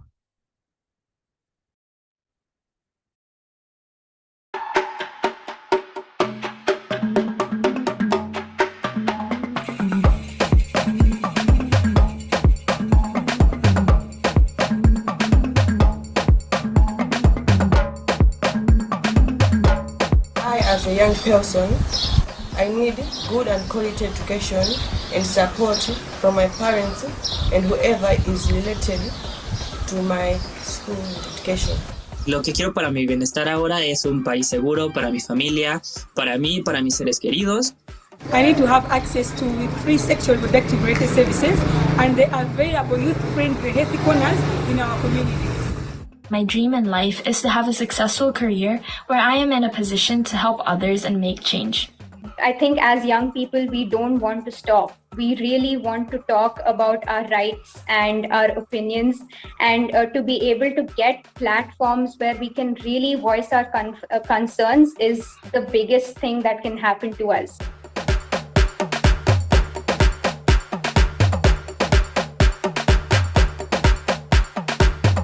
The 1.8 billion young people campaign is hosting the Global Forum for Adolescents in October of 2023. This will be the biggest global gathering of and for young people. We will have 2-day virtual program to share, engage, and act.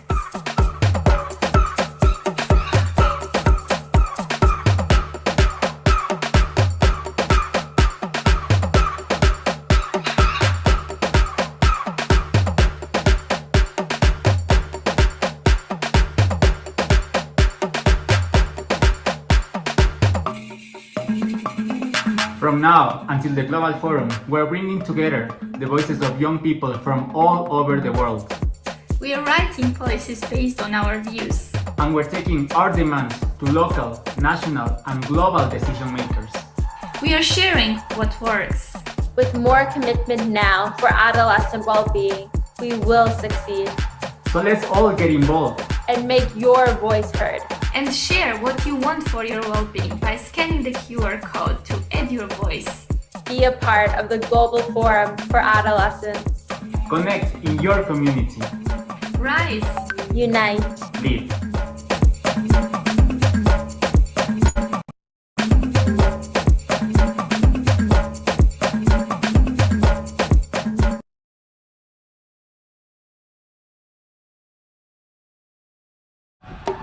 Únete, levántate, lidera.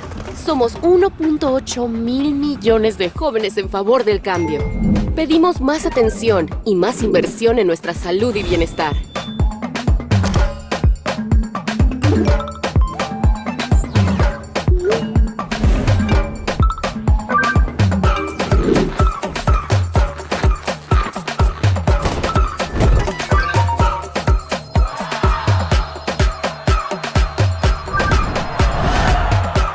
Juntos, podemos hacer que se oiga nuestra voz y lograr un cambio. Escanea el código QR y haz oír tu voz ya.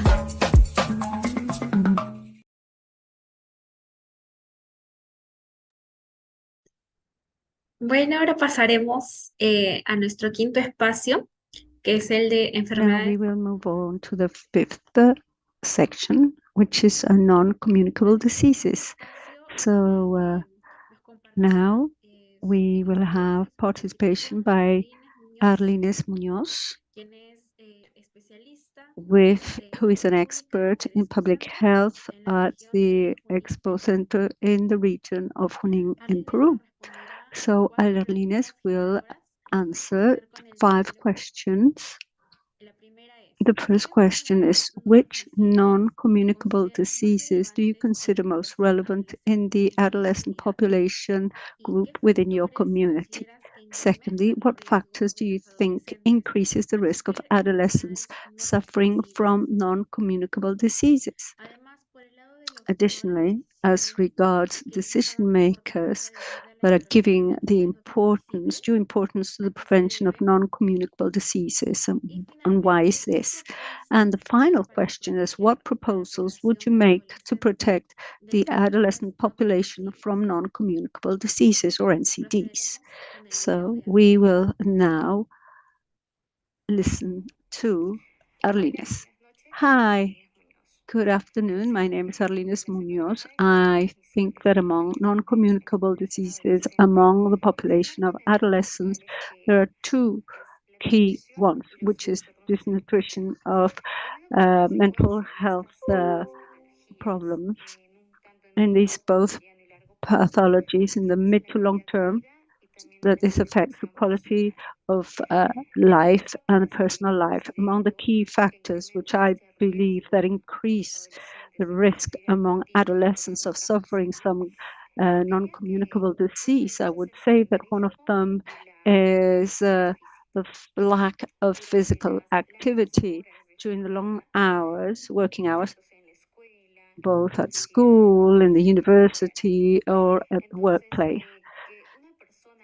The fact that a person has both conditions will predispose them to developing other pathologies such as diabetes, cancer, obesity, cardiovascular diseases, among others. Likewise, a very important aspect has to do with the limited infrastructure to guarantee access to basic quality services. Once again, I would like to highlight mental health and access to specialized mental health centers, or if we look at primary level care, of access to psychological services, which are very limited. And we're not only talking about infrastructure, but also of human resources, staff. So from my point of view, these past few years, the non-communicable diseases have become more important. In Peru, unfortunately, actions and strategies are mainly focused on treatment and not so much in prevention. And this is essential for public health, to prevent diseases and to promote health, better health.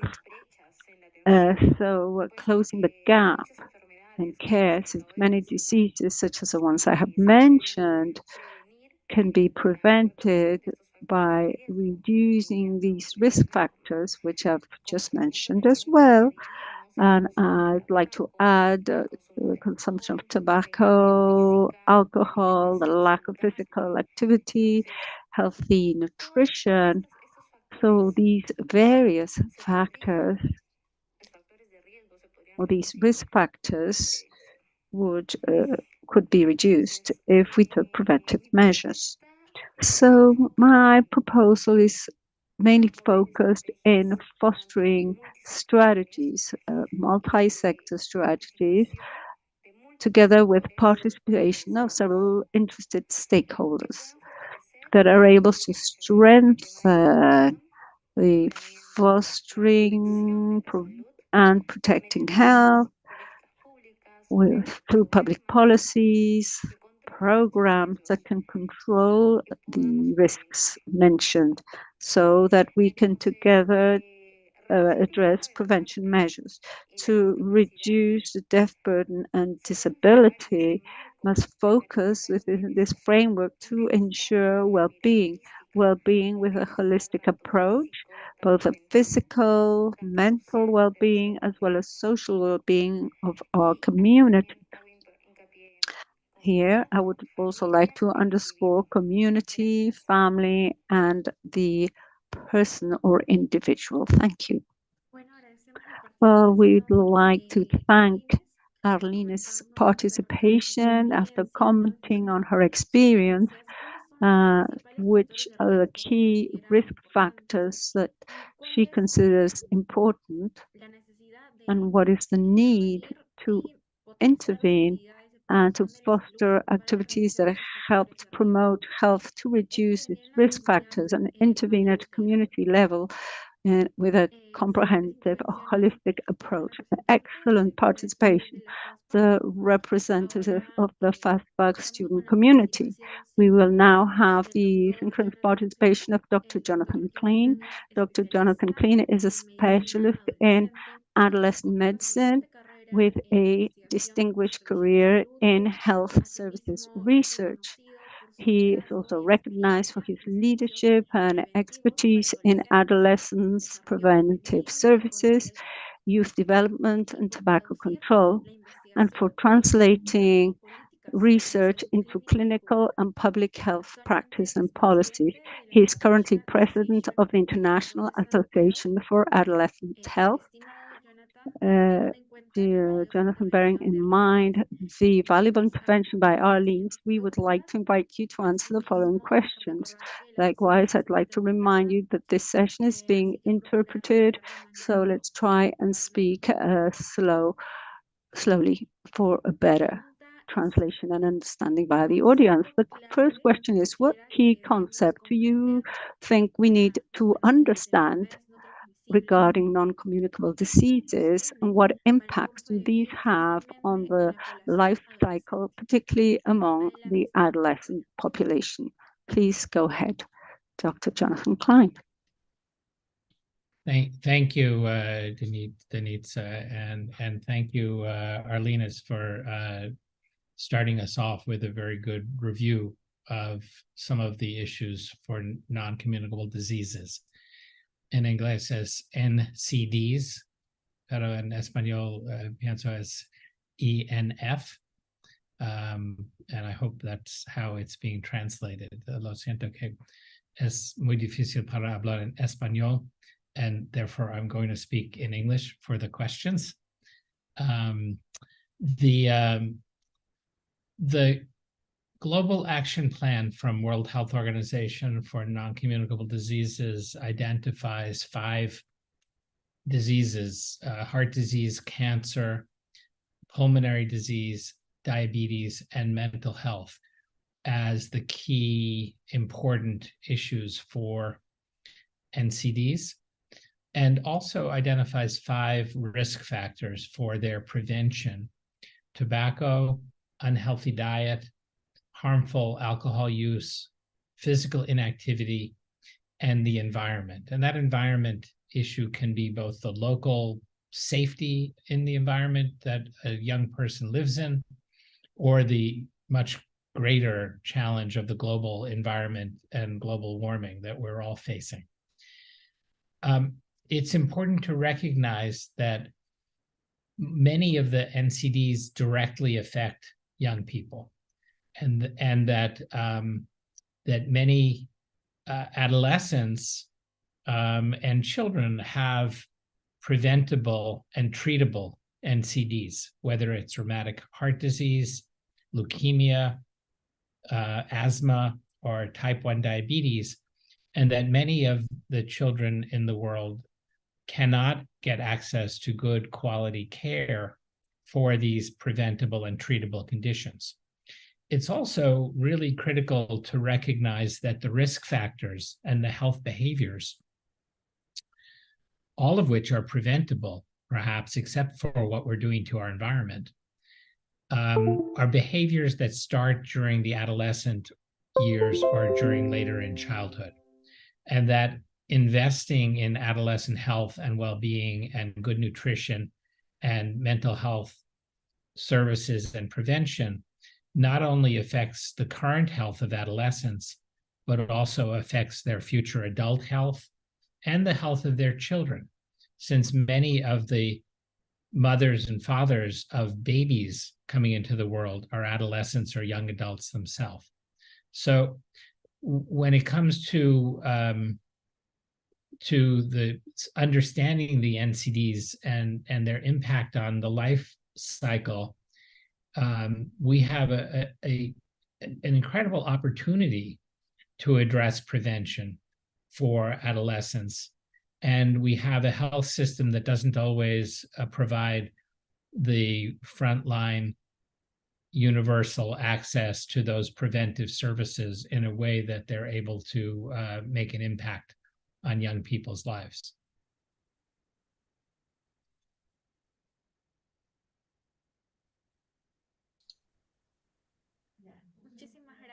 Thank you, Dr. Jonathan Klein, for that answer. That is the first question, which will give us a broader outlook. So now we will move on to the next question. What are the main risk factors for NCDs in the adolescent population?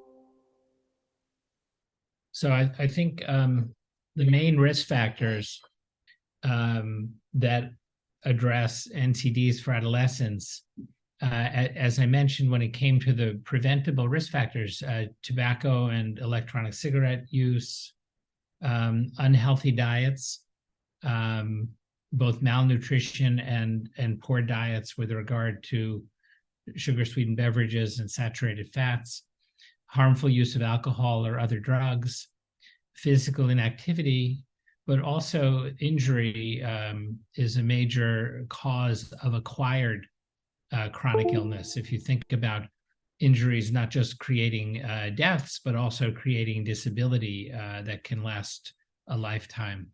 The other thing I think for risk factors for NCDs for adolescents and young adults that's really important to recognize is that there are many children and adolescents with chronic illness that can be treated, and that with treatment, these young people can thrive and can have successful lives and successful education and vocational work careers, and go on to be healthy and productive adults in society.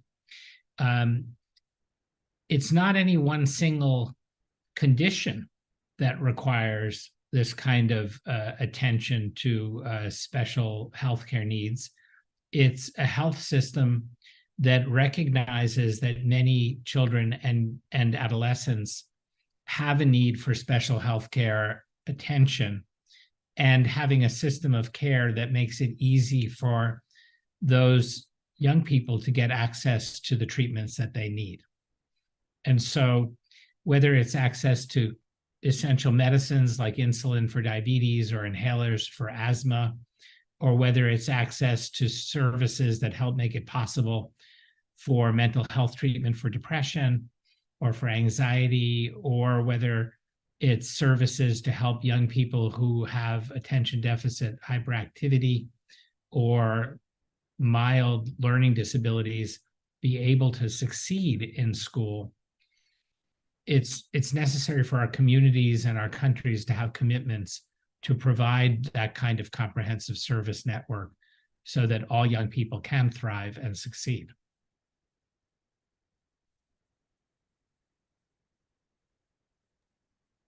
Muchísimas gracias por la Thank you excelente. so much for this excellent reply. Now we have had a look at the outlook of youth currently and risk factors. Nevertheless, which have been the main progress that you have been able to identify on the part of decision makers in order to protect adolescent population from NCD risk factors? And what do you consider to be the main challenges that need to be overcome? So I think there are a couple of challenges in having stronger and better health systems that meet adolescents' needs. One is that it really requires a commitment by government at the highest level, but also government at local levels to make adolescent prevention and access to care for treatment part of the system of care. Many times, older children and adolescents get very little care until they need reproductive health services, and often that is treatment for pregnancy, not prevention or reproductive health care. And you know, if we have commitments to those services, I think the other piece of that puzzle is that we need the healthcare professionals and our healthcare professional societies to be engaged with those decision makers in government, because the healthcare professionals need to be there at the front line, interacting with teenagers and families and providing the screening and counseling that's needed for care to actually be good quality and meet the opportunity for prevention that we know is there. So, you know, we need adolescents in that discussion, but we also need the healthcare professionals and their professional associations in that discussion, because it's not enough to have a national policy that says adolescents can get care and have the prevention services they need. We need a workforce that's trained and capable of providing that screening and counseling and testing, and that's able to refer those young people that need additional services to that service network that governments need to invest in. So we all need to be working together towards those goals. I think that first step is to have a commitment to those goals and to have some ongoing dialogue with those key stakeholders around how those goals can really come about.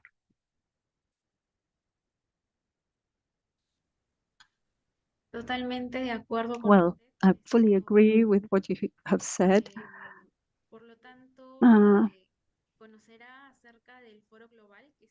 Do you think that the Global Forum for Adolescents that will take place in October, so what do you consider that this will contribute to reducing the challenges related to non-communicable diseases among the adolescents? So I think the Global Forum is a very important starting point. And I think it's important to recognize that the Global Forum and the million voices coming forward in the 1.8 billion Young People for Change campaign are the beginning of new commitments by countries and by others to address the needs of adolescents. If countries make those commitments, and if they then actually follow through on them, and we're accountable to being able to say, how are we doing and how can we continue to improve, then I think it's very optimistic that we can see better interventions, better evidence-based interventions for addressing the prevention and treatment of NCDs, and for addressing the prevention and treatment of all conditions that affect young people. I think that, the SDGs, the Sustainable Development Goals, were very optimistic up until 2019. And when the pandemic came, it really set public health and clinical medicine back significantly. And there really have been continued disruptions in access and in our ability to mobilize resources and data. People are exhausted. The care system is exhausted. The pandemic's impact on mental health is continuing. But at the same time, I think the opportunity to address the system now with the Global Forum is resetting those goals, so that making adolescent well-being a priority and launching a multi-sectoral response, including health, is, I'm hopeful, is going to be the outcome of launching the Global Forum, and the beginning of new attention to including adolescent and young adult health in what we do in every country to improve the care system for adolescents. I'm reminded of a talk that Sonia Cafe from PAHO gave a few years ago, where she said that we want adolescents involved in the services and have meaningful voices engaged, but we also want those services available for adolescents and the healthcare for adolescents to be the right care, to be good quality care. And I think we know what that means in the healthcare system, but we need to have the resources backing that up from our governments to make delivering that care really possible.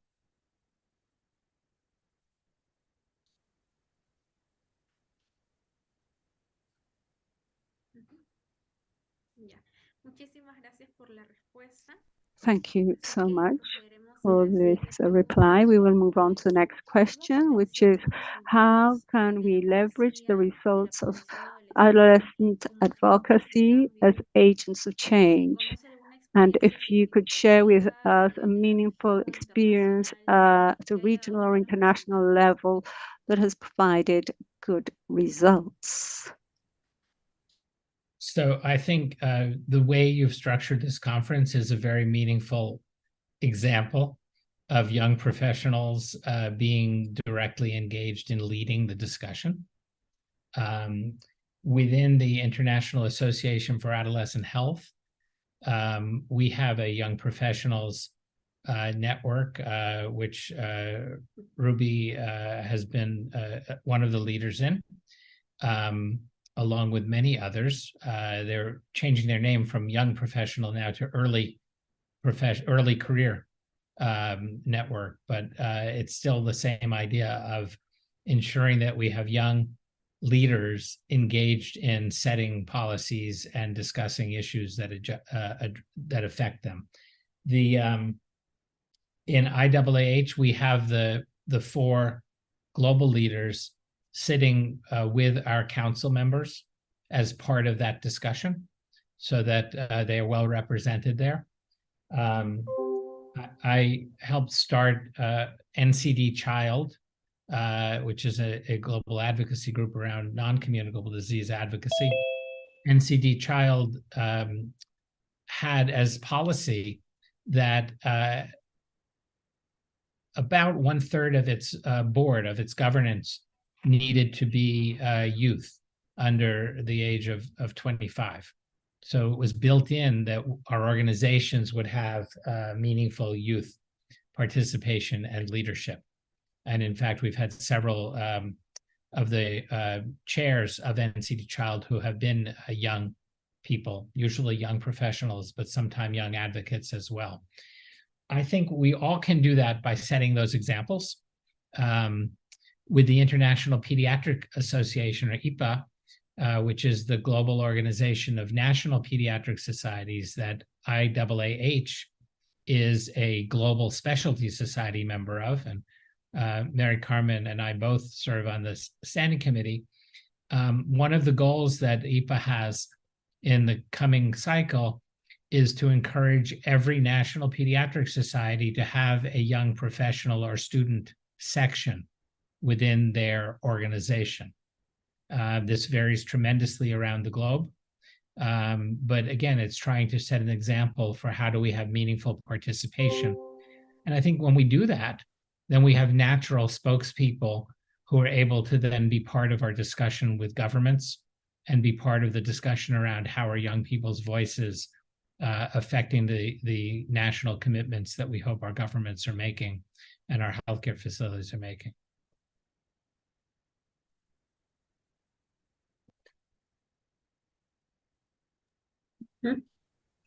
Totalmente de acuerdo. Fully agree with your reply. Likewise, we could provide a new vision to work together with various organizations that are more involved. I think this is an excellent initiative and experience.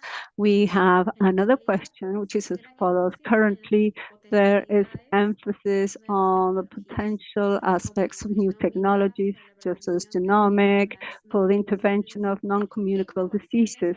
What innovations do you consider to be the most relevant? Well, I think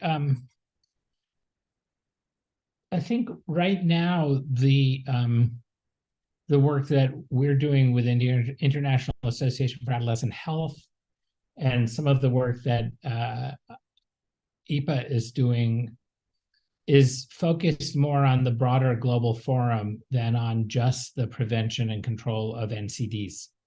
And I say that because if we improve the health system for adolescents, we will improve the prevention and treatment of NCDs.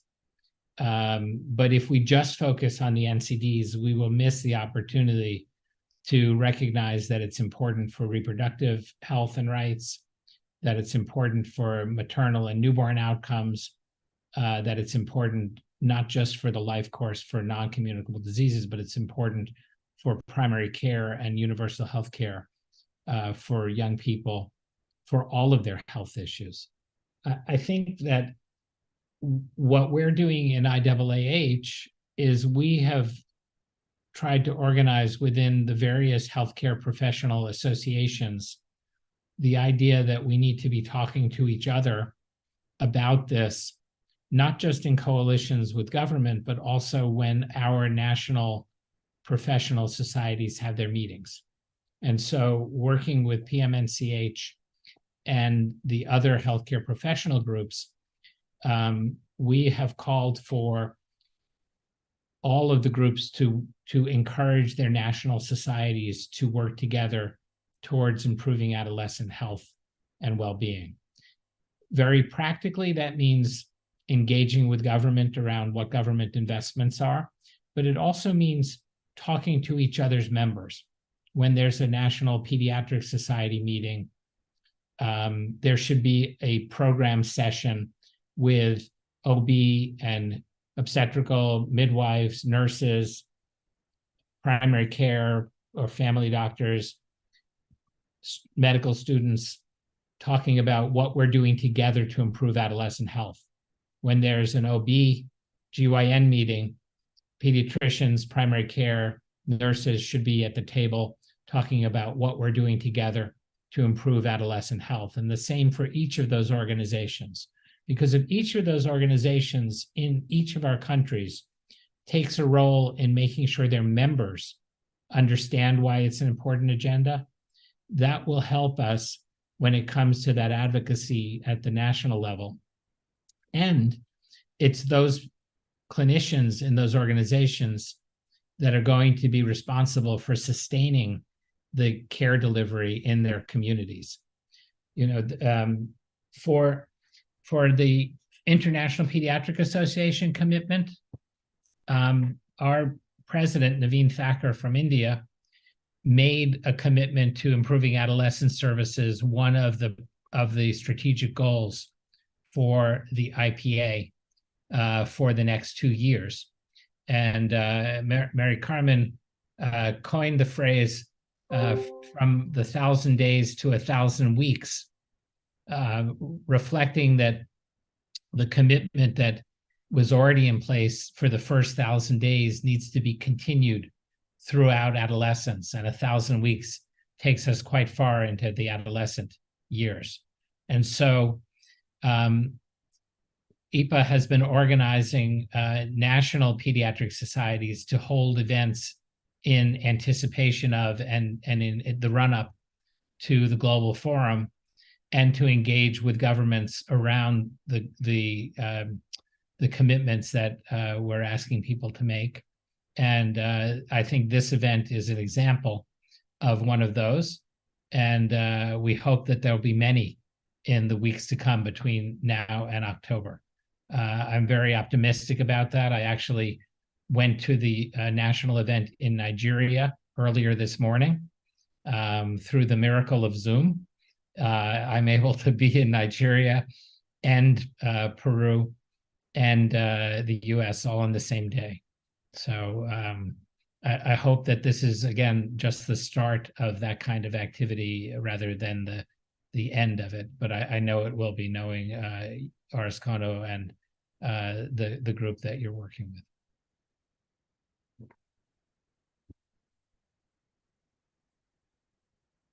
Yes, estoy totalmente de Yes, acuerdo. I totally agree with what's just been mentioned, and let's hope that many more fora will be held, that this is the beginning of a long journey in favor of the rights of boys, girls, and adolescents.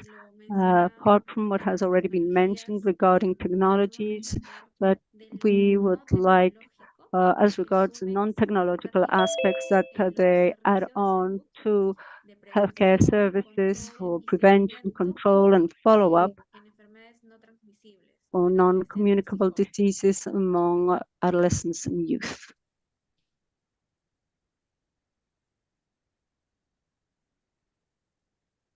Thank you again for including me in the meeting today.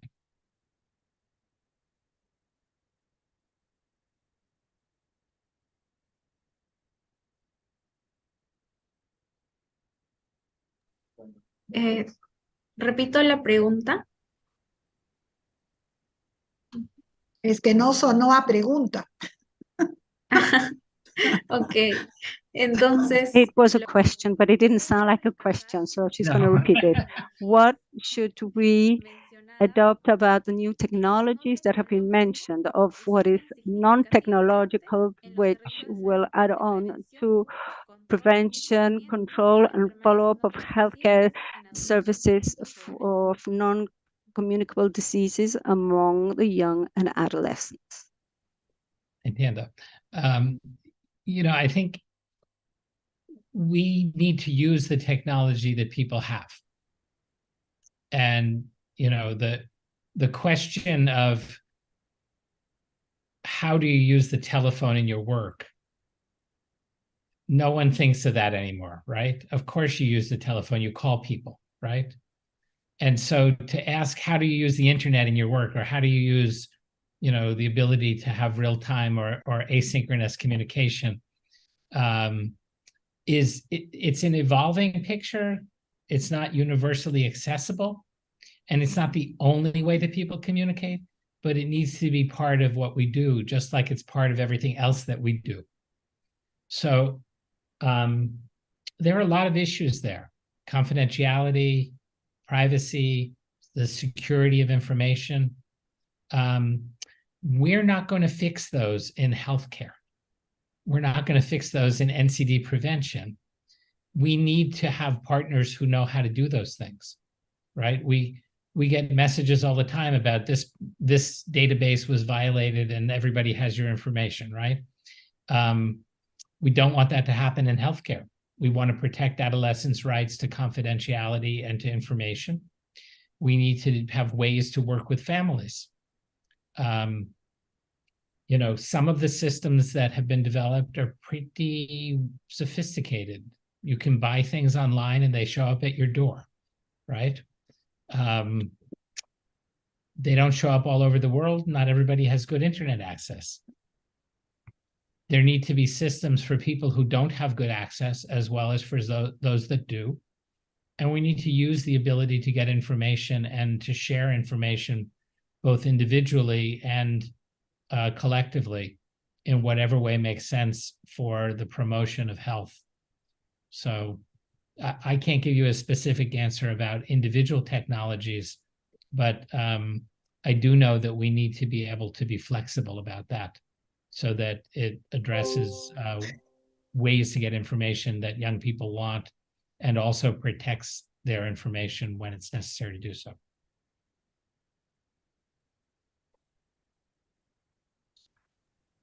Así es. Muchas gracias por Well, la thank you so much for all these interesting answers. And as you mentioned earlier, right now we would like to highlight the commitment that you offer and the different organizations in which you participate, like the IPA, the EAWH. And now I would like to ask you to share the specific commitments in order to contribute in strengthening prevention as part of these organizations which you are a member of, associated to.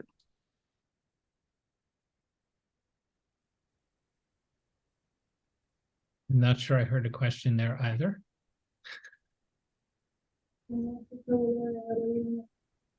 Ok. Queríamos saber We wanted to know what commitments can you offer as part of the organizations in which you are present to strengthen prevention and control and follow-up of non-communicable diseases among adolescents. So as I said, for the International Pediatric Association, for IPA, we want every national pediatric society to work on the commitments their countries are making and to call attention to adolescent health and well-being in the anticipation of the Global Forum and in follow-up with their governments to ensure those commitments that governments make are being kept. We want every national pediatric society to have a trainee section that brings young people in as leaders. For International Association for Adolescent Health, we have a collective commitment that we have made with the other global healthcare professional associations, OBGYN, pediatrics, primary care, nurse midwives, neonatal nurses, medical students, and several others, to try to work together and to encourage our national societies to work together to collectively advocate for improved commitments by governments and for collaboration around improving the care and well-being of adolescents and young adults.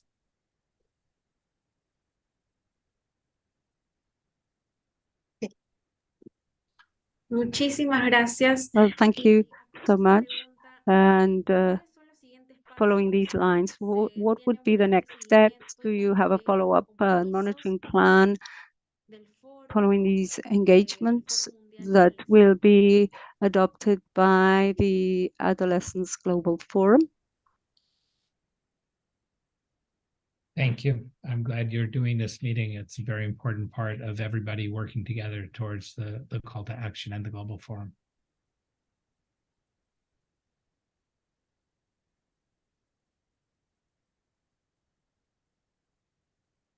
Ok, sí, lo sabemos. ¿Y cuál It's sería okay. el It's seguimiento okay. a este foro?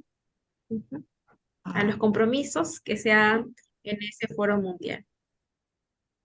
I think that he had said many things. He has answered many of the questions.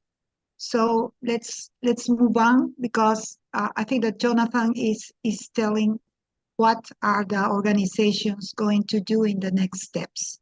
Okay, let's move on. Thank you, John. Thank you, Jonathan, for being with us. Really appreciate the participation of Jonathan, that it's a very important adolescent advocate in the international WH, in International Adolescent Health, and in the International Pediatric Association. Thank you so much. Gracias. Gracias a ustedes, María Carmen, y gracias a todos for the work that you're all doing. Okay.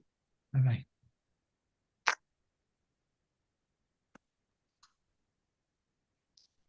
Muchísimas gracias, estimada Arlines y estimado Jonathan, ¿no? Reiteramos el agradecimiento por Once again, we thank you for your contributions and commitment during this conversation. We have had many comments in this regard. Without doubt, we have had outstanding participation by all the panel members that enable us to carry out a better analysis of the outlook and provide us with options to work with prevention, diagnosis, control of non-communicable diseases among boys, girls, and adolescents and youth. A continuación, se presentará la etapa acerca del QR con la encuesta de la campaña de 1.8 mil millones de jóvenes para el cambio, para que puedan compartirlo con personas que conozcan, población que entre los 10 y 24 años, para poder llenar la encuesta a nivel mundial.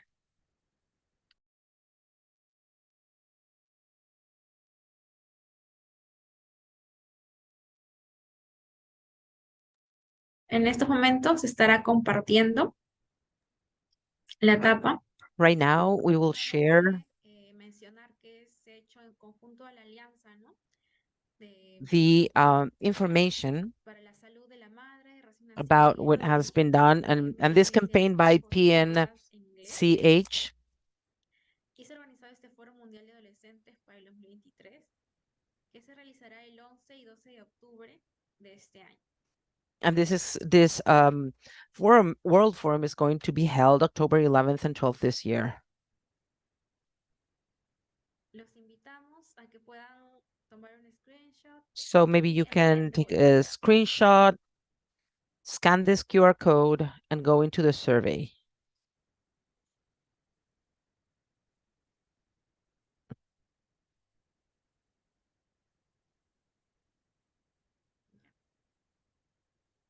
Ahora procederemos a presentar un video. So now we're going to present a mindfulness video to be able to just relax ourselves a little bit before continuing with the forum. Thank you.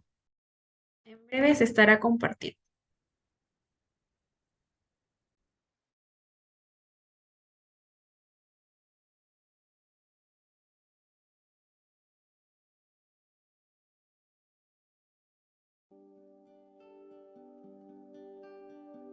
Hola, te doy la bienvenida a esta meditación guiada. Soy Gabriela Litzchi y te voy a acompañar en estos minutos de encuentro contigo. Para comenzar, te invito a adoptar una posición cómoda. Siéntate manteniendo la espalda recta, los hombros relajados. Suaviza la expresión de tu cara, cierra los ojos y dedica estos minutos a llevar tu atención hacia la respiración.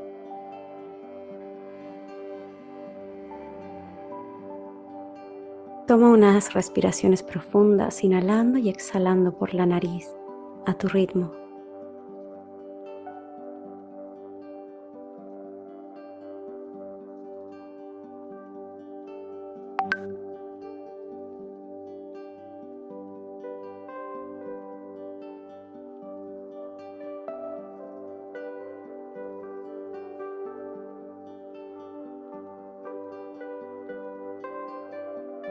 Muy bien.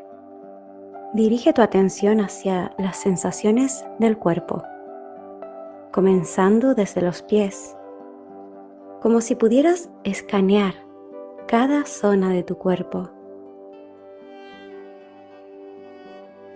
Observa los pies, tobillos, pantorrillas, rodillas, muslos, glúteos y caderas.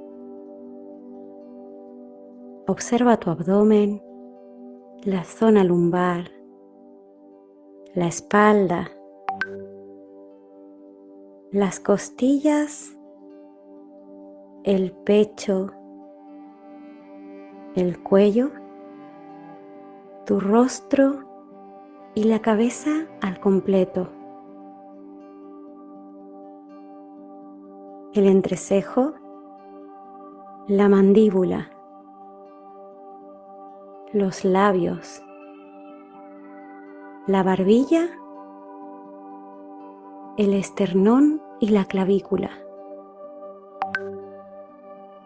Observa tus hombros, brazos, codos, antebrazos, muñecas, manos y dedos.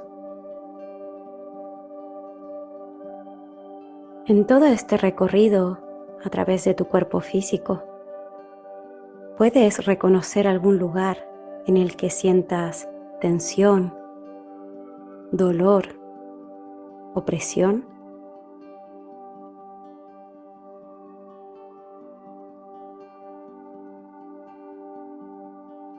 Respira profundamente llevando el aire hacia esos lugares que necesitan tu atención. Aprovecha cada exhalación para liberar la tensión y suavizar las zonas en las que sientes molestias.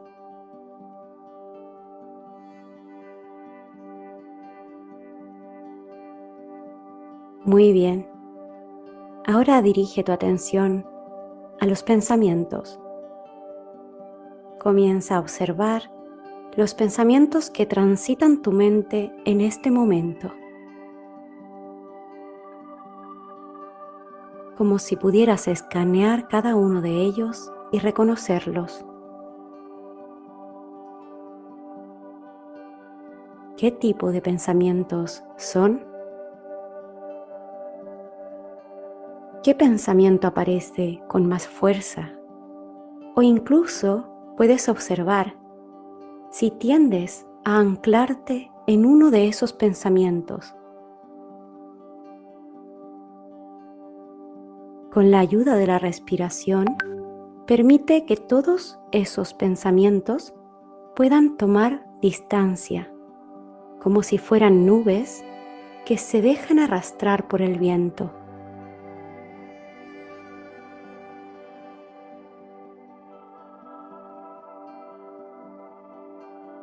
Puedes elegir que estos pensamientos pasen por tu mente sin afectarte.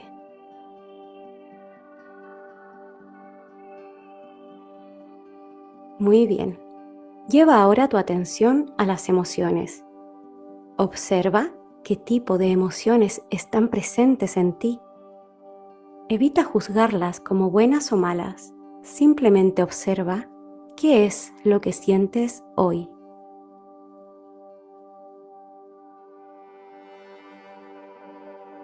Muy bien. Respira esas emociones, creando un espacio seguro en el que puedan manifestarse, fluir y liberarse.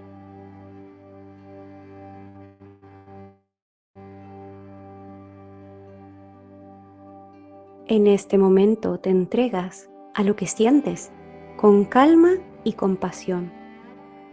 Todo lo que has observado en tu cuerpo, tu mente y tus emociones es válido.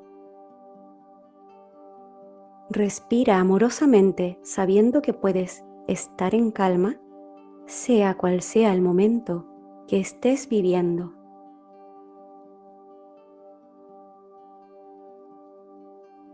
Respira consciente y profundamente mientras sigues liberando las tensiones físicas, mentales y emocionales.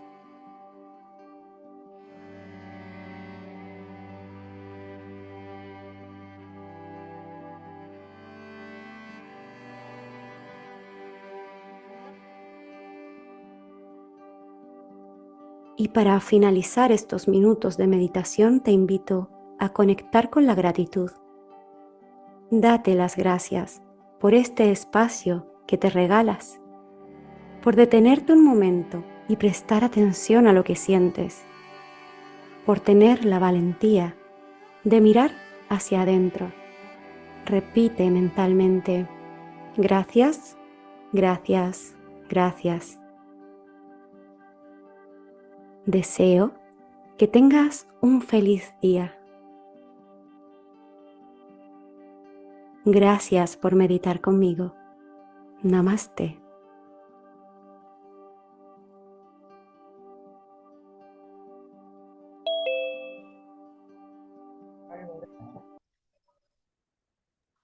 Bueno, ahora, después de esta sesión de mindfulness, procederemos a una sesión de So, estiramiento.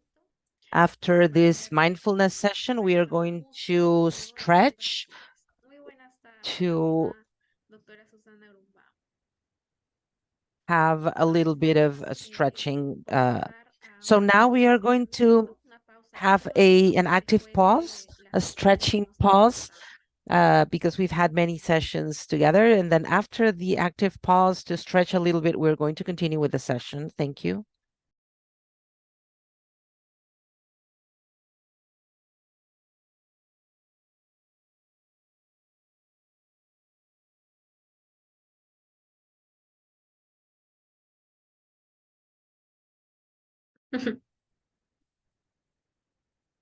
Bueno, después de esta sesión de mindfulness, aprovechamos a presentar a la doctora Susana Grunbaum, que se encuentra con nosotros para la Okay, parte. so we're going to introduce Dr. Susana Grunbaum. We are going to have the session on mental health.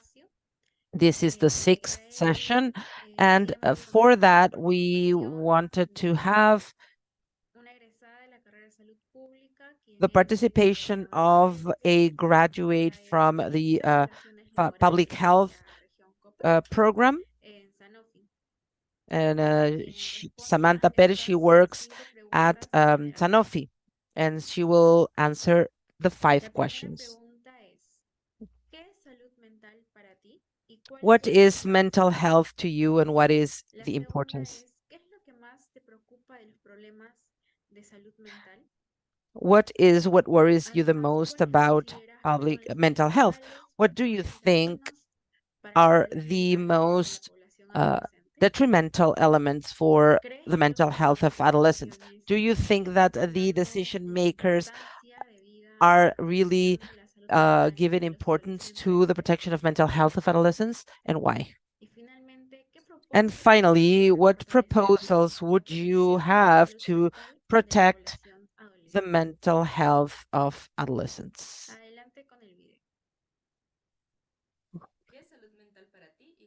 What is mental health to you? For me, mental health is a component of the holistic well-being of people. It's something that you're always looking for.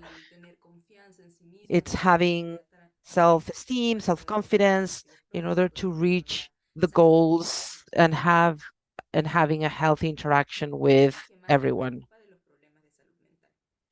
What worries you the most about mental health issues? Well, it worries me that it is still stigmatized in different contexts. It worries me that people don't talk openly about this being a problem. It worries me that there really are sometimes no good services of mental health, that people really don't know about this, that they are still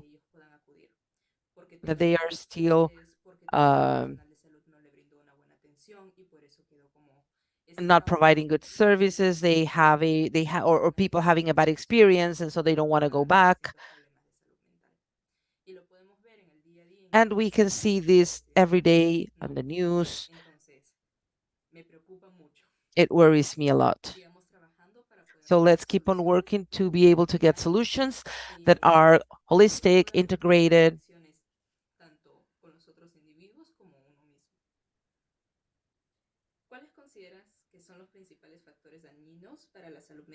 What do you think are the detrimental elements for the mental health of adolescents?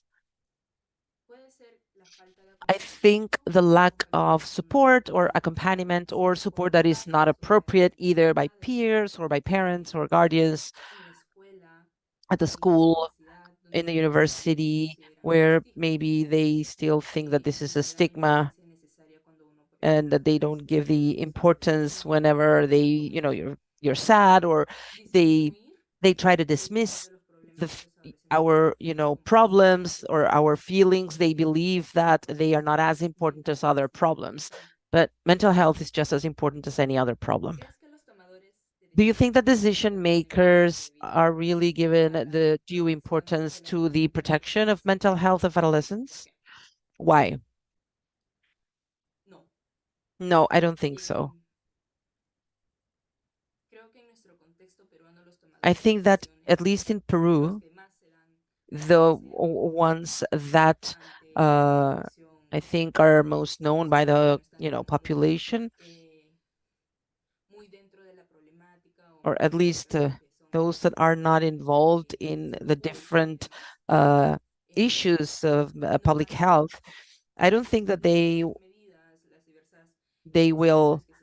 They, I don't think that the decisions that are being made are taking into consideration the needs, or they don't really give it importance. They don't really believe that it is as important, so that adolescents and adults know about the different services that we have, or the importance and how they are actually being implemented.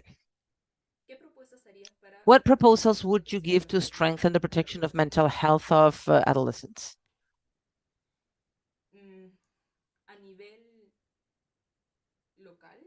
So at a local level, I think at schools and high schools, or it could be colleges or universities, or even the any community space, it would be better. It would be good to train the professionals working. I was an adolescent at some point, and I am still young. And the experiences that I've had so far by teachers or professors are always mostly focused on on achieving objectives, and you have to be successful, and you need to have an impact on society, but they really never ask you, how are you doing and how can I help you, or you're not alone. There's also other people that are going through the same thing, and we have solutions for you. So definitely we need to think about not only being productive or successful or thinking of your future, but also we need to think about now and how you're feeling now, and what are your problems now, and how are your feelings now, and what happened to you before also, because I think that's the only way to really be then happy in the future. Thank you very much. Thank you, Samantha, for a valuable contribution in this forum. So now we will continue with the participation of Michael Dominguez. He's from Talca, Chile. And then we also have the participation of Hilary Gaviria. She is the representative of CONA from Ancash, Peru. Hello, my name is Michael Dominguez. I am a representative of the Talca community in Chile. So today I would like to share with you my opinions about mental health. I think for me, mental health is everything that really encompasses emotions and disorders, mental disorders, and how we deal with it. So for me, that is, really knowing how to regulate your emotions. And it is very important because mental health is definitely even more important than physical health. Sometimes a bad mental health, we can have a bad physical health. Now, the second question, definitely I am worried about eating disorders, depression and anxiety. Why? Because definitely, this is something that we mention commonly, and it can lead people to die, but definitely they are not dealing with these disorders. Point number three is something that I think is very damaging for the population right now, is that we definitely have something that is not being talked about. We see that the world goes round and round and it keeps on spinning, and we just need to adapt. But during the adolescence, we always need to,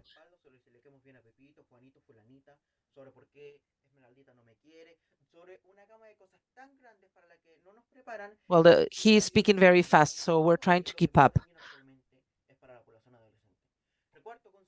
The fourth question,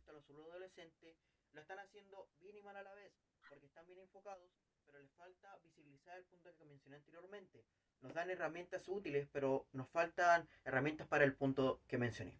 Finalizando, porque el tiempo no me apremia, considero y mi propuesta para mejorar el punto dañino que comenté, el punto número 3, es que se creen charlas donde nos den herramientas, la explicación y nos preparen para todos estos cambios a nivel de adolescentes, ya sea a los infantes de 10, 9 años, a los adolescentes de 11 a 12 años y a los propios adolescentes para que uno vaya entendiendo el cambio, pueda adaptarse y pueda sobrellevar el cambio. Esperando que se entienda bien, agradeciendo a quien sea que tenga que ver el video, gracias por su tiempo y su atención. Lamento que sea tan breve, pero el tiempo no me apremia.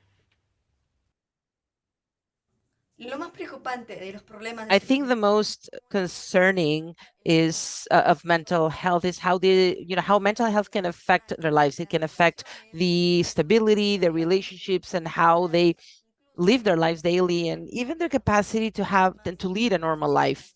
And also the stigma and the lack of adequate treatments can also make this problem even worse.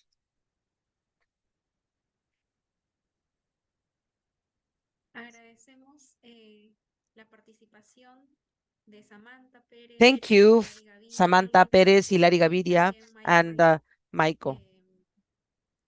Adolescentes de Ancash y de Lima, que han contado su experiencia y lo que piensan en lo que debemos enfocarnos en la salud mental en los And they have shared with us their opinions on mental health.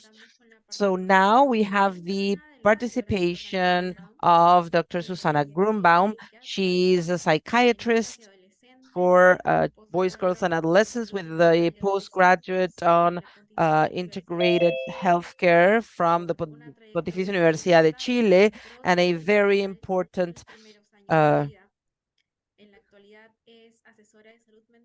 experience in mental health. She's an advisor right now on mental health for UNICEF and the chairwoman of CONAGIC, the Confederation of Adolescents and Youth in Latin America, Italy, and the Caribbean. So, dear Susana, taking into consideration the valuable contribution of Samantha, Hilary, and Michael, we would like to ask you the following questions. And also, we would like to say that we have simultaneous translation, so please do not speak too fast.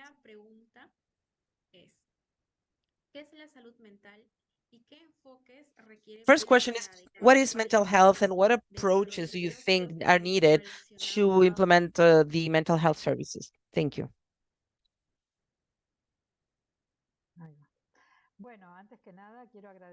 Well, first of all, I would like to thank for the invitation. It is really, really nice to listen to these voices of the adolescents and their comments and ideas, all of them who have participated. So thank you very much. Now, about the question. So I don't know, you tell me if it is okay, if my pace is good. It is understood that mental health is a component of life that actually goes through many areas of our life. And it has to do with our past, with our inheritance, and the upbringing that people have had and how they were raised. And it definitely has to do with the well-being in terms of themselves and relationships with others and their families, and also how they relate to people that are further away. But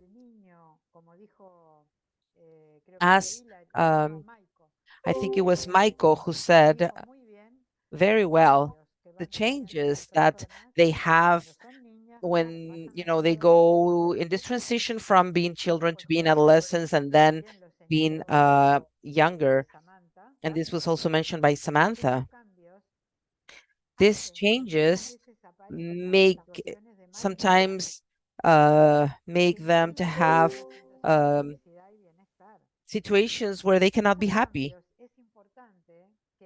And it is important that they have someone that will support them and accompany them. And I think the three of them mentioned this. They talked about the importance of having healthy relationships and having support. So I think part of the definition is, the well-being.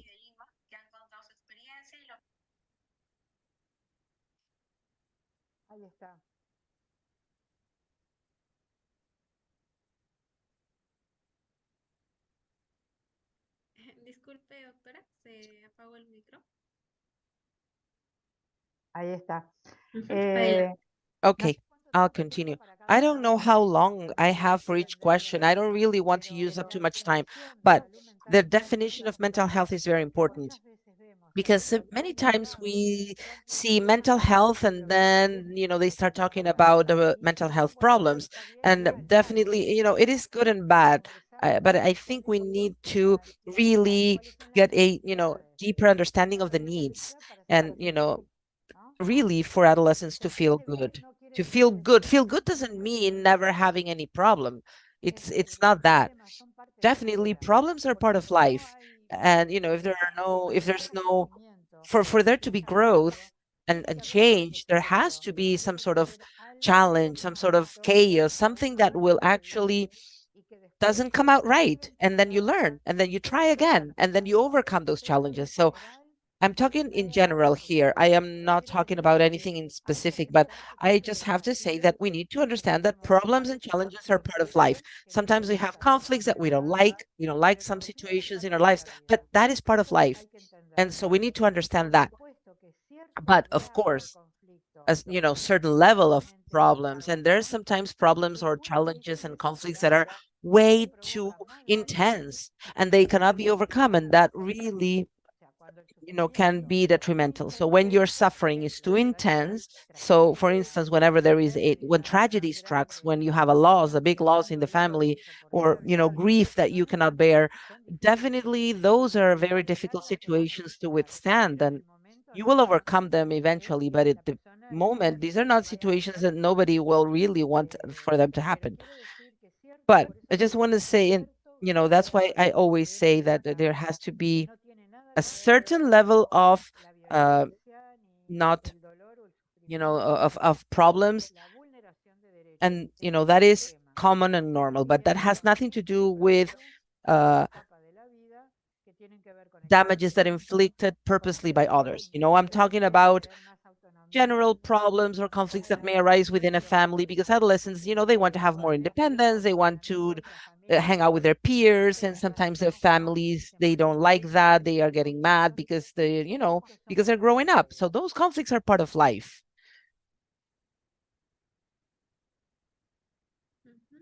Exactamente, estimada doctora.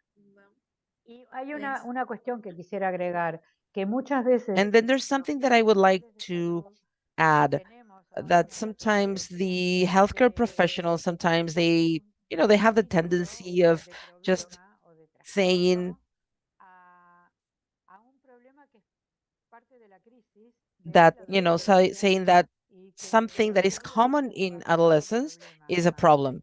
And, I think as the, adolescents just mentioned, they need accompaniment, and that is good. And they need to really understand that this is not a psychiatric problem. So definitely mental health is not the same thing as psychiatry. And definitely, and stop, stigmatizing this kind of problems. Yes, definitely. This is very complex issue, and I think it is fantastic that you have included this in this forum because it is so important. And then there's also people that go to the extreme, right? And then they say, well, that that everything is normal and that everything is okay. But that can also make some people believe that adolescents don't need health services, and this happened in past decades, a while ago, that that there weren't a lot of services for adolescents, because what they believed is that, well, they are okay, and this is part of life, and they don't need any health service because they're okay. And it is true, they're younger, so they're healthier as compared to issues that adults may have. But definitely there's issues during adolescence as well, and we should not dismiss those. So definitely they do need health services, maybe not to give, diagnoses or treatments that are, uh, for others, but definitely they need the services. They need to be supported. And we need to think ahead, and we need to think ahead of the things that will occur. Just like we do it with little children, and pediatricians, they know exactly, what I'm talking about. But it's the same thing for adolescents. They also need the services, and I think this is part of the question. We also need to help the parents, the guardians, the tutors, the family members. Sometimes it is the grandparents that are actually, helping the adolescents, because the parents are working all day, and so the grandparents now they have more free time, and so they are the ones that are hanging out with their grandkids all day long. And so we also need to explain that to them, what is normal. It is normal for adolescent to maybe not, they don't want to have lunch one day, they want to be in their rooms all day. It's part of being an adolescent, and they need to understand that sometimes they are, they want to look different, they don't like their bodies, they want to be taller, they want to be thinner. All of these issues are commonplace among adolescents, and sometimes they are sad, sometimes they are anxious, but this is all part of an adolescent's life. And then, it happens 1 or 2 days, and then it's over, and then they go back, sharing their lives with their families and their friends. But of course, there are moments that can be complex. So definitely health services need to be adapted to the characteristics of this age group. And it's about 10 years, it's the second decade of life mostly. So we go from 1,000 days to 1,000 weeks. So definitely it is a long time, and sometimes Bajo insists that it's up to 24 years. So we now even have to think about longer time. We need to think about this. They are not, the 20 to 24, they are not maybe adolescents anymore, but they're still young. And it's really hard to set an arbitrary threshold for an age. But definitely, if you say, well, they're not 18, 19, that's it. They are no longer an adolescent. But every person is different, and development is different. And we also need to acknowledge that. Not only at this age, but any age, really. We should not generalize. Okay, now that's the first question. Otherwise, I'm going to talk too much. No, that's good. Thank you for your excellent answer. Now, transitioning to the second question, you talked about some risk factors that are very common in among adolescents. However, which ones do you think or feel are the ones that affect the adolescents the most, or at least in the Andean region? Well, definitely this is a very good question, because I'm in terms of the risk factors, this is something that we always need to be thinking about, because there's always new things coming up. And sometimes, risk factors that existed before, they, don't have them anymore.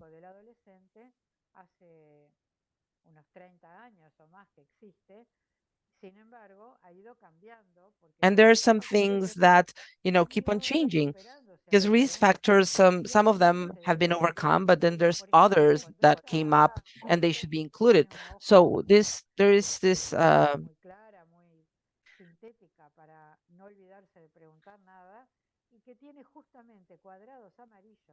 que son alertas de factores de riesgo, existía al inicio la homosexualidad como and so factor. we have, for instance, decades ago, on the standards that we had, homosexuality was one risk factor, but now, since 2010, this is no longer a risk factor. It's not a risk.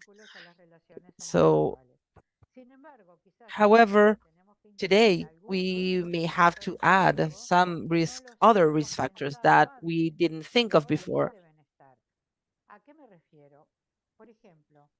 And they should be present. Like, for example, every adolescent, they should have access to education, good food, to sports, to recreation, to a social life, and then also to technology and technology, and the social media sometimes are elements that help to communicate. And for instance, an adolescent that lives, and this happens in my country too, it's a small country, we really don't have indigenous population, it's quite well integrated. However, the adolescents in the rural areas are completely isolated. The weekends, isolated because it's very difficult for them to go from one place to another. And also because sometimes parents, they don't have a way of doing this and helping their kids. So sometimes it can be a lot of hours and a lot of time that they spend alone. And so they feel isolated and with very, very little possibility and very little possibility of sharing time, or going to the movies, or playing a game board, a game, or going to a concert, or anything like that. But I think they are very far from the cities where all of these things and activities occur. And so if they don't have access to these activities because they're too far away from the city, and they don't have access to internet, they don't have the devices, they don't have a cell phone or a tablet or a smart TV where that can be connected to internet. If there's no internet where they live, because there are places in my country in rural areas where they don't have them, so how they definitely. And here I'm not talking only about being poor or being rich. No, I'm talking about other types of conditions that, of course, the fact that someone is not poor helps you to move around, but also getting to know other places and moving around. And these are things that adolescents and children, they have told us in some research that we've done. They tell us that the best thing for them is to get out of their neighborhoods, because they need to get to know the world. They need to know that there is something beyond their neighborhood. And neighborhood here, I mean, they're, the small community or neighborhood where they live, and that could be 10 blocks or 20 blocks, and that's it. And so, and they go to to the school, and there's only one school, and sometimes they have to commute over an hour. Sometimes they have to horseback ride to school because there's no car, there's no easy way of commuting. So definitely risk factors. One risk factor of today's world is not having access to technology. And so, of course, another risk factor is for those who are also on the other end of the spectrum, too much time in front of a screen and they are not interacting. But of course, that's also another risk factor for the eyesight, for a lot of things. Not getting sun radiation. I see some adolescents and I see them, and we know that there is some issue of this kind because they're absolutely pale. They never go out, they never really see the sun. And so definitely they have a deficit of, vitamins and also good relationships of having friends or boyfriends or girlfriends or really having healthy relationships. Sometimes they don't have them because they're always locked inside in front of a screen. So what I can that's why I'm talking about this having having and not having are both risk factors. Exactamente. Puede ser un factor protector si es que Exactly. I los mean, it could padres be a están protective adaptando factor mejor a if los parents are helping them and are, adolescentes, ¿no? Bueno, Bueno, el acompañamiento, como lo dijeron los jóvenes, es un factor de protección. Yo creo que es definitely. fundamental, ¿no? Y como dijo, creo que fue Samantha, no tanto un tutor que pregunte, ¿estudiaste o qué vas a hacer? So you need, ¿Te fue mal acá? and I don't mean a accompaniment, just someone just saying, okay, did you do your homework? No, it's definitely asking, how they are feeling, what they did during the weekend, and then maybe a teacher at school asking after a weekend, so what did you do during the weekend? How are you feeling after the weekend? So I think having this sort of interactions between the adolescents and the tutors, and we know that it's not easy right now to be an adolescent, so definitely talking about bullying and harassment and cyberbullying, and it can happen inside the school or outside, and all of these are important tasks that have to do with mental health. muchísimas gracias por la excelente respuesta. Thank you very much for the excellent answer. So now another question. Up to the end of 2021, we had over 5 million boys, girls, and adolescents that are now orphaned because of COVID-19. What are the public health interventions and social protection actions that should be present so that this population can develop properly? Well, that is a key question, really, and very, very important, because I think the first thing that I will say is that the decision makers, as you have asked before and you said, I don't think that they have really taken this into consideration when after the pandemic and everybody went back to normal and went back to in-person activities. I don't think that they have taken this into account. I think there is a misproportion between the surveys that have been made sometimes by phone and the results of the surveys and the actions. So I hope I'm wrong and this is not the case, but I think there are some answers missing. The person who asks this question, I think it's great. The first thing that I would say that, should have been done, because definitely that moment has gone, it has passed already. But when they went back to normal, I saw some videos here in Uruguay and Argentina, of children that were hugging and they were excited about hugging and going back to school in person. And that is very important to really being together. Others were afraid, and some others because of the age, that they needed to start. It was the first year of school for them ever, and so they were nervous and anxious. And even though they went to a preschool, of course, but still, this is when school is officially beginning. And they had never had an experience, some of them, because they were about to start pre-K when the pandemic hit, and so these children had a lot of difficulties and issues.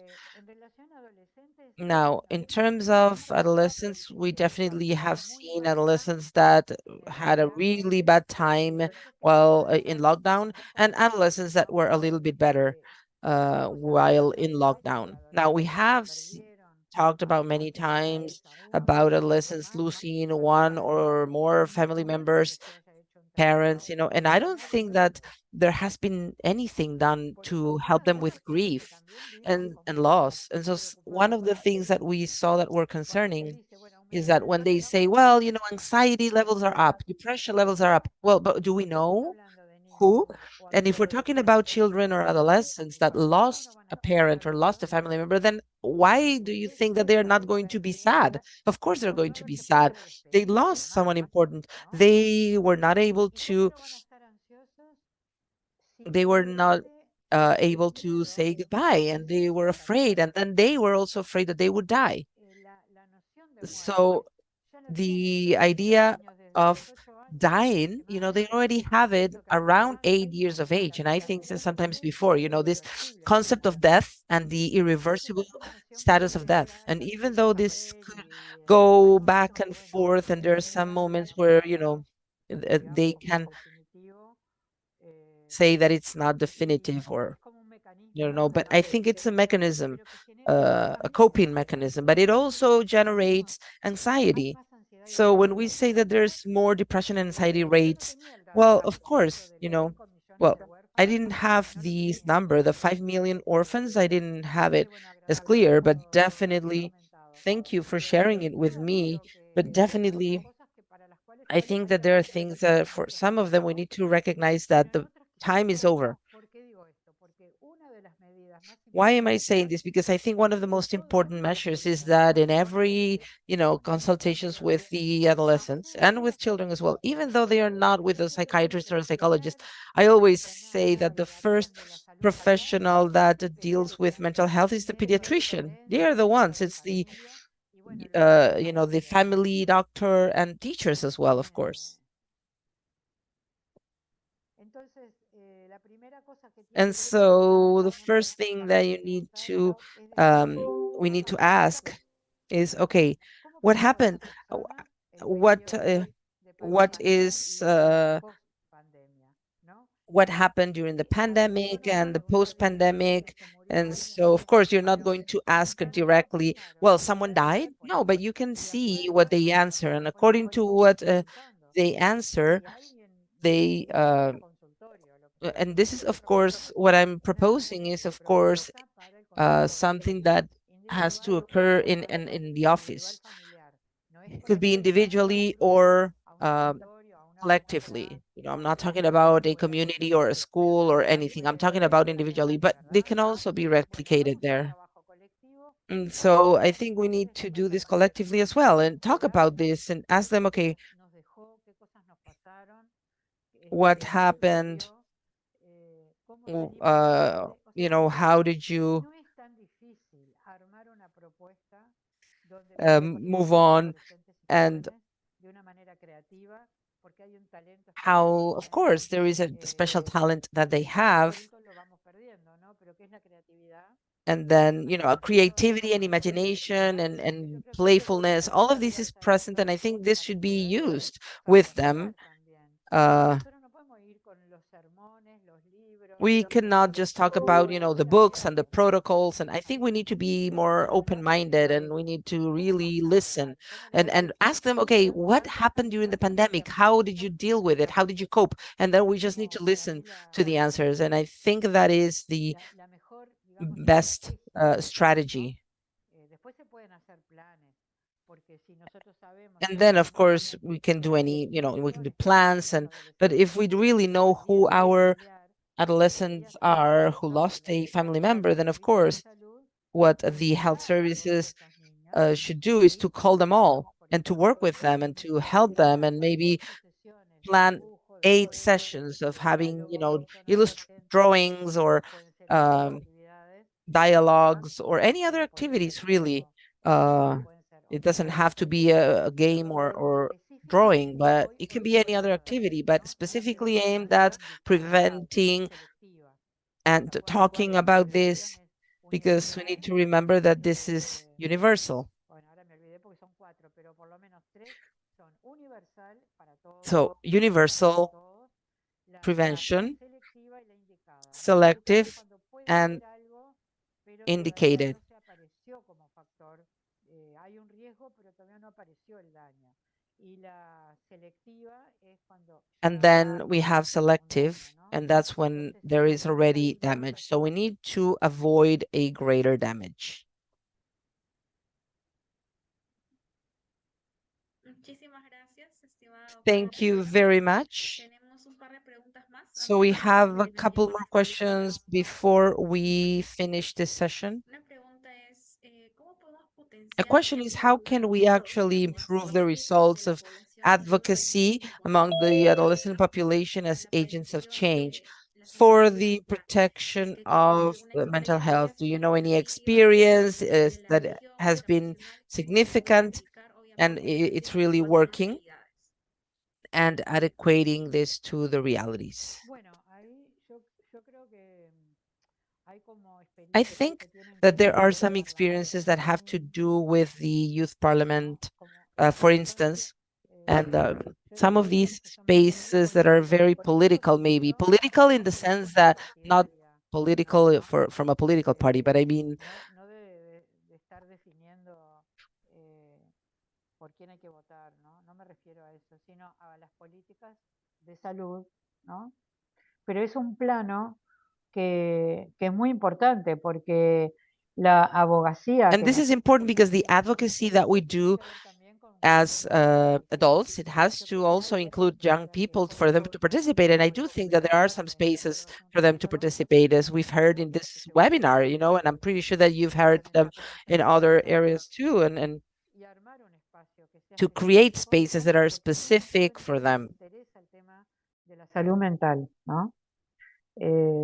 Y me da la impresión de que tener I como have the impression that to have a group of youth that we can consult, but at the same time present proposals so that these be considered or taken into account and then monitored would be the best thing that I can see, the best possible outcome for participation and advocacy among the adolescents themselves. The most delicate aspect is how to delegate or how do we choose those or these young adolescents, because this is an important point. We launched a national call. We carry out a national consultation among all schools, and we have to put an age limit and a number of criteria that have to be set, which are the most complicated so as to carry this through.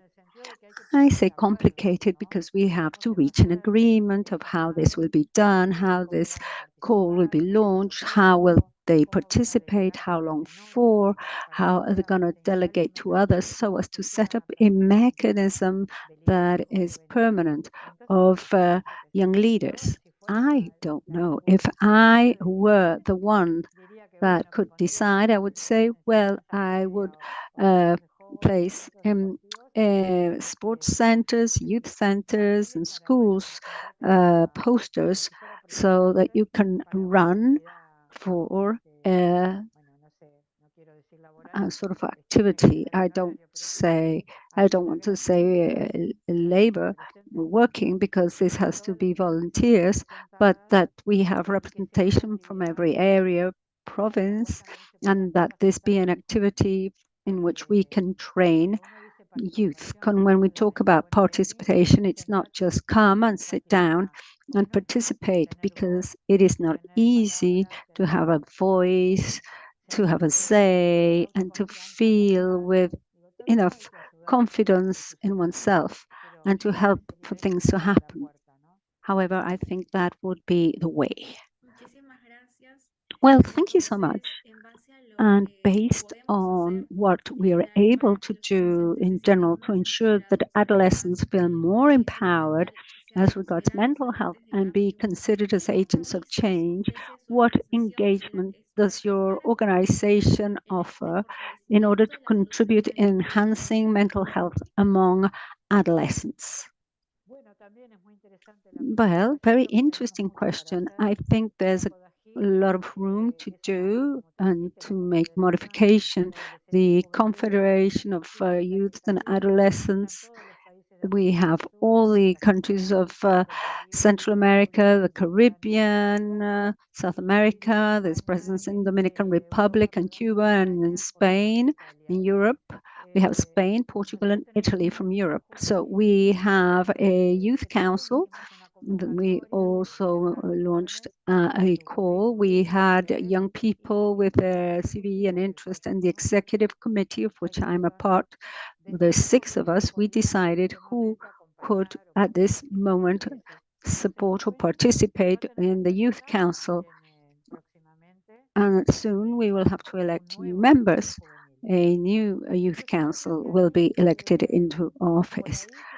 So I do believe that this has to do with proposals for youth by youth that can be included and so that we can all learn that they have a web page in which we can publish issues that we consider interesting, but perhaps youth may have other type of interests and they could also publish in this web page.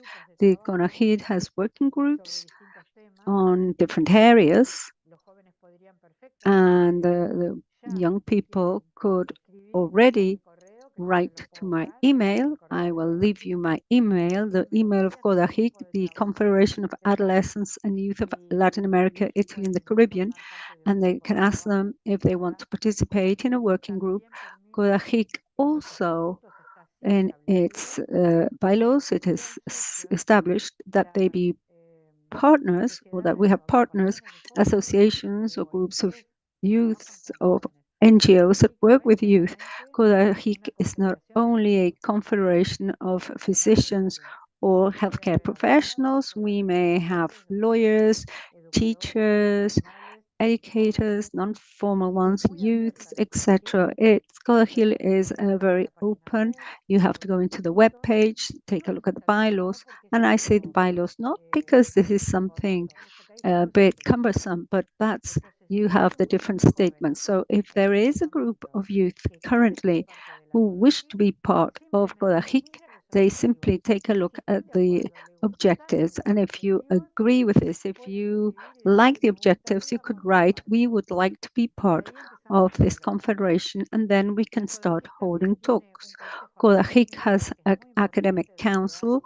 It's very important. We have some 20 universities that participate, and they develop trainings in health for adolescents. And we have a large number of youth, since they're young students that benefit from being part of the academic committee that they're, or better said, their university is part of this educational committee. So discussion between youths of different countries, not only of similar areas, they can also get in touch with Brazil, Argentina, Uruguay, right? And I was going to ask a question. I have just one question. When you mentioned about the translation, I don't know what we're translating into. We're being translated into English through YouTube. Okay, perfect. Thank you. Very well. I thought that perhaps you were also translating to one of the languages or indigenous languages that I'm not familiar with, but surely they exist. But I didn't know, I didn't realize that this was being translated into English. Well, thank you for that. Well, thanks to you, Dr. Susana. And once again, we would like to thank Ilario, Michael, and Samantha who provided with their input.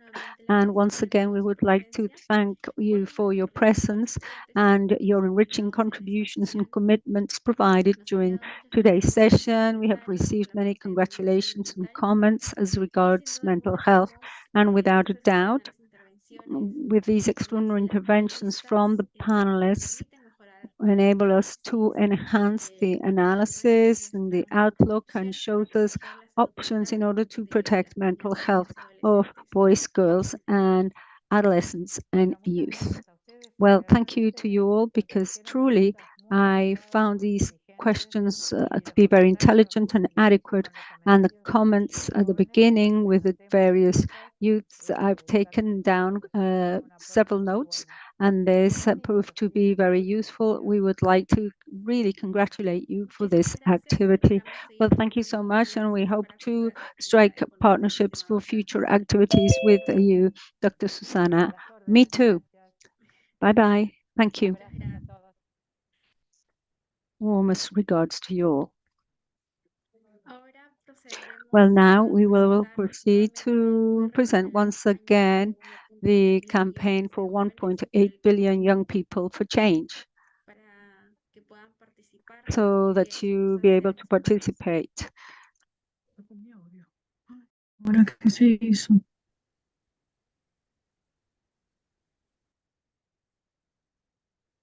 Vale. Invitamos a los y las jóvenes adolescentes entre 10 y We would like to invite our audience aged between 10 to 24 years old to fill out the survey of the global campaign of 1.8 billion young people for change. It belongs to the Partnership of Maternal, Newborn, or Child Health, PMNCH.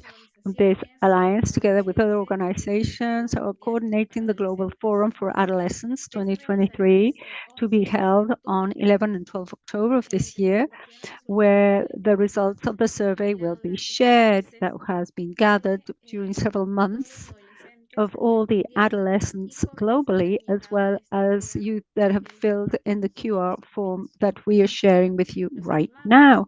We encourage you to share and disseminate in the social media so that this can reach a large number of people and your voice be heard. And now we're going to share a video of the campaign.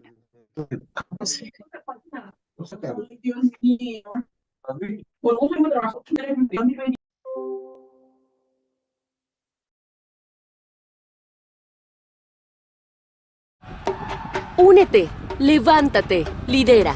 Somos 1.8 mil millones de jóvenes en favor del cambio. Pedimos más atención y más inversión en nuestra salud y bienestar.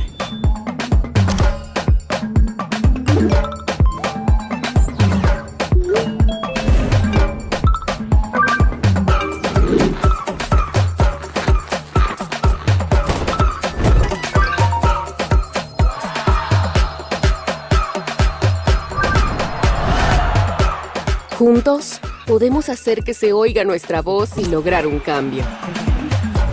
Escanea el código QR y haz oír tu voz ya.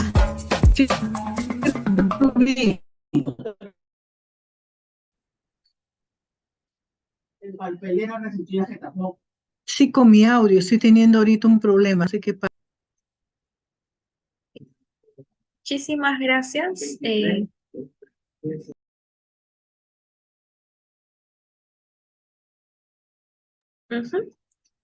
Bienvenida, estimada doctora Mercedes.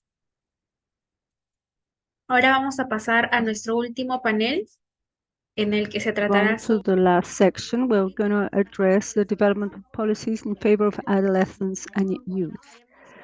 We will begin with the important participation of Alexi Fuentes, who's leader with Andean integration of the Andean Parliament representing Colombia. We have shared 5 questions, which I will proceed to read out.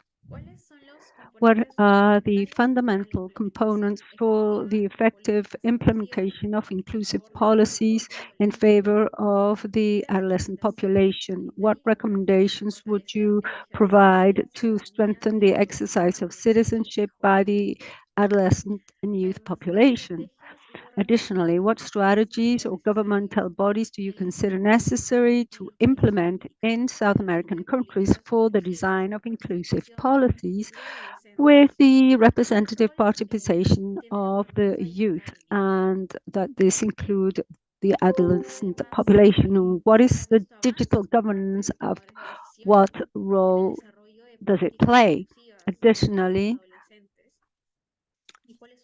what are the challenges? And finally, what commitments does various organizations offer to contribute to the participatory development of inclusive policies and for the adolescent population.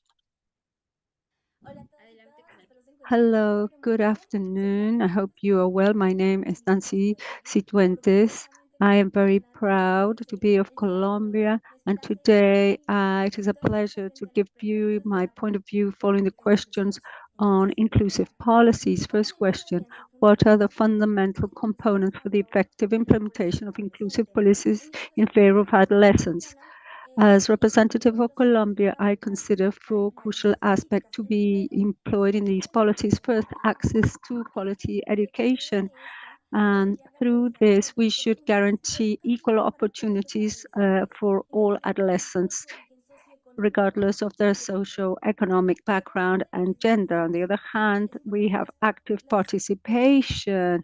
These inclusive policies should foster active participation by adolescents. I am very unfortunate to say in my city, in my department, we are lucky to say that we are the first department in Colombia to represent this student model where we participate, take a seat in Congress, we give our point of view to regional projects. And to tell the truth, these spaces should be fostered more frequently, as well as the student council, where we have a lot of people present.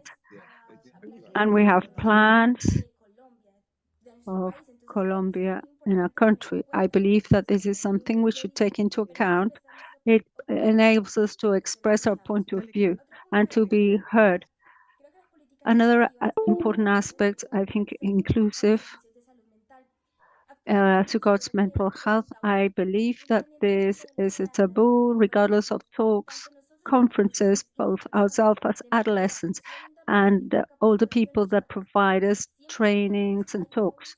There's always a taboo, and this means there's some sort of distortion, and the message doesn't go all the way, that all the learnings can be useful to make long-term decisions. And to finally, to talk about gender equality, inclusive policies should address gender equality and promote equal opportunities and rights between men and women or adolescents, female and male adolescents. Second question, what recommendations would you offer to strengthen the exercise of citizenship by adolescents and youth?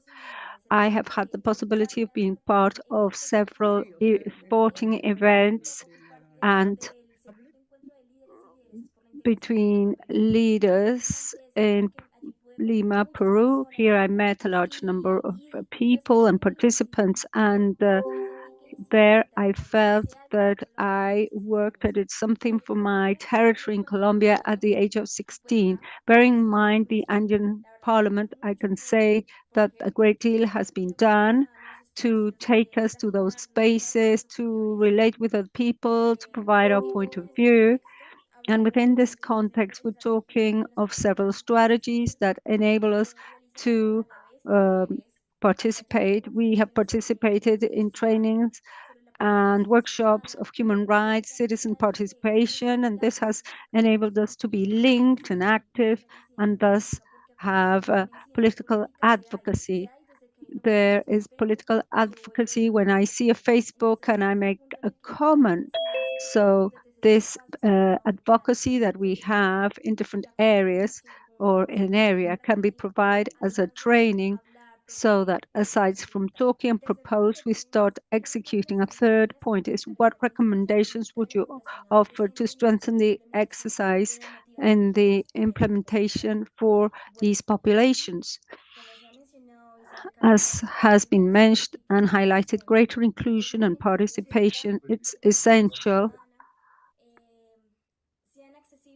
and that these be accessible and welcoming for adolescents, so that's to ensure representatives. We need to include in education training on human rights, training on citizenship and political participation, so that youths be informed and prepared to actively be involved in the political arena. oftentimes they are not considered, and every time we give our point of view, we need to have a support or a robust foundation so that can be heard and that we're firm on what we want others to hear from us and others that can represent us and that these can be executed. Partnership and network. This is the how youth work in collaboration with the government to face proposed demands. And if the government, we need to work together so that we can also have resources. Where can we get resources? Often we have to demand or beg for resources, and we need to be recognized as a community because we deserve this. And finally, visibility, to visualize our achieved and successful events. This is important to highlight and to show in the political arena so as to motivate other youth to participate. This meeting get me inspired me, that message that I'm going to be heard by a large number of youth. I'm going to be an inspiration that all of us not only represent our school, our university, we represent a lot of youth from Colombia, and that is why there ought to be a change of paradigm that recognize youth as subject to rights and that they can actively participate in decision making so that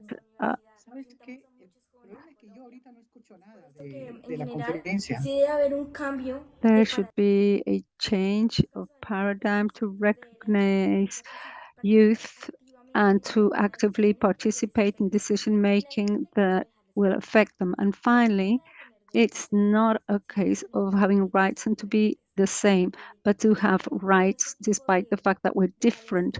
And although there are weaknesses and aspects that affect us, we are subject to rights. We want to have an opportunity to participate. Thank you so much.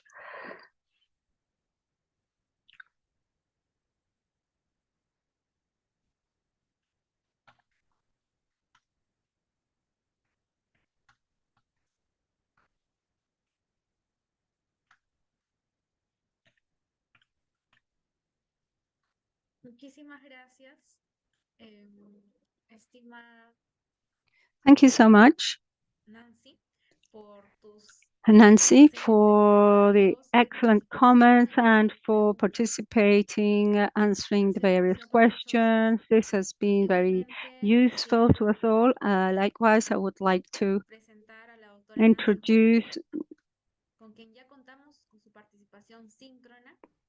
we have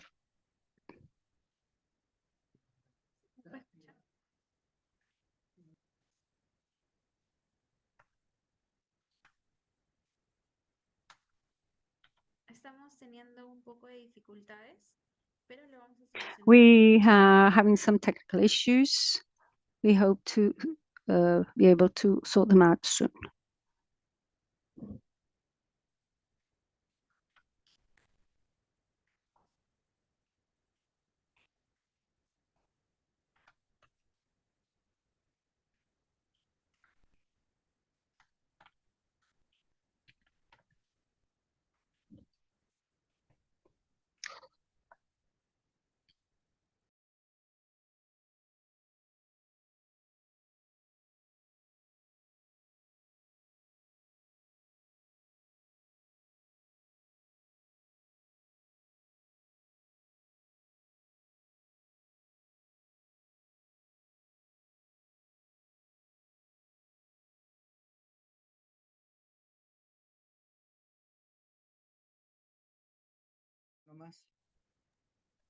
Estimada doctora Mercedes, ¿nos logra escuchar?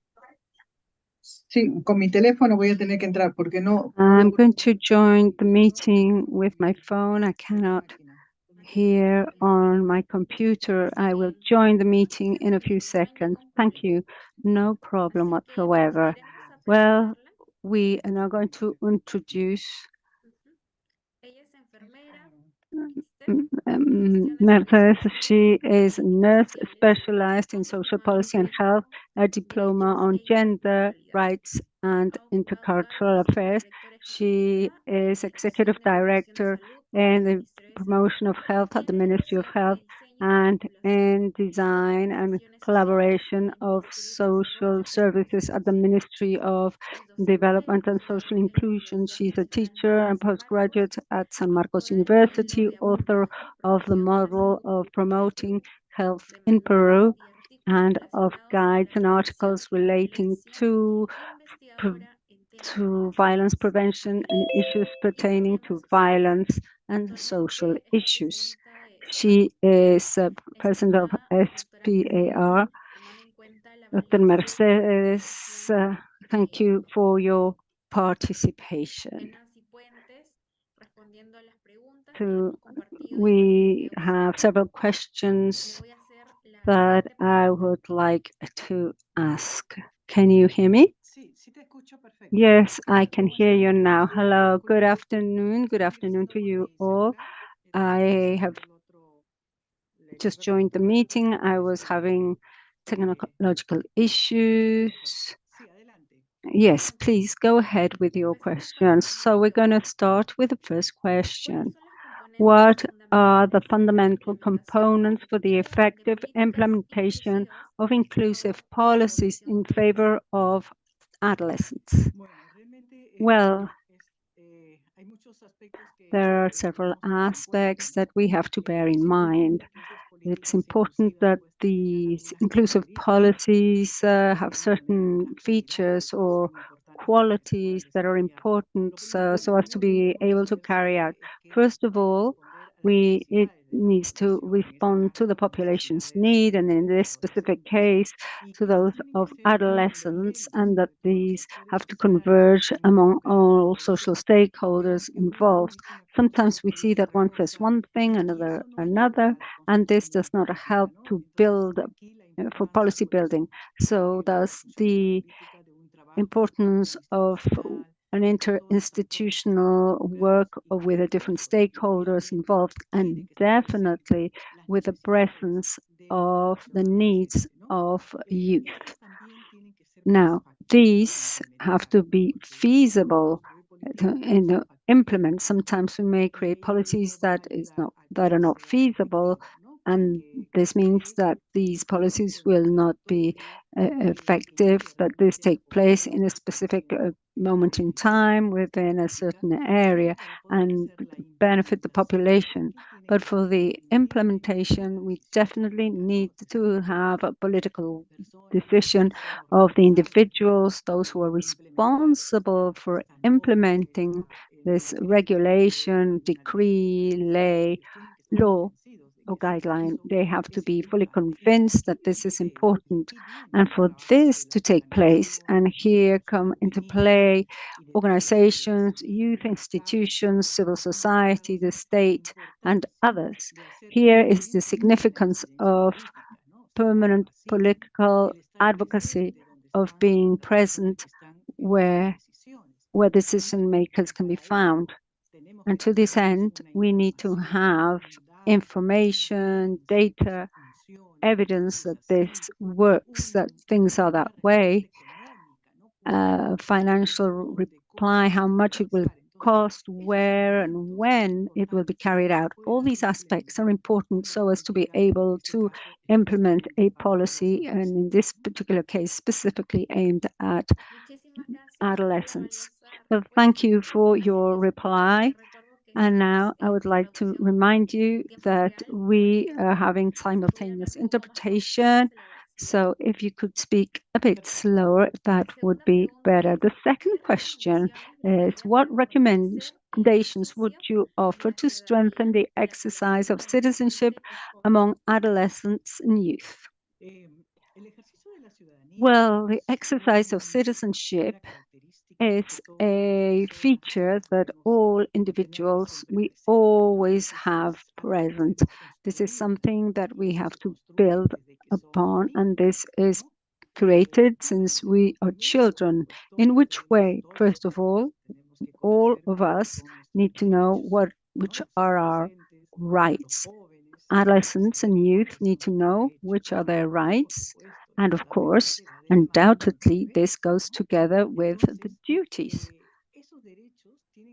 Those rights need to be visible, and these will become visible precisely with the presence of youth and the participation and organization and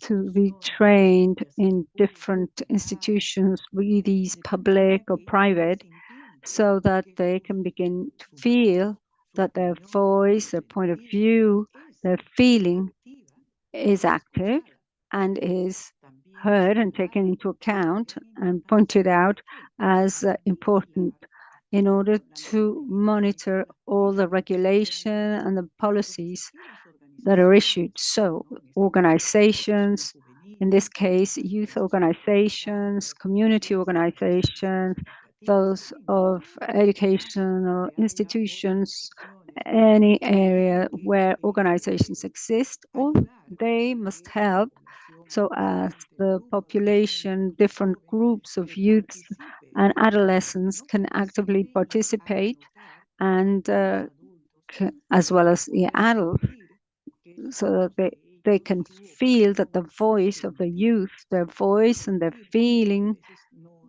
that oftentimes they are not understood. We only listen what they say, but what do these people feel?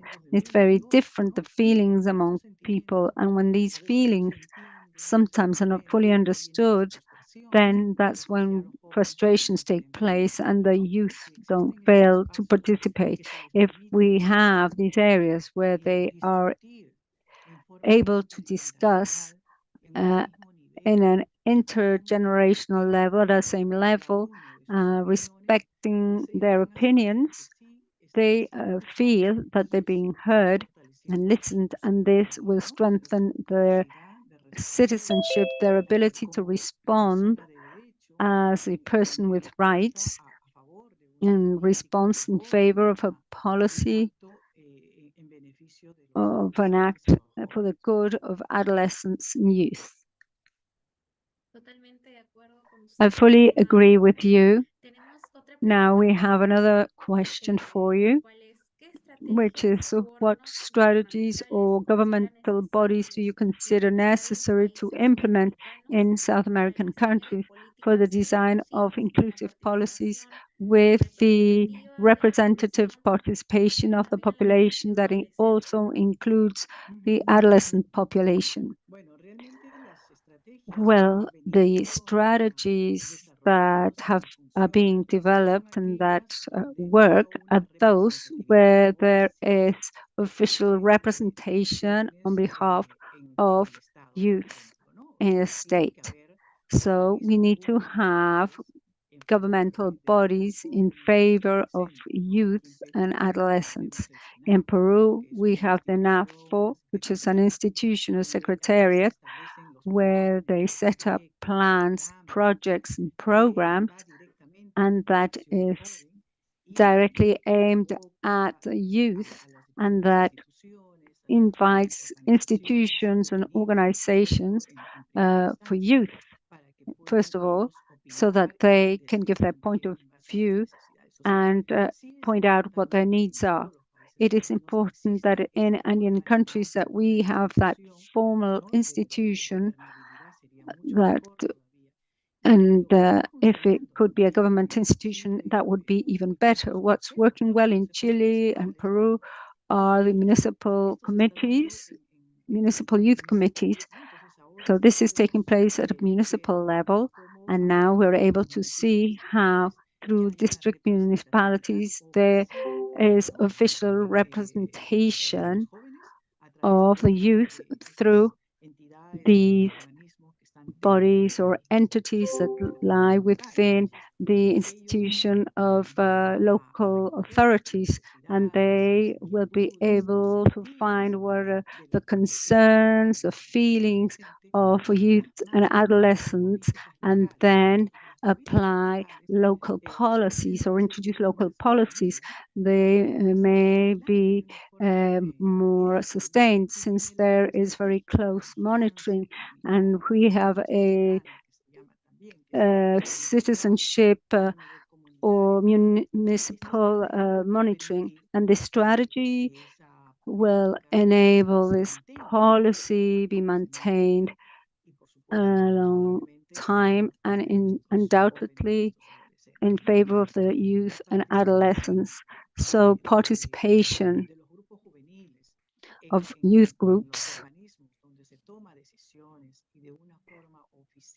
where decisions are made and that is recognized as a government body, I think is the best way, because in this way we would be able to establish the regulations and policies for youth, adolescents require. So that would be my point of view, so that this could be applied in every Andean country. Nuevamente, hacer recordar que puedo hablar un poquito más lento para Again, facilitarle a just la remember to slow down so that the interpretation can go tenemos through easily. última pregunta And then we have one last question. antes de culminar. Finish? Claro que sí. Ok. En base a lo mencionado y las Based on acciones what has been mentioned and the actions that you have done, what are the commitments that your organization offers to contribute in the participatory development of inclusive policies for the adolescent population?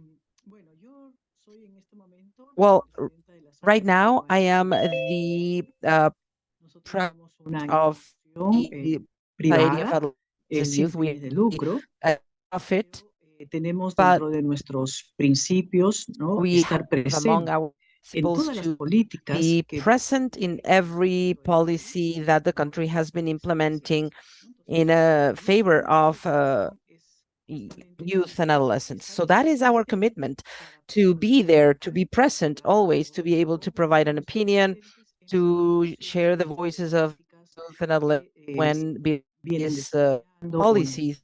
¿no? También tenemos como compromiso vigilar, ¿no?, que se cumplan todas estas políticas y también que se And cumplan, ¿no?, to really talk about the violations of the rights of adolescents. And of course, we're always very aware, we are always vigilant to make sure that all the rights are being y también tenemos respected. como compromiso And mantener also informados commitment científicamente de todos los avances, ¿no?, que establece las evidencias en also favor we're always looking after the progresses, the advances, and everything that has to do with the development of the adolescents and youth. And we're permanently having scientific events, getting updates on all of these. And so I would like to invite you to everybody to participate in our scientific vamos a desarrollar days. We're going to have on the 15th, September 15th. And the topic that we're going to talk about is taking care of our mental health. That's the name of the scientific day, and the experts are going to talk about the evidences and how to really look after them and protect them and how to treat them whenever necessary. también una reunión, un encuentro con We are adolescentes also para have justamente hacer lo que an vengo with comentando adolescents. ahora, ¿no? O sea, vamos a escucharlos, Really vamos a compartir con ellos sus necesidades, sus inquietudes. La temática talk es about these and share opinions and share ideas with them, and they are already telling us what they want from this event, what they want to talk about, what they want to exchange ideas and information, and they want to based on that propose some algunas políticas policy o algún rules or proyecto, algún programa, participando conjuntamente con ellos, ¿no? Eso lo vamos a developed jointly with them, with the adolescents. And so we're going to have September 16th. You're all invited. And en todas las organizaciones nacionales e internacionales que estén trabajando en favor de los jóvenes y los adolescentes, como es también el Organismo Andino en Definitely Salud y Adolescentes, para working poder for apoyar adolescents en and lo que sea necesario. Ese es health el organization compromiso de nuestra is the institución. committee. Muchísimas gracias por su Thank excelente you very much for your excellent question and for sharing with us the activities that you are conducting at your organization. It would definitely be beneficial for us. And all, anybody that would like to join, you're all invited. So again, thank you aportes y for compromisos que nos contributions, han llegado y commitment, felicitaciones and y comentarios de la sesión de hoy. Muchísimas for gracias. today's session. Thank you very much, dear Dr. Mercedes. And definitely all of the interventions have been excellent, and it really gives us a better idea of the landscape and the outlook of these participatory policies that are inclusive for boys, girls, and adolescents. Thank you to all the people who are online from the Ministry of Health, from the academia, from nonprofits and social organizations from different countries.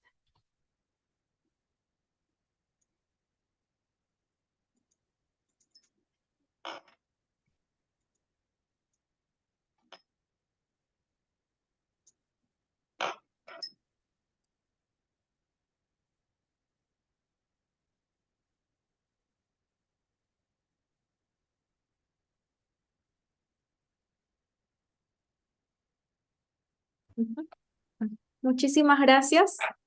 Ahora nos pueden ver mejor.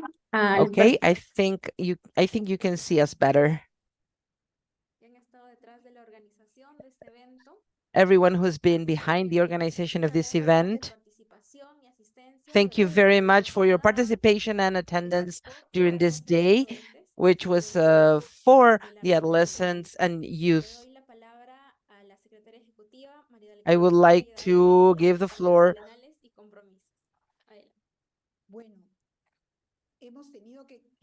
Well, we had to remove the background, otherwise the three of us would not show. So definitely we're right now at the office of the Andean organization. And the first few words really are just to thank Ruby, Danitza, Forley, and everybody, and Yadira, and everybody who helped organize this webinar, the whole group and the whole team who was able to really call adolescents and invite experts to talk about such an important topic, which is the health and well-being of adolescents and youth. I would like to tell you that I have been doing work on this topic for over 40 years, and I see that everything is really swing, and would like to políticas, ya existen presupuestos, ya existen consejos donde hay la presencia de adolescentes about it. ya se toma en cuenta. So now I think that there's more budget and their voices are being listened to, but I think there's still a lot of work ahead of us, and we still need a lot to do.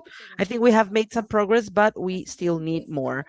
So I think in today we have gone over many topics. We talked about environmental health, what it all means for young people and for adolescents.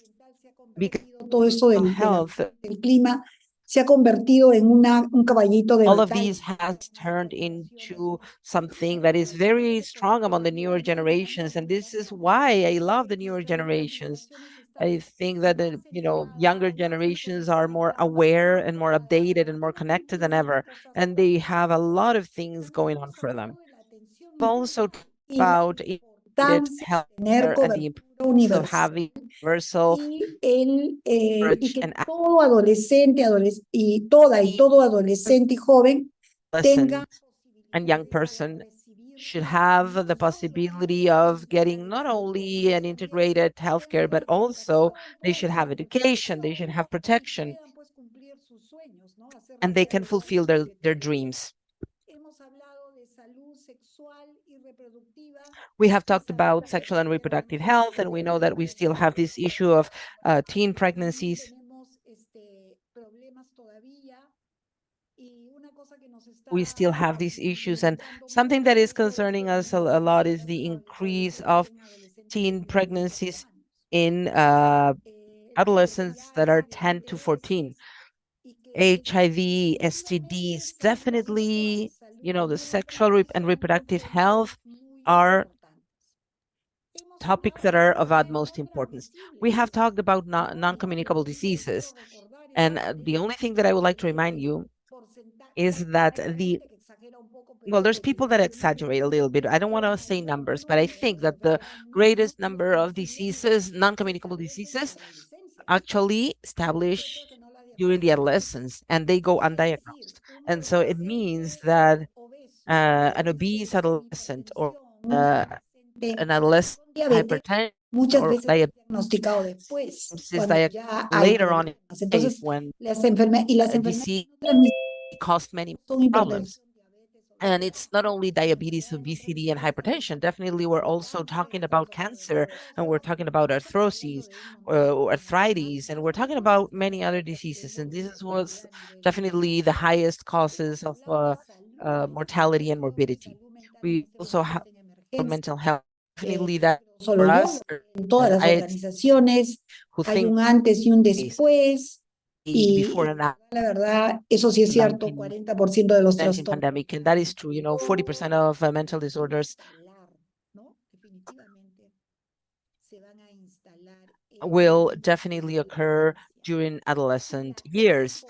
And then also the importance of listening, active listening, but then also the importance of adolescents to know how to express their emotions and their feelings and know how to share their emotions.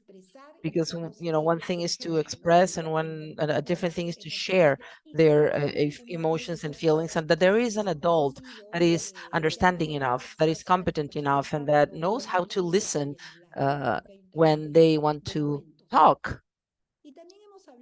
And then we also talked policy. Y en esto de las políticas, pues a veces estamos un And poco definitely deprimidos, ¿no? you Porque tenemos talk política about para policies, todo, pero a la we hora de la say hora there's muchas de estas policies for políticas no se everything, but hacen then realidad. at the end of the day, these policies are not really implemented or enforced. From the Andean Health Organization, we're always trying to push for policies, for projects and programs.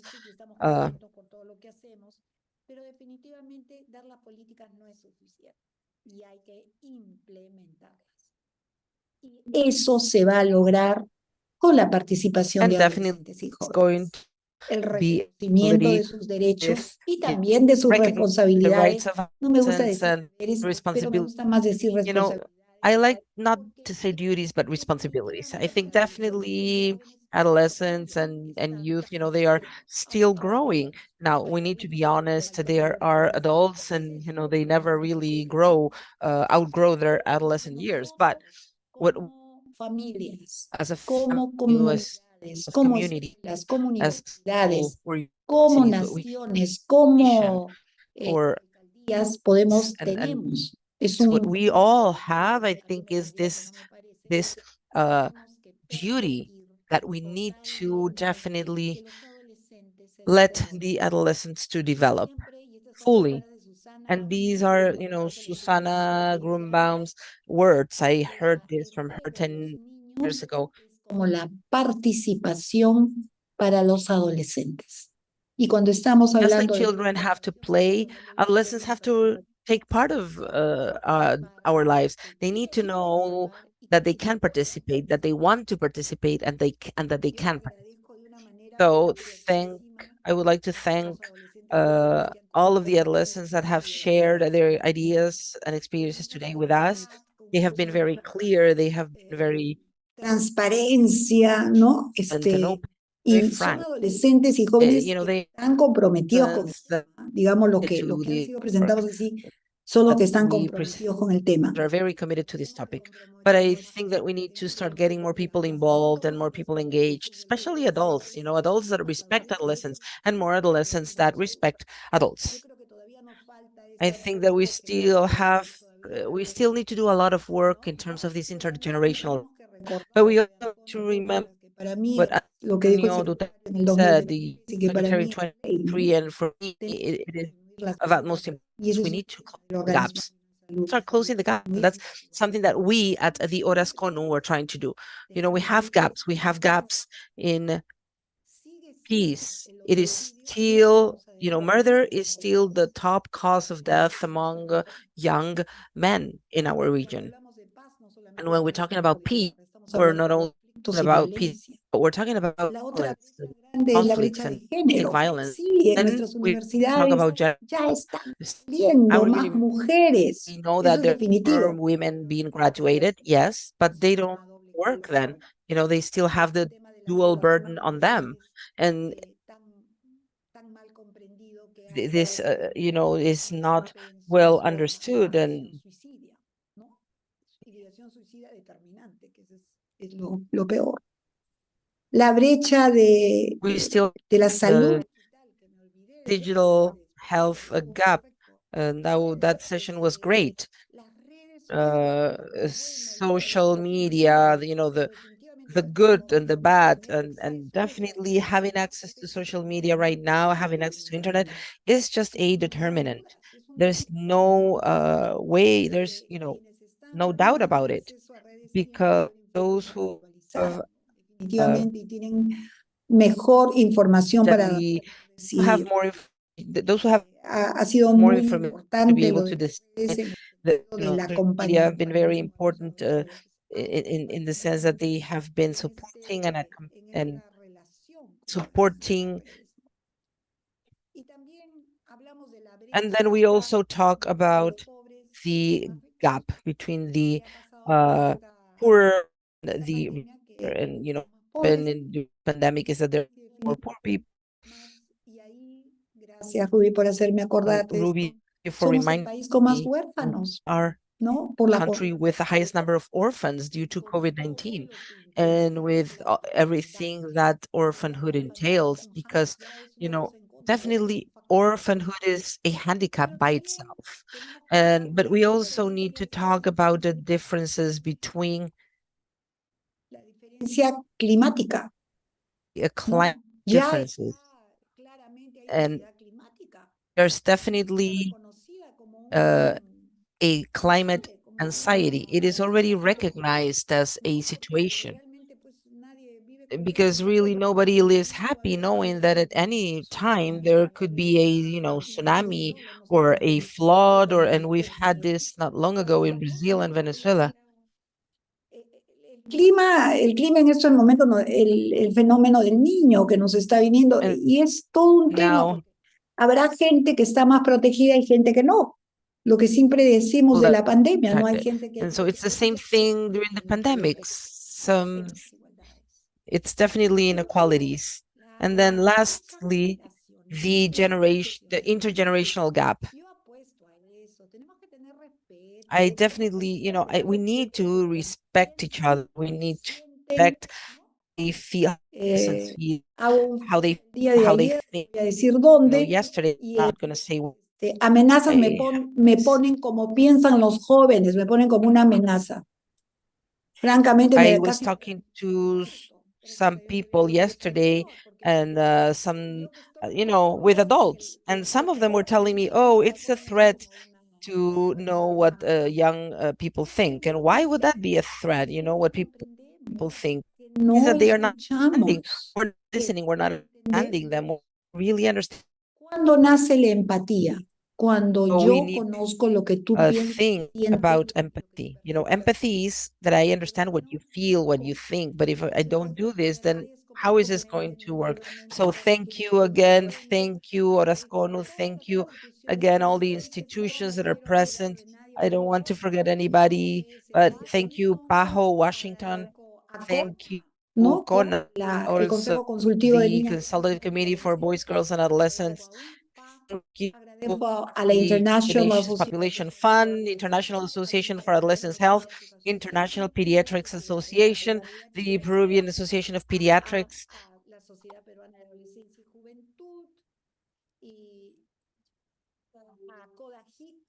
la Confederación de Adolescencia y Juventud de Iberoamérica, Italia y el Caribe, y especialmente agradezco a la gente que me acompaña en el Organismo Andino de Salud, que se ha comprado este compromiso fuerte con los derechos de niños. On this commitment towards the rights of boys, girls, and adolescents. So thank you very much for your presence. And we are going to publish this also. We have it in English and in Spanish. And please disseminate it, share it. Been very long evening and after. It's been very productive, and it's definitely we're going to be proud of it. And of course, because of the commitment of everyone who participated. Thank you very much and see you soon.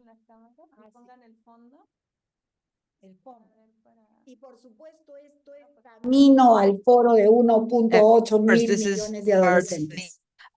forum is going to have Pasando de 8 los 1,000 young primeros días a people, las 1,000 and primeras we're going semanas. from 1,000 days to 1,000 weeks. We already did it official at IBA. I am very happy, really, at the International Pediatrics Association. Estoy contenta, súper contenta con eso. Y nosotros no tenemos fondos. Ustedes no tienen fondo. And we don't Oh my background. God. Pero si no, no aparecemos juntas, pues. Ya, ahí está. Métete. No aparece. No, no, no aparece. No sé por qué no aparece. No aparece. No, no sé por qué. Así. Chao. Gracias. Nos vemos pronto.